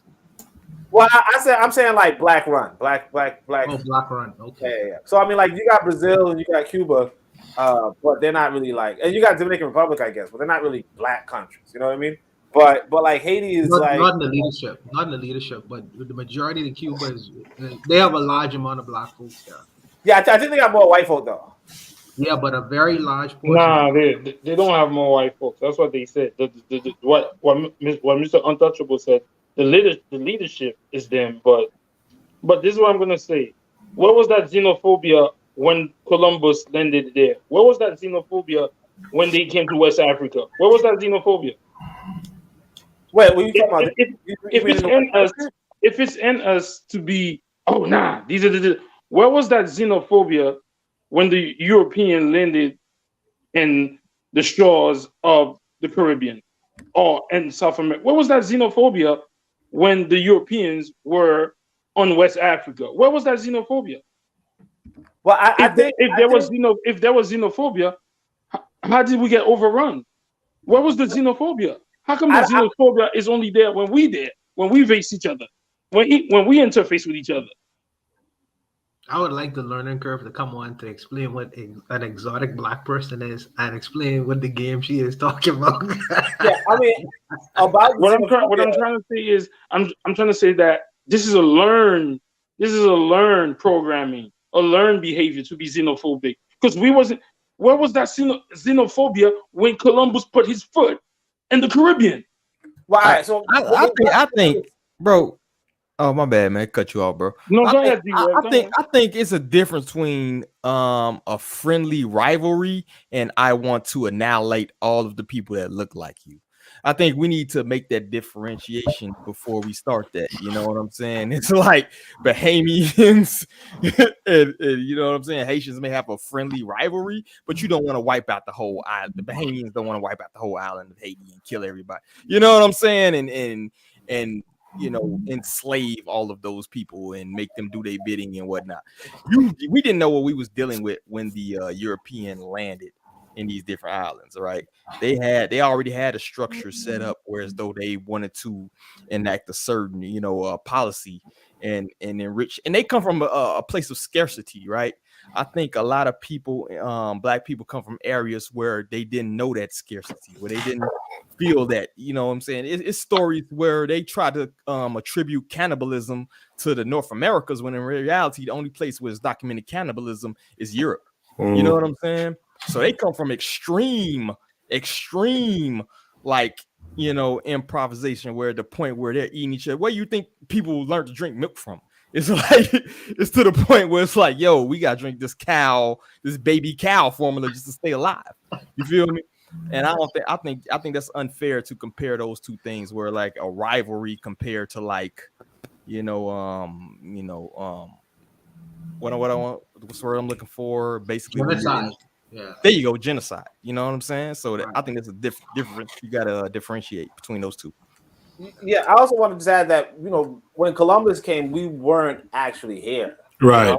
I mean, like, contrary to, you know, what some people would say, like Columbia's met Native Americans, and they might have been like, I'm not saying that people, I'm not gonna say you like it's not to say that you're not territorial just because you're friendly, you know.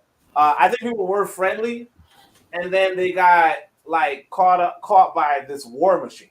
You know what I mean? But I'm not saying that, because again, I don't think this is xenophobia as much as, you now are a tiny nation trying to develop yourself, and then another group comes in that can absorb you, and not just can absorb you, but is burning your flag and all that kind of stuff. Now, why they're burning your flag, what that's about, that's a whole other thing. But even when you talk about, like I said, the two apartment buildings shooting at each other, right? Or they're fighting over, pretty much gang money, drug money. They're fighting over drug money, but that's not our natural state at all. We are, forced into these economic situations, and then we have to claw out of that. So that's not where we were. And like D-Web was just saying, there's a different mindset when you're in abundance versus when you're in scarcity. When you're in abundance, like for instance, if I got, all right, I'll say this. When I went to Africa, I felt rich. You know what I mean? It was a new feeling. I don't know if y'all know, but when you're in New York City, I don't go to Manhattan too much, but I went to Manhattan. I went to Manhattan a couple of times, walking by a restaurant, looked at the menu in the wall, and I just kept walking. Like you knew you couldn't eat there. But when you in Africa, when you in Ghana or whatever, right? It was like you could eat anywhere. People give you the good treatment. You're suddenly just everything. You're interesting because you got money, right? Yeah. When I was there, I was like, yeah, I feel abundance, giving out money. You know what I mean? I was just giving out money because it was because what was money back there wasn't really money. Like $20 is a lot of money in Ghana, right? But it's nothing in New York. It's literally you could get a burger, like you could get bus fare or something, right? So yeah, I mean, when you have abundance, then you might be charitable, right? But when you have scarcity, right? You're talking about 400,000 people struggling, maybe, or not doing too well, but just doing a little better than the next person, but not doing enough, not doing well enough. Then yeah, you're gonna be possessive of whatever. Just like I said, the buildings, the projects that I was organizing in, you're going to fight with the man across from you, because if you try to sell drugs to Betsy or Betty or whatever, and the next man is trying to sell drugs to Betty only gonna buy from one of you. She don't need to buy from both of you. So now you have to fight over Betty. Now, if it just happens that Betty, Sue, and Marie, I don't know their names or whatever, but all of them to want to buy drugs from everybody all the time, and they got a lot of money to pay on drugs, then you're not fighting the next man over getting Betty's money. You know what I'm saying? So it really comes to, I always say, it comes back to economics, kind of, but that's what it is. That's what it is. And so where the xenophobia was, when you came from a land where y'all, I'm not saying that Africans were all living nice and good, but when you came from, when the Europeans met us, a lot of times they met, empires and kingdoms and all that kind of stuff, or just small villages that had nothing to do with anybody, so they just weren't into the global politics in the same way as the Europeans were, when they were, at the time that we were just living peacefully, they were fighting each other to the death. You know what I'm saying? We'll only be giving them 20-minute answers, man. Yeah. Let's go. Let's go to the next prompt. 23 minutes. I told y'all about OD, man. Let's go to the next prompt. Shoot the breeze. Topic number 8. Oh gosh, man. Was Whoopi Goldberg's suspension warranted for saying the Holocaust was not about race, but rather man's inhumanity to man? Now, I don't have any story here, so does anyone know the context really of what happened to Whoopi Goldberg recently? She criticized the wrong people. She said the wrong things, and she got canceled. Well, she basically, in a nutshell, I kept up with the little story. She basically said that the Holocaust wasn't about race. She basically said because it was white on white violence, in a sense. and bam, cancel time. You feel me? Because you know the Jewish distinction has this very special place where it's also a race and it's also a religion and it's also it has several different distinctions, right? So once she said the magical words, you know, they got her about the paint. That's basically what happened. Mr. Untouchable, were you aware of this story? No, well, I did hear something on it. But Whoopi Goldberg has been a notorious top dancer for many years on The View. So she get her comeuppance, and I really could give a shit about what happens to. I mean, no disrespect to the people that move interested in Whoopi Goldberg, but she's been notorious. So screw up. You know, she get what she deserved. Fuck her. She is like what's the guy Judge Judy's sheriff? Yeah. The bailiff? Yeah, man. She notorious, man. Screw her, man. Don't forget the Ted Danson incident with Whoopi Goldberg. Yeah, she was dating Ted Danson, and he went to an award show or something in blackface. This is back in the 90s. He went to an award show in blackface, and she kind of stood. She accompanied him, and she kind of stood by his side during the criticism, if I remember correctly, right? And then when Mel Gibson was making that rant about his girlfriend getting raped by a pack of niggas, she was writing The View, taking up for Mel Gibson. She's been notorious throughout her career, man. Notorious. Oni, were you aware of this story? Yeah, I don't really know much about it, but I could talk on it for 20 minutes. No, no, thank you. The Learning Curve says Whoopi was reminded that her name is Karen Johnson. I like that from the Learning Curve. I like that. Come on, Oni. I didn't hurt you. Man, I was just joking, bro. I mean, I didn't mean nothing by it, bro. You could talk all you want, bro. We like Oni rants, bro. Yeah, man. I just was pulling your leg. Don't take it the wrong way, bro. We gonna poke fun at you. We just talking smart, you know what I mean? No, But you do have I'm 20-minute answers, though. I'm playing. I really don't know what was going on with Whoopi. I mean, I read about it, but I heard about it, but that's about it. You know, I didn't really, like you said, Whoopi is Whoopi, you know? I mean, what she said, all right, here I started, right? No, what she said wasn't wrong per se. But, you know, like you said, you know, there's certain people that you can't criticize, you know? Mm-hmm. Or there's certain people you can't talk about because they happen to, you know, put themselves in a position where they can, you know, call your boss, you know? And it's like that, like at some point you got to know not to bite the hand that feeds you. Unfortunately, and that's why you got to get out of position of being fed by somebody whose hands don't look like yours, you know? But you see from her last name. Yep. Lero says she wasn't wrong at all, though. Bibi Rodriguez said she's right. However, she forgot who she really was. She's not a Goldberg. Her paymaster reminded her $400K per week salary will be missed. She has a lot of mouths to feed. Mr. Untouchable, is there something you wanted to say? Last word here? No, I'm good. I'm good. Oh, okay. No, I thought I heard something. So, Shoot the Breeze topic number 9 tonight is the black man was so desperate to give away money to these designers who don't like him. And so I'm going to share my screen here. We're going to look at the video real quick, and then we'll have a conversation.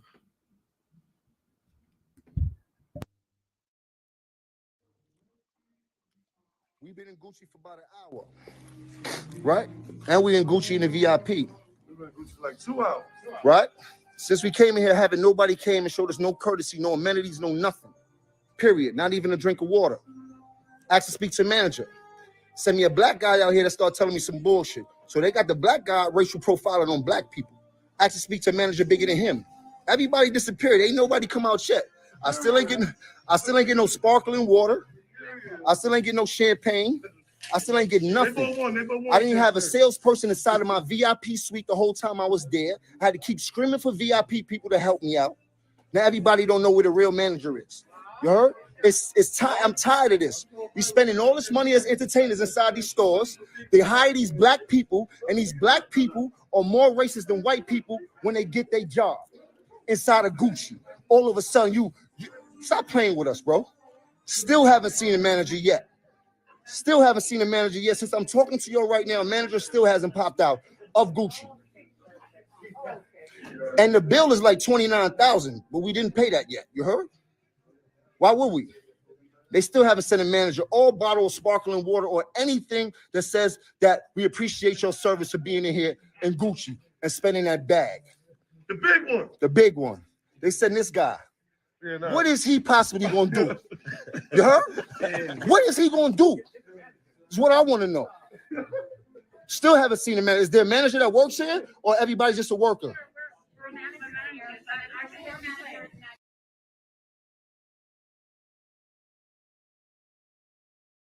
That was so embarrassing. That was so fucking embarrassing. In the chat, Lero said tap danced for. BB Rodriguez said, love this one. This is what it is. Keto said no sparkling water and laughs.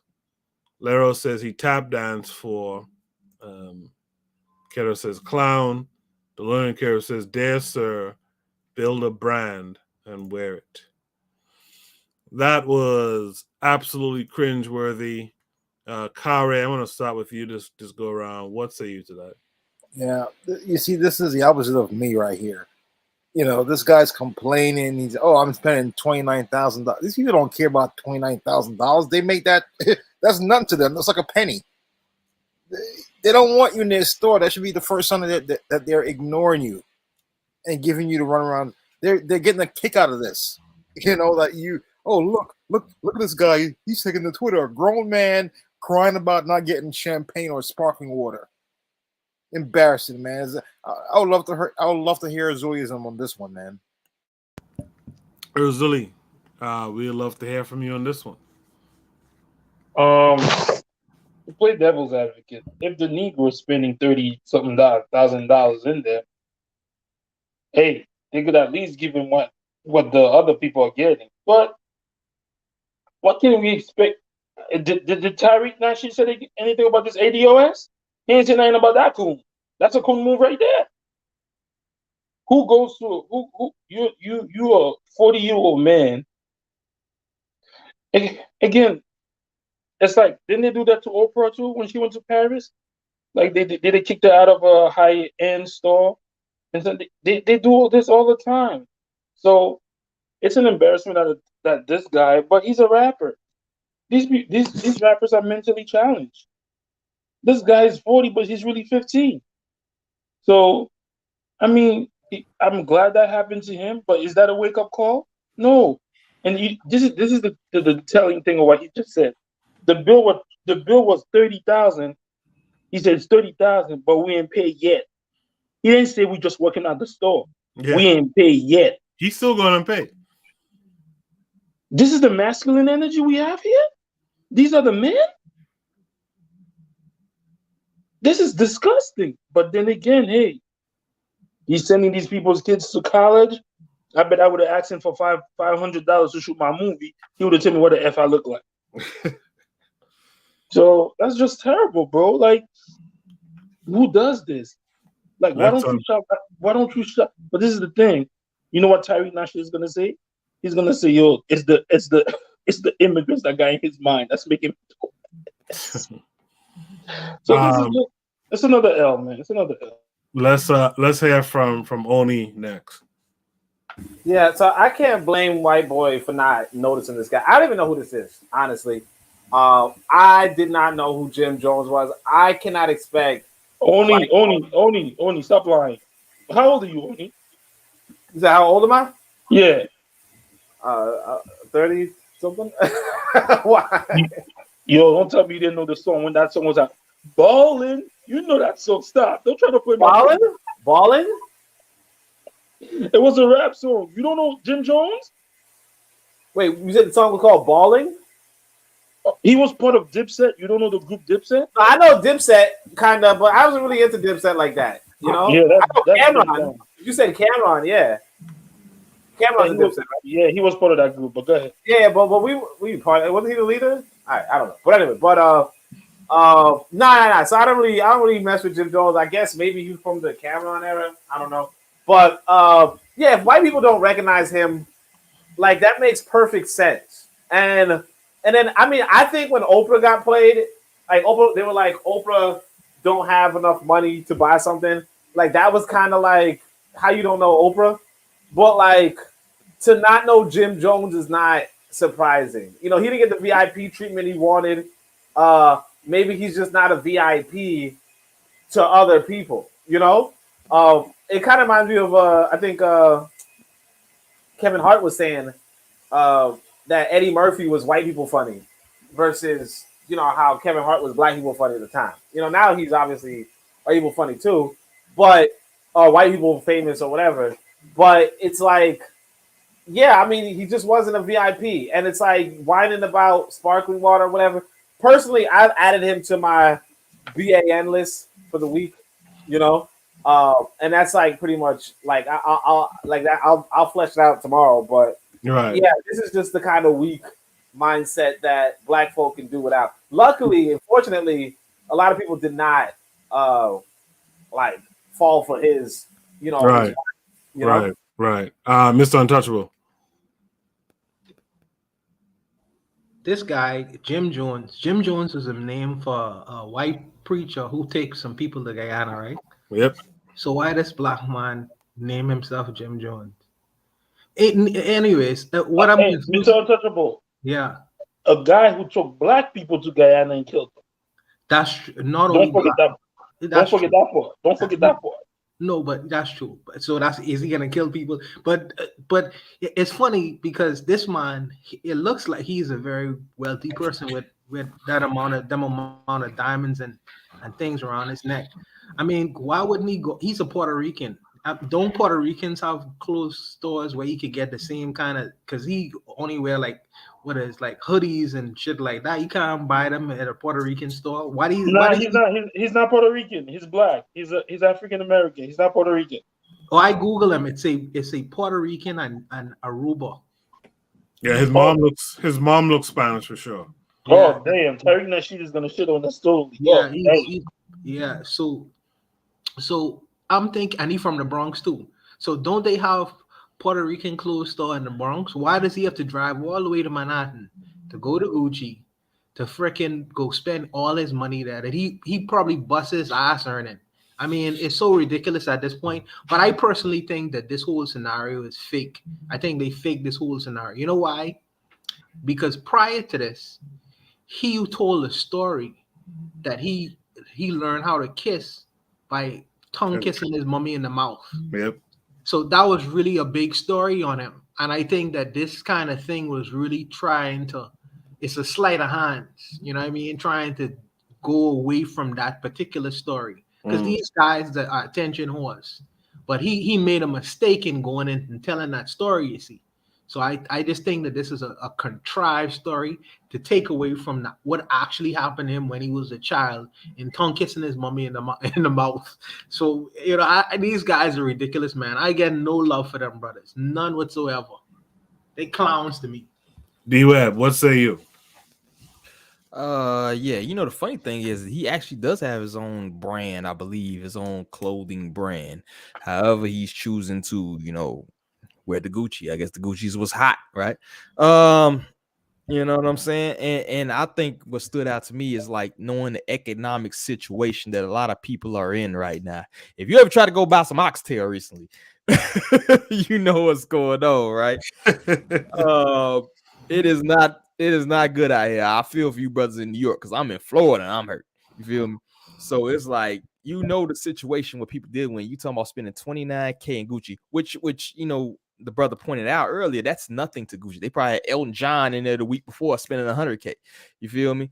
And so it's like you're bragging about spending $29K when in reality that money could go to a black clothing brand and put them on the map. You know what I'm saying? It was one clothing company, Kingdom Come. It was Kingdom something. And they were commenting on this story when it broke, and it was like, yo, like part of the proceeds from my clothing brand goes to funding like Black kids going to different institutions, schools, and things like that. You know what I'm saying? Which 29K would have been very life-changing for that brand, right? But you choose to put these G's on your chest. You choose to be a walking billboard. Not only, first and foremost, let's put it out there. A lot of these celebrities who are rocking these different brands get paid to rock those brands. Yep. They're not actually spending the money for those brands. You think a Kardashian is spending money for anything they put on? But this idiot is actually going in the Gucci store and spending 30K, which they don't care about. They piss out champagne that costs more than that. And he's spending the money to wear and be a walking billboard for those brands. He doesn't even know how to leverage his own celebrity. He's a straight idiot. You know what I'm saying? You shouldn't be wearing anything where they don't pay you for it. Like, it's ridiculous. How many followers this dude got on Instagram? How many followers this dude got? How many records you done sold? You sitting next to the camera and you paying for clothes? You're an idiot. You're a grade A point blank idiot. You know what I'm saying? But we should expect from this guy. He's 40 years old with, 5 pounds of chains on his neck like he missed the T. But anyway, and even on a fashion sense, yo, if you know any fashionistas, if you know any people who are very adept at presenting themselves in a certain, my homeboy, he's like a regional manager for a car sales, company, right? So he has to be very dapper in what he wears or whatever. And he gets most of his stuff from a thrift store. Like, he buys nice shoes. That's the one thing he has to spend money on. But outside that, he goes to the thrift stores where people bring in these nice blazers. People bring in these nice sweaters. And he dresses up. And you would think the man have on $30,000 worth of clothes. You know what I'm saying? And he's shopping off the rack thrift stores. But he knows how to put it together where it looks good. You feel me? This fool got to spend 30K. You better look good in 30K, fool. You know what I'm saying? Like, that's not even nothing to brag about. You got to spend 30K to look like you know what you're doing in terms of dressing. When even like rich white people, they go to thrift stores and buy the 80s look or whatever, and they make it trend. This fool spending 30K in Gucci and has over like 1 million followers on. He's an idiot, yo. He's just the biggest idiot I've ever seen, yo. And wasn't Gucci like a couple of years back putting blackface on? That was Gucci that was putting blackface on into their shirts and stuff like that. No, it was a scarf with the black lip. You know, the black face with the big lips. Yeah, so it was Gucci though, right? Yes, it was. And see, damn, this guy. I thought this guy was ADOS. Now he's not. Or that Tyreek he's gonna have a field day. Damn. And he supported. At that time, they were calling him out. He was like, "Yeah, I'm still gonna support Gucci." Around that time, look it up. Who said that? Tariq? No, this guy. Jim Jones. It's an embarrassment, man. Like, and this is the thing. Like, this is our male leadership. Like, women look this guy. Women let this guy reproduce. This is the men that women let. This alpha male, according to them. This is the alpha male, the gangbanger, the 40-year-old gangbanger. This dude is the weakest link, bro. You know what I'm saying? They let him reproduce. This is the alpha male. This is the guy. In the chat, Lero says, LOL, my nails make it hard to type, but dude is an utter clown. Talking down on his people so he can spend unnecessary money to brand himself in European family names. Flex culture got folks stupid. I got to mute Zuli with all that. Oh, sorry. Noise in the back. Lero says, but wait, is bro even black? LMAO. Bobby Wright says she got her issue for bug dancing for, I'm not sure what that leads to. The Learning Curve said, side note questions, did he ever marry Chrissy or seek therapy for tongue kissing his mama? Doubtful. BB says, LMAO, stop spending in these people's stores. I discriminate with my dollars every day. BB says, his new jam is fire. We set the trends. Okay. Lero says, it's a learning curve. Chrissy still ain't got no ring. And then she laughs. You women are cruel. Keto says America has a rigid race ladder. Class could get one thus far, but having the right race in America opens worlds within this structure. I can't deny that. BB Rodriguez says, if you know Cameron, you Jim Jones. I guess you know Jim Jones. She says to the learning curve, Lord, let me guess, Love and Hip Hop. Never watched to hear that. Bobby Wright says, this is why reparations wouldn't make any difference. We would give it all back to the Muzungu.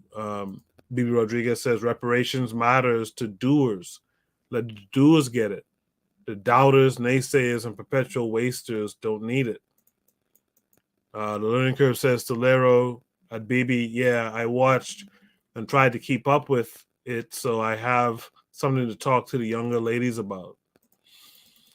The learning curve says I legit quote tweeted him so that my consciousness is out there about his issue. Bibi Rodriguez says to the learning curve, yes, understood. I just can't with those shows anymore. I outgrew the nonsense. The learning curve says to D-Web, tailoring and accessories matter. Lero says LMAO to D-Web got me weak. Facts though. Bibi Rodriguez says smart man. My auntie loves me and she's a successful doctor. Kira says alpha male and he laughs. Bibi Rodriguez says he's Puerto Rican. I guess he's not. Jim Jones is Puerto Rican. And Bibi says, I'm frowning that I own that stuff, vintage, so it's worth something. D-Web, I'll give you the last word on this, and then we go to Shoot the Breeze topic number 10. Yeah, man, just don't be stuck in perpetual childhood, man. Learn to grow up, man. We got to get off this nonsense. $29K, you could have hired people to go to different thrift shops at different stores to get you fresh. You know what I'm saying? Like, spend money with your people. Like, I think somebody said it in the chat, man. $29K could be very life-changing to certain entities out here who are actually striving, who are Black first, who are trying to do things in our community rather than you getting pissed on in Gucci. So that's all I got to say, man. All right, on. Shoot the Breeze topic number 10, the last topic for tonight. Stop playing with these people when it comes to mayonnaise. Stop playing with these people when it comes to mayonnaise. Let me share my screen.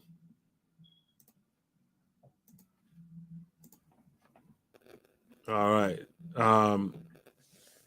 Iowa man sentenced to life in prison after killing his friend in a fight over mayonnaise. So I guess it's the Iowa man, right?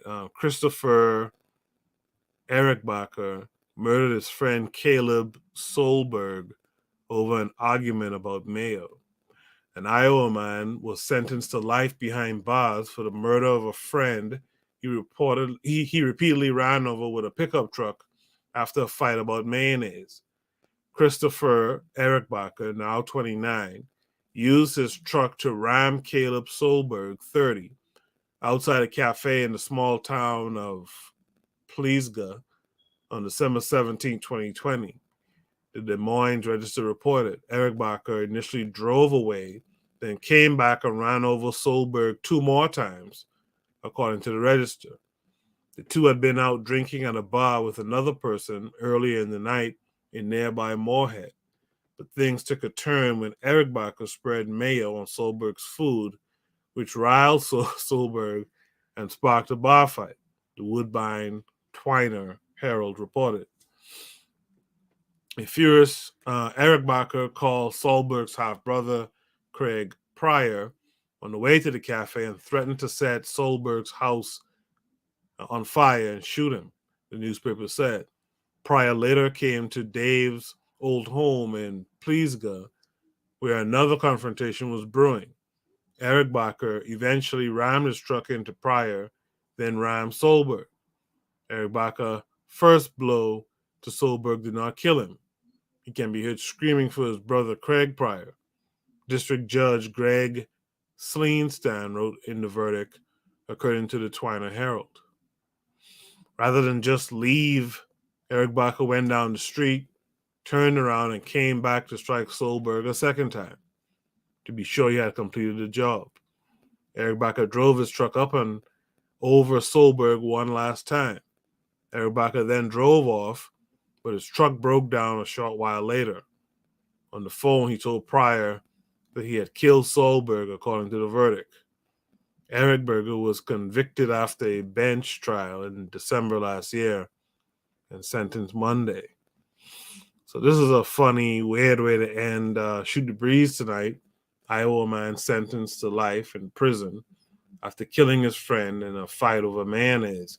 Only, what do you take from this story? You know, for a second, I didn't even know it was in Iowa. I was wondering where the names of these cities were and these names. I was like, what part of Sweden? The Eastern? but yeah, I mean, this is a reminder of you know, just how white America is. You know, because this is probably the whitest story I've ever heard in my life. Honestly. but you know, I remember somebody was saying, hey, you know, Black Americans, you know, like I think some that tribe guy, you know, which I don't know why the rest of the black world ain't, you know, block him or whatever. But there's this guy on Twitter who's just, you know, just loud and get a lot of attention for whatever. And I saw somebody else retweet him saying something along the lines of, you know, they lying about the 12, we're not 12%. But then, you know, somebody else commented and said, you know, this is somebody who never left like the city. You know, like if you in the city, you do think there's a lot of black folk, you know? Yeah. But then you go out where Aaron Bacher and them are, where, you know, dudes drive pickup trucks over their friends for spreading mayonnaise on their sandwich, you know? And you realize this is a really white country. And, you know, a lot of it got nothing to do with you, you know? I mean, and when I say it don't got nothing to do with you, I mean, like this really got nothing to do with us. Yeah. I don't know but like, yeah, you know, this is a weird story. I mean, good for this guy, I guess. Good for the legal system. I don't know what to get. What is this? I don't get it. But all right, it's a good way to end the night, I guess. Mr. Untouchable, what's hey, I agree with you. You know, two hillbillies getting in a mayonnaise fight and kill each other. Congratulations. Wow, I'm confused though. Like, why this guy spread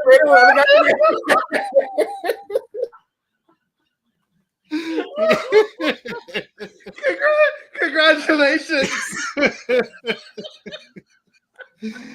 Like, what the fuck does this have to do with me? I don't have no comments for this one. Hey, only trying to run up the scoreboard, 2 down, right? That's fucked up. Like, what's going on though? Like, what happened though? Like, the guy spread the other guy. Like, and then there's a bar fight over like you spread mayonnaise on my sandwich. Wait, what? This is the whitest story I've ever heard in my life, man. Yo, what the fuck does this have to do with me though? Yo, this shit is wild. Urzuli, what's saying you to this one? Yo, I'm trying to understand. So this man killed somebody because somebody put mayonnaise on his burger? Like, what? I don't believe that. I believe that man stole that man's girlfriend. Something deeper is behind this, or that man slept with his mother or something. There's no way. My man, tell him to order you a new burger. Why are you killing somebody over something putting mayo? No, this is terrible. Like, is this? You're asking a valid question, but the thing that overrides all that shit is what the fuck does this have to do with me? I was about to put you on the timeout. I think you should be on timeout for what is this? No, mayo is your kryptonite. We should use that in the race war. Mayo. No, that's not true because I love myself a little mayo too. No, but why does he have a pickup truck? I don't understand that. Like, this is what I'm saying. This is the most Alabama Wisconsin, Green Bay Packer. So like, what is this? Yo, it feels like a crime of passion, man. Because he already ran a guy over and ran him over 2 more times. So when I saw Mayo, when I saw the prompt said stop playing with these people when it comes to Mayo, I thought it was a brother dating a Caucasian chick or something. Like, what is this? So he's doing live over Mayo? Yeah. Nah, that man slept with his sister or his brother. No. That man slept with his boyfriend. Something is beyond this. Over Mayo? But all jokes aside, this is how this society ends. Coco, this just happened? No, I think it happened in December. And this time of the pandemic, all of this, people's mentally like, but still over Mayo, my brother, over Mayo. You went to life in jail over Mayo. You went to jail so people could tell you when to wake up, when to eat over Mayo, bro. But the number one question is, Koku, why did you put this as a prompt? I thought it was the kind of ridiculousness that we should end the show on tonight. I think you should go. I think you should get out the house. Out your own house. Kyrie, what say you to this prompt? Yeah, listen, man. The myth are true, man. These white folks will kill you over Mayo. They don't play when it comes to Mayo, man. I mean, it's delicious, but damn. But yeah, well, what can you say, man? But this is a great story, actually.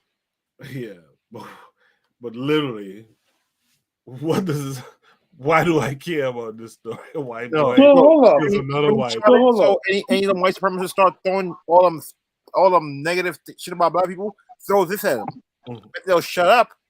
So hold up, he ran the guy over like twice over Mayo.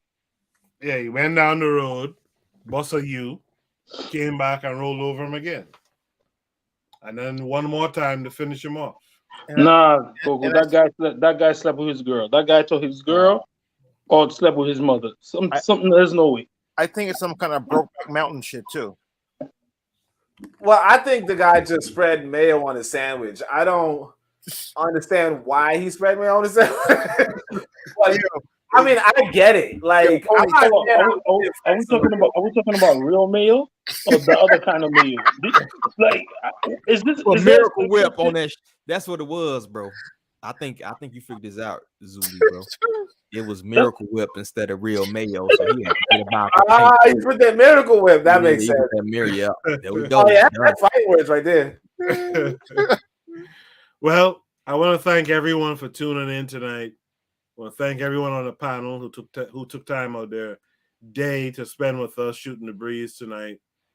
We'll be back. I'll be back on Tuesday with another show, 8 p.m. Eastern Standard Time.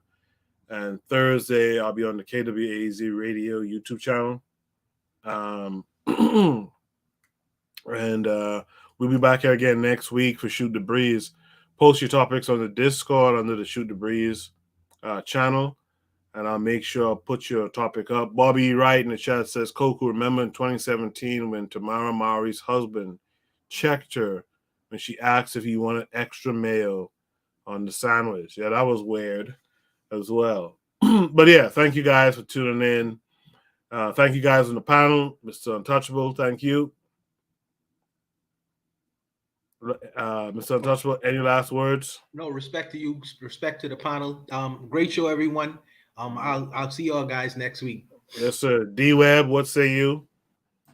Yeah, great panel. Make sure y'all check out the latest episode of The Harsh Reality Presents with Armed Atlas. I just booked another interview with Tahuti. That should be one. We'll make sure we get Oni, get him talk about Oni a little bit. But so I got that coming up, and yeah, it's pretty. Oh, and I got an interview I did like last week with Rhonda Mary. It's going on our channel. I'm on there. I didn't. It's a little different, you know. She surprised me with a different guest or whatever too. So it's kind of like a panel discussion. But check it out. That's pretty much all I got. All right. Zuli, what say you? Great show. Everybody should try the grapeseed mayo. It's better than the original grapeseed. For my vegan, grapeseed mayo is the spot to be. All right. Oni, what's going on tomorrow? Oh yeah, so tomorrow, of course, I'm going to do the Enemies Within, and I'm also going to give you guys some investment tips on how to invest in mayonnaise. You know, it seems to be it seems to be something that you should have some stock in. If you don't, you know, I trust me, they're killer. No, I'm joking. But yeah. So tomorrow's, of course, the Enemy Within, and I'm going on some Pan-Africanists, obviously. I call them Pan-Africanists, but I'm going on them because they slipping. So y'all make sure, if you know, we wake up in time, make sure you guys check it out. I think it's 11 a.m. Eastern Standard Time. So appreciate it. And of course, you know, subscribe to everybody else and all that, you know? Yes. Make sure you guys subscribe to The Learning Curve. That's the Revolutionary Matron Show as well. Thank to everyone who was in the chat. Bobby Wright, Bibi Rodriguez, the Matron, Keter, Lero. Oh, great show on panel, by the way. My bad. Yes. You know, Keter, KW Don 7, Bobby Wright, Daily Affirmations by Pauline, our brother from Brazil, whose name is escaping right now, Lucas Ferreira, and there was someone else too, Lenny. You know, peace to all of you for being in the chat tonight. We'll be back again next week, and you guys could check me out during the week as well. All right, guys. You guys have a good night, and peace.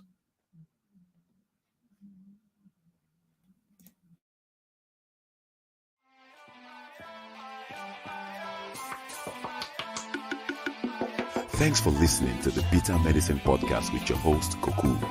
If you like what you just heard, we hope you pass along our web address, bittermedicineblogs.com, to your friends and colleagues, and share our show to all your social media.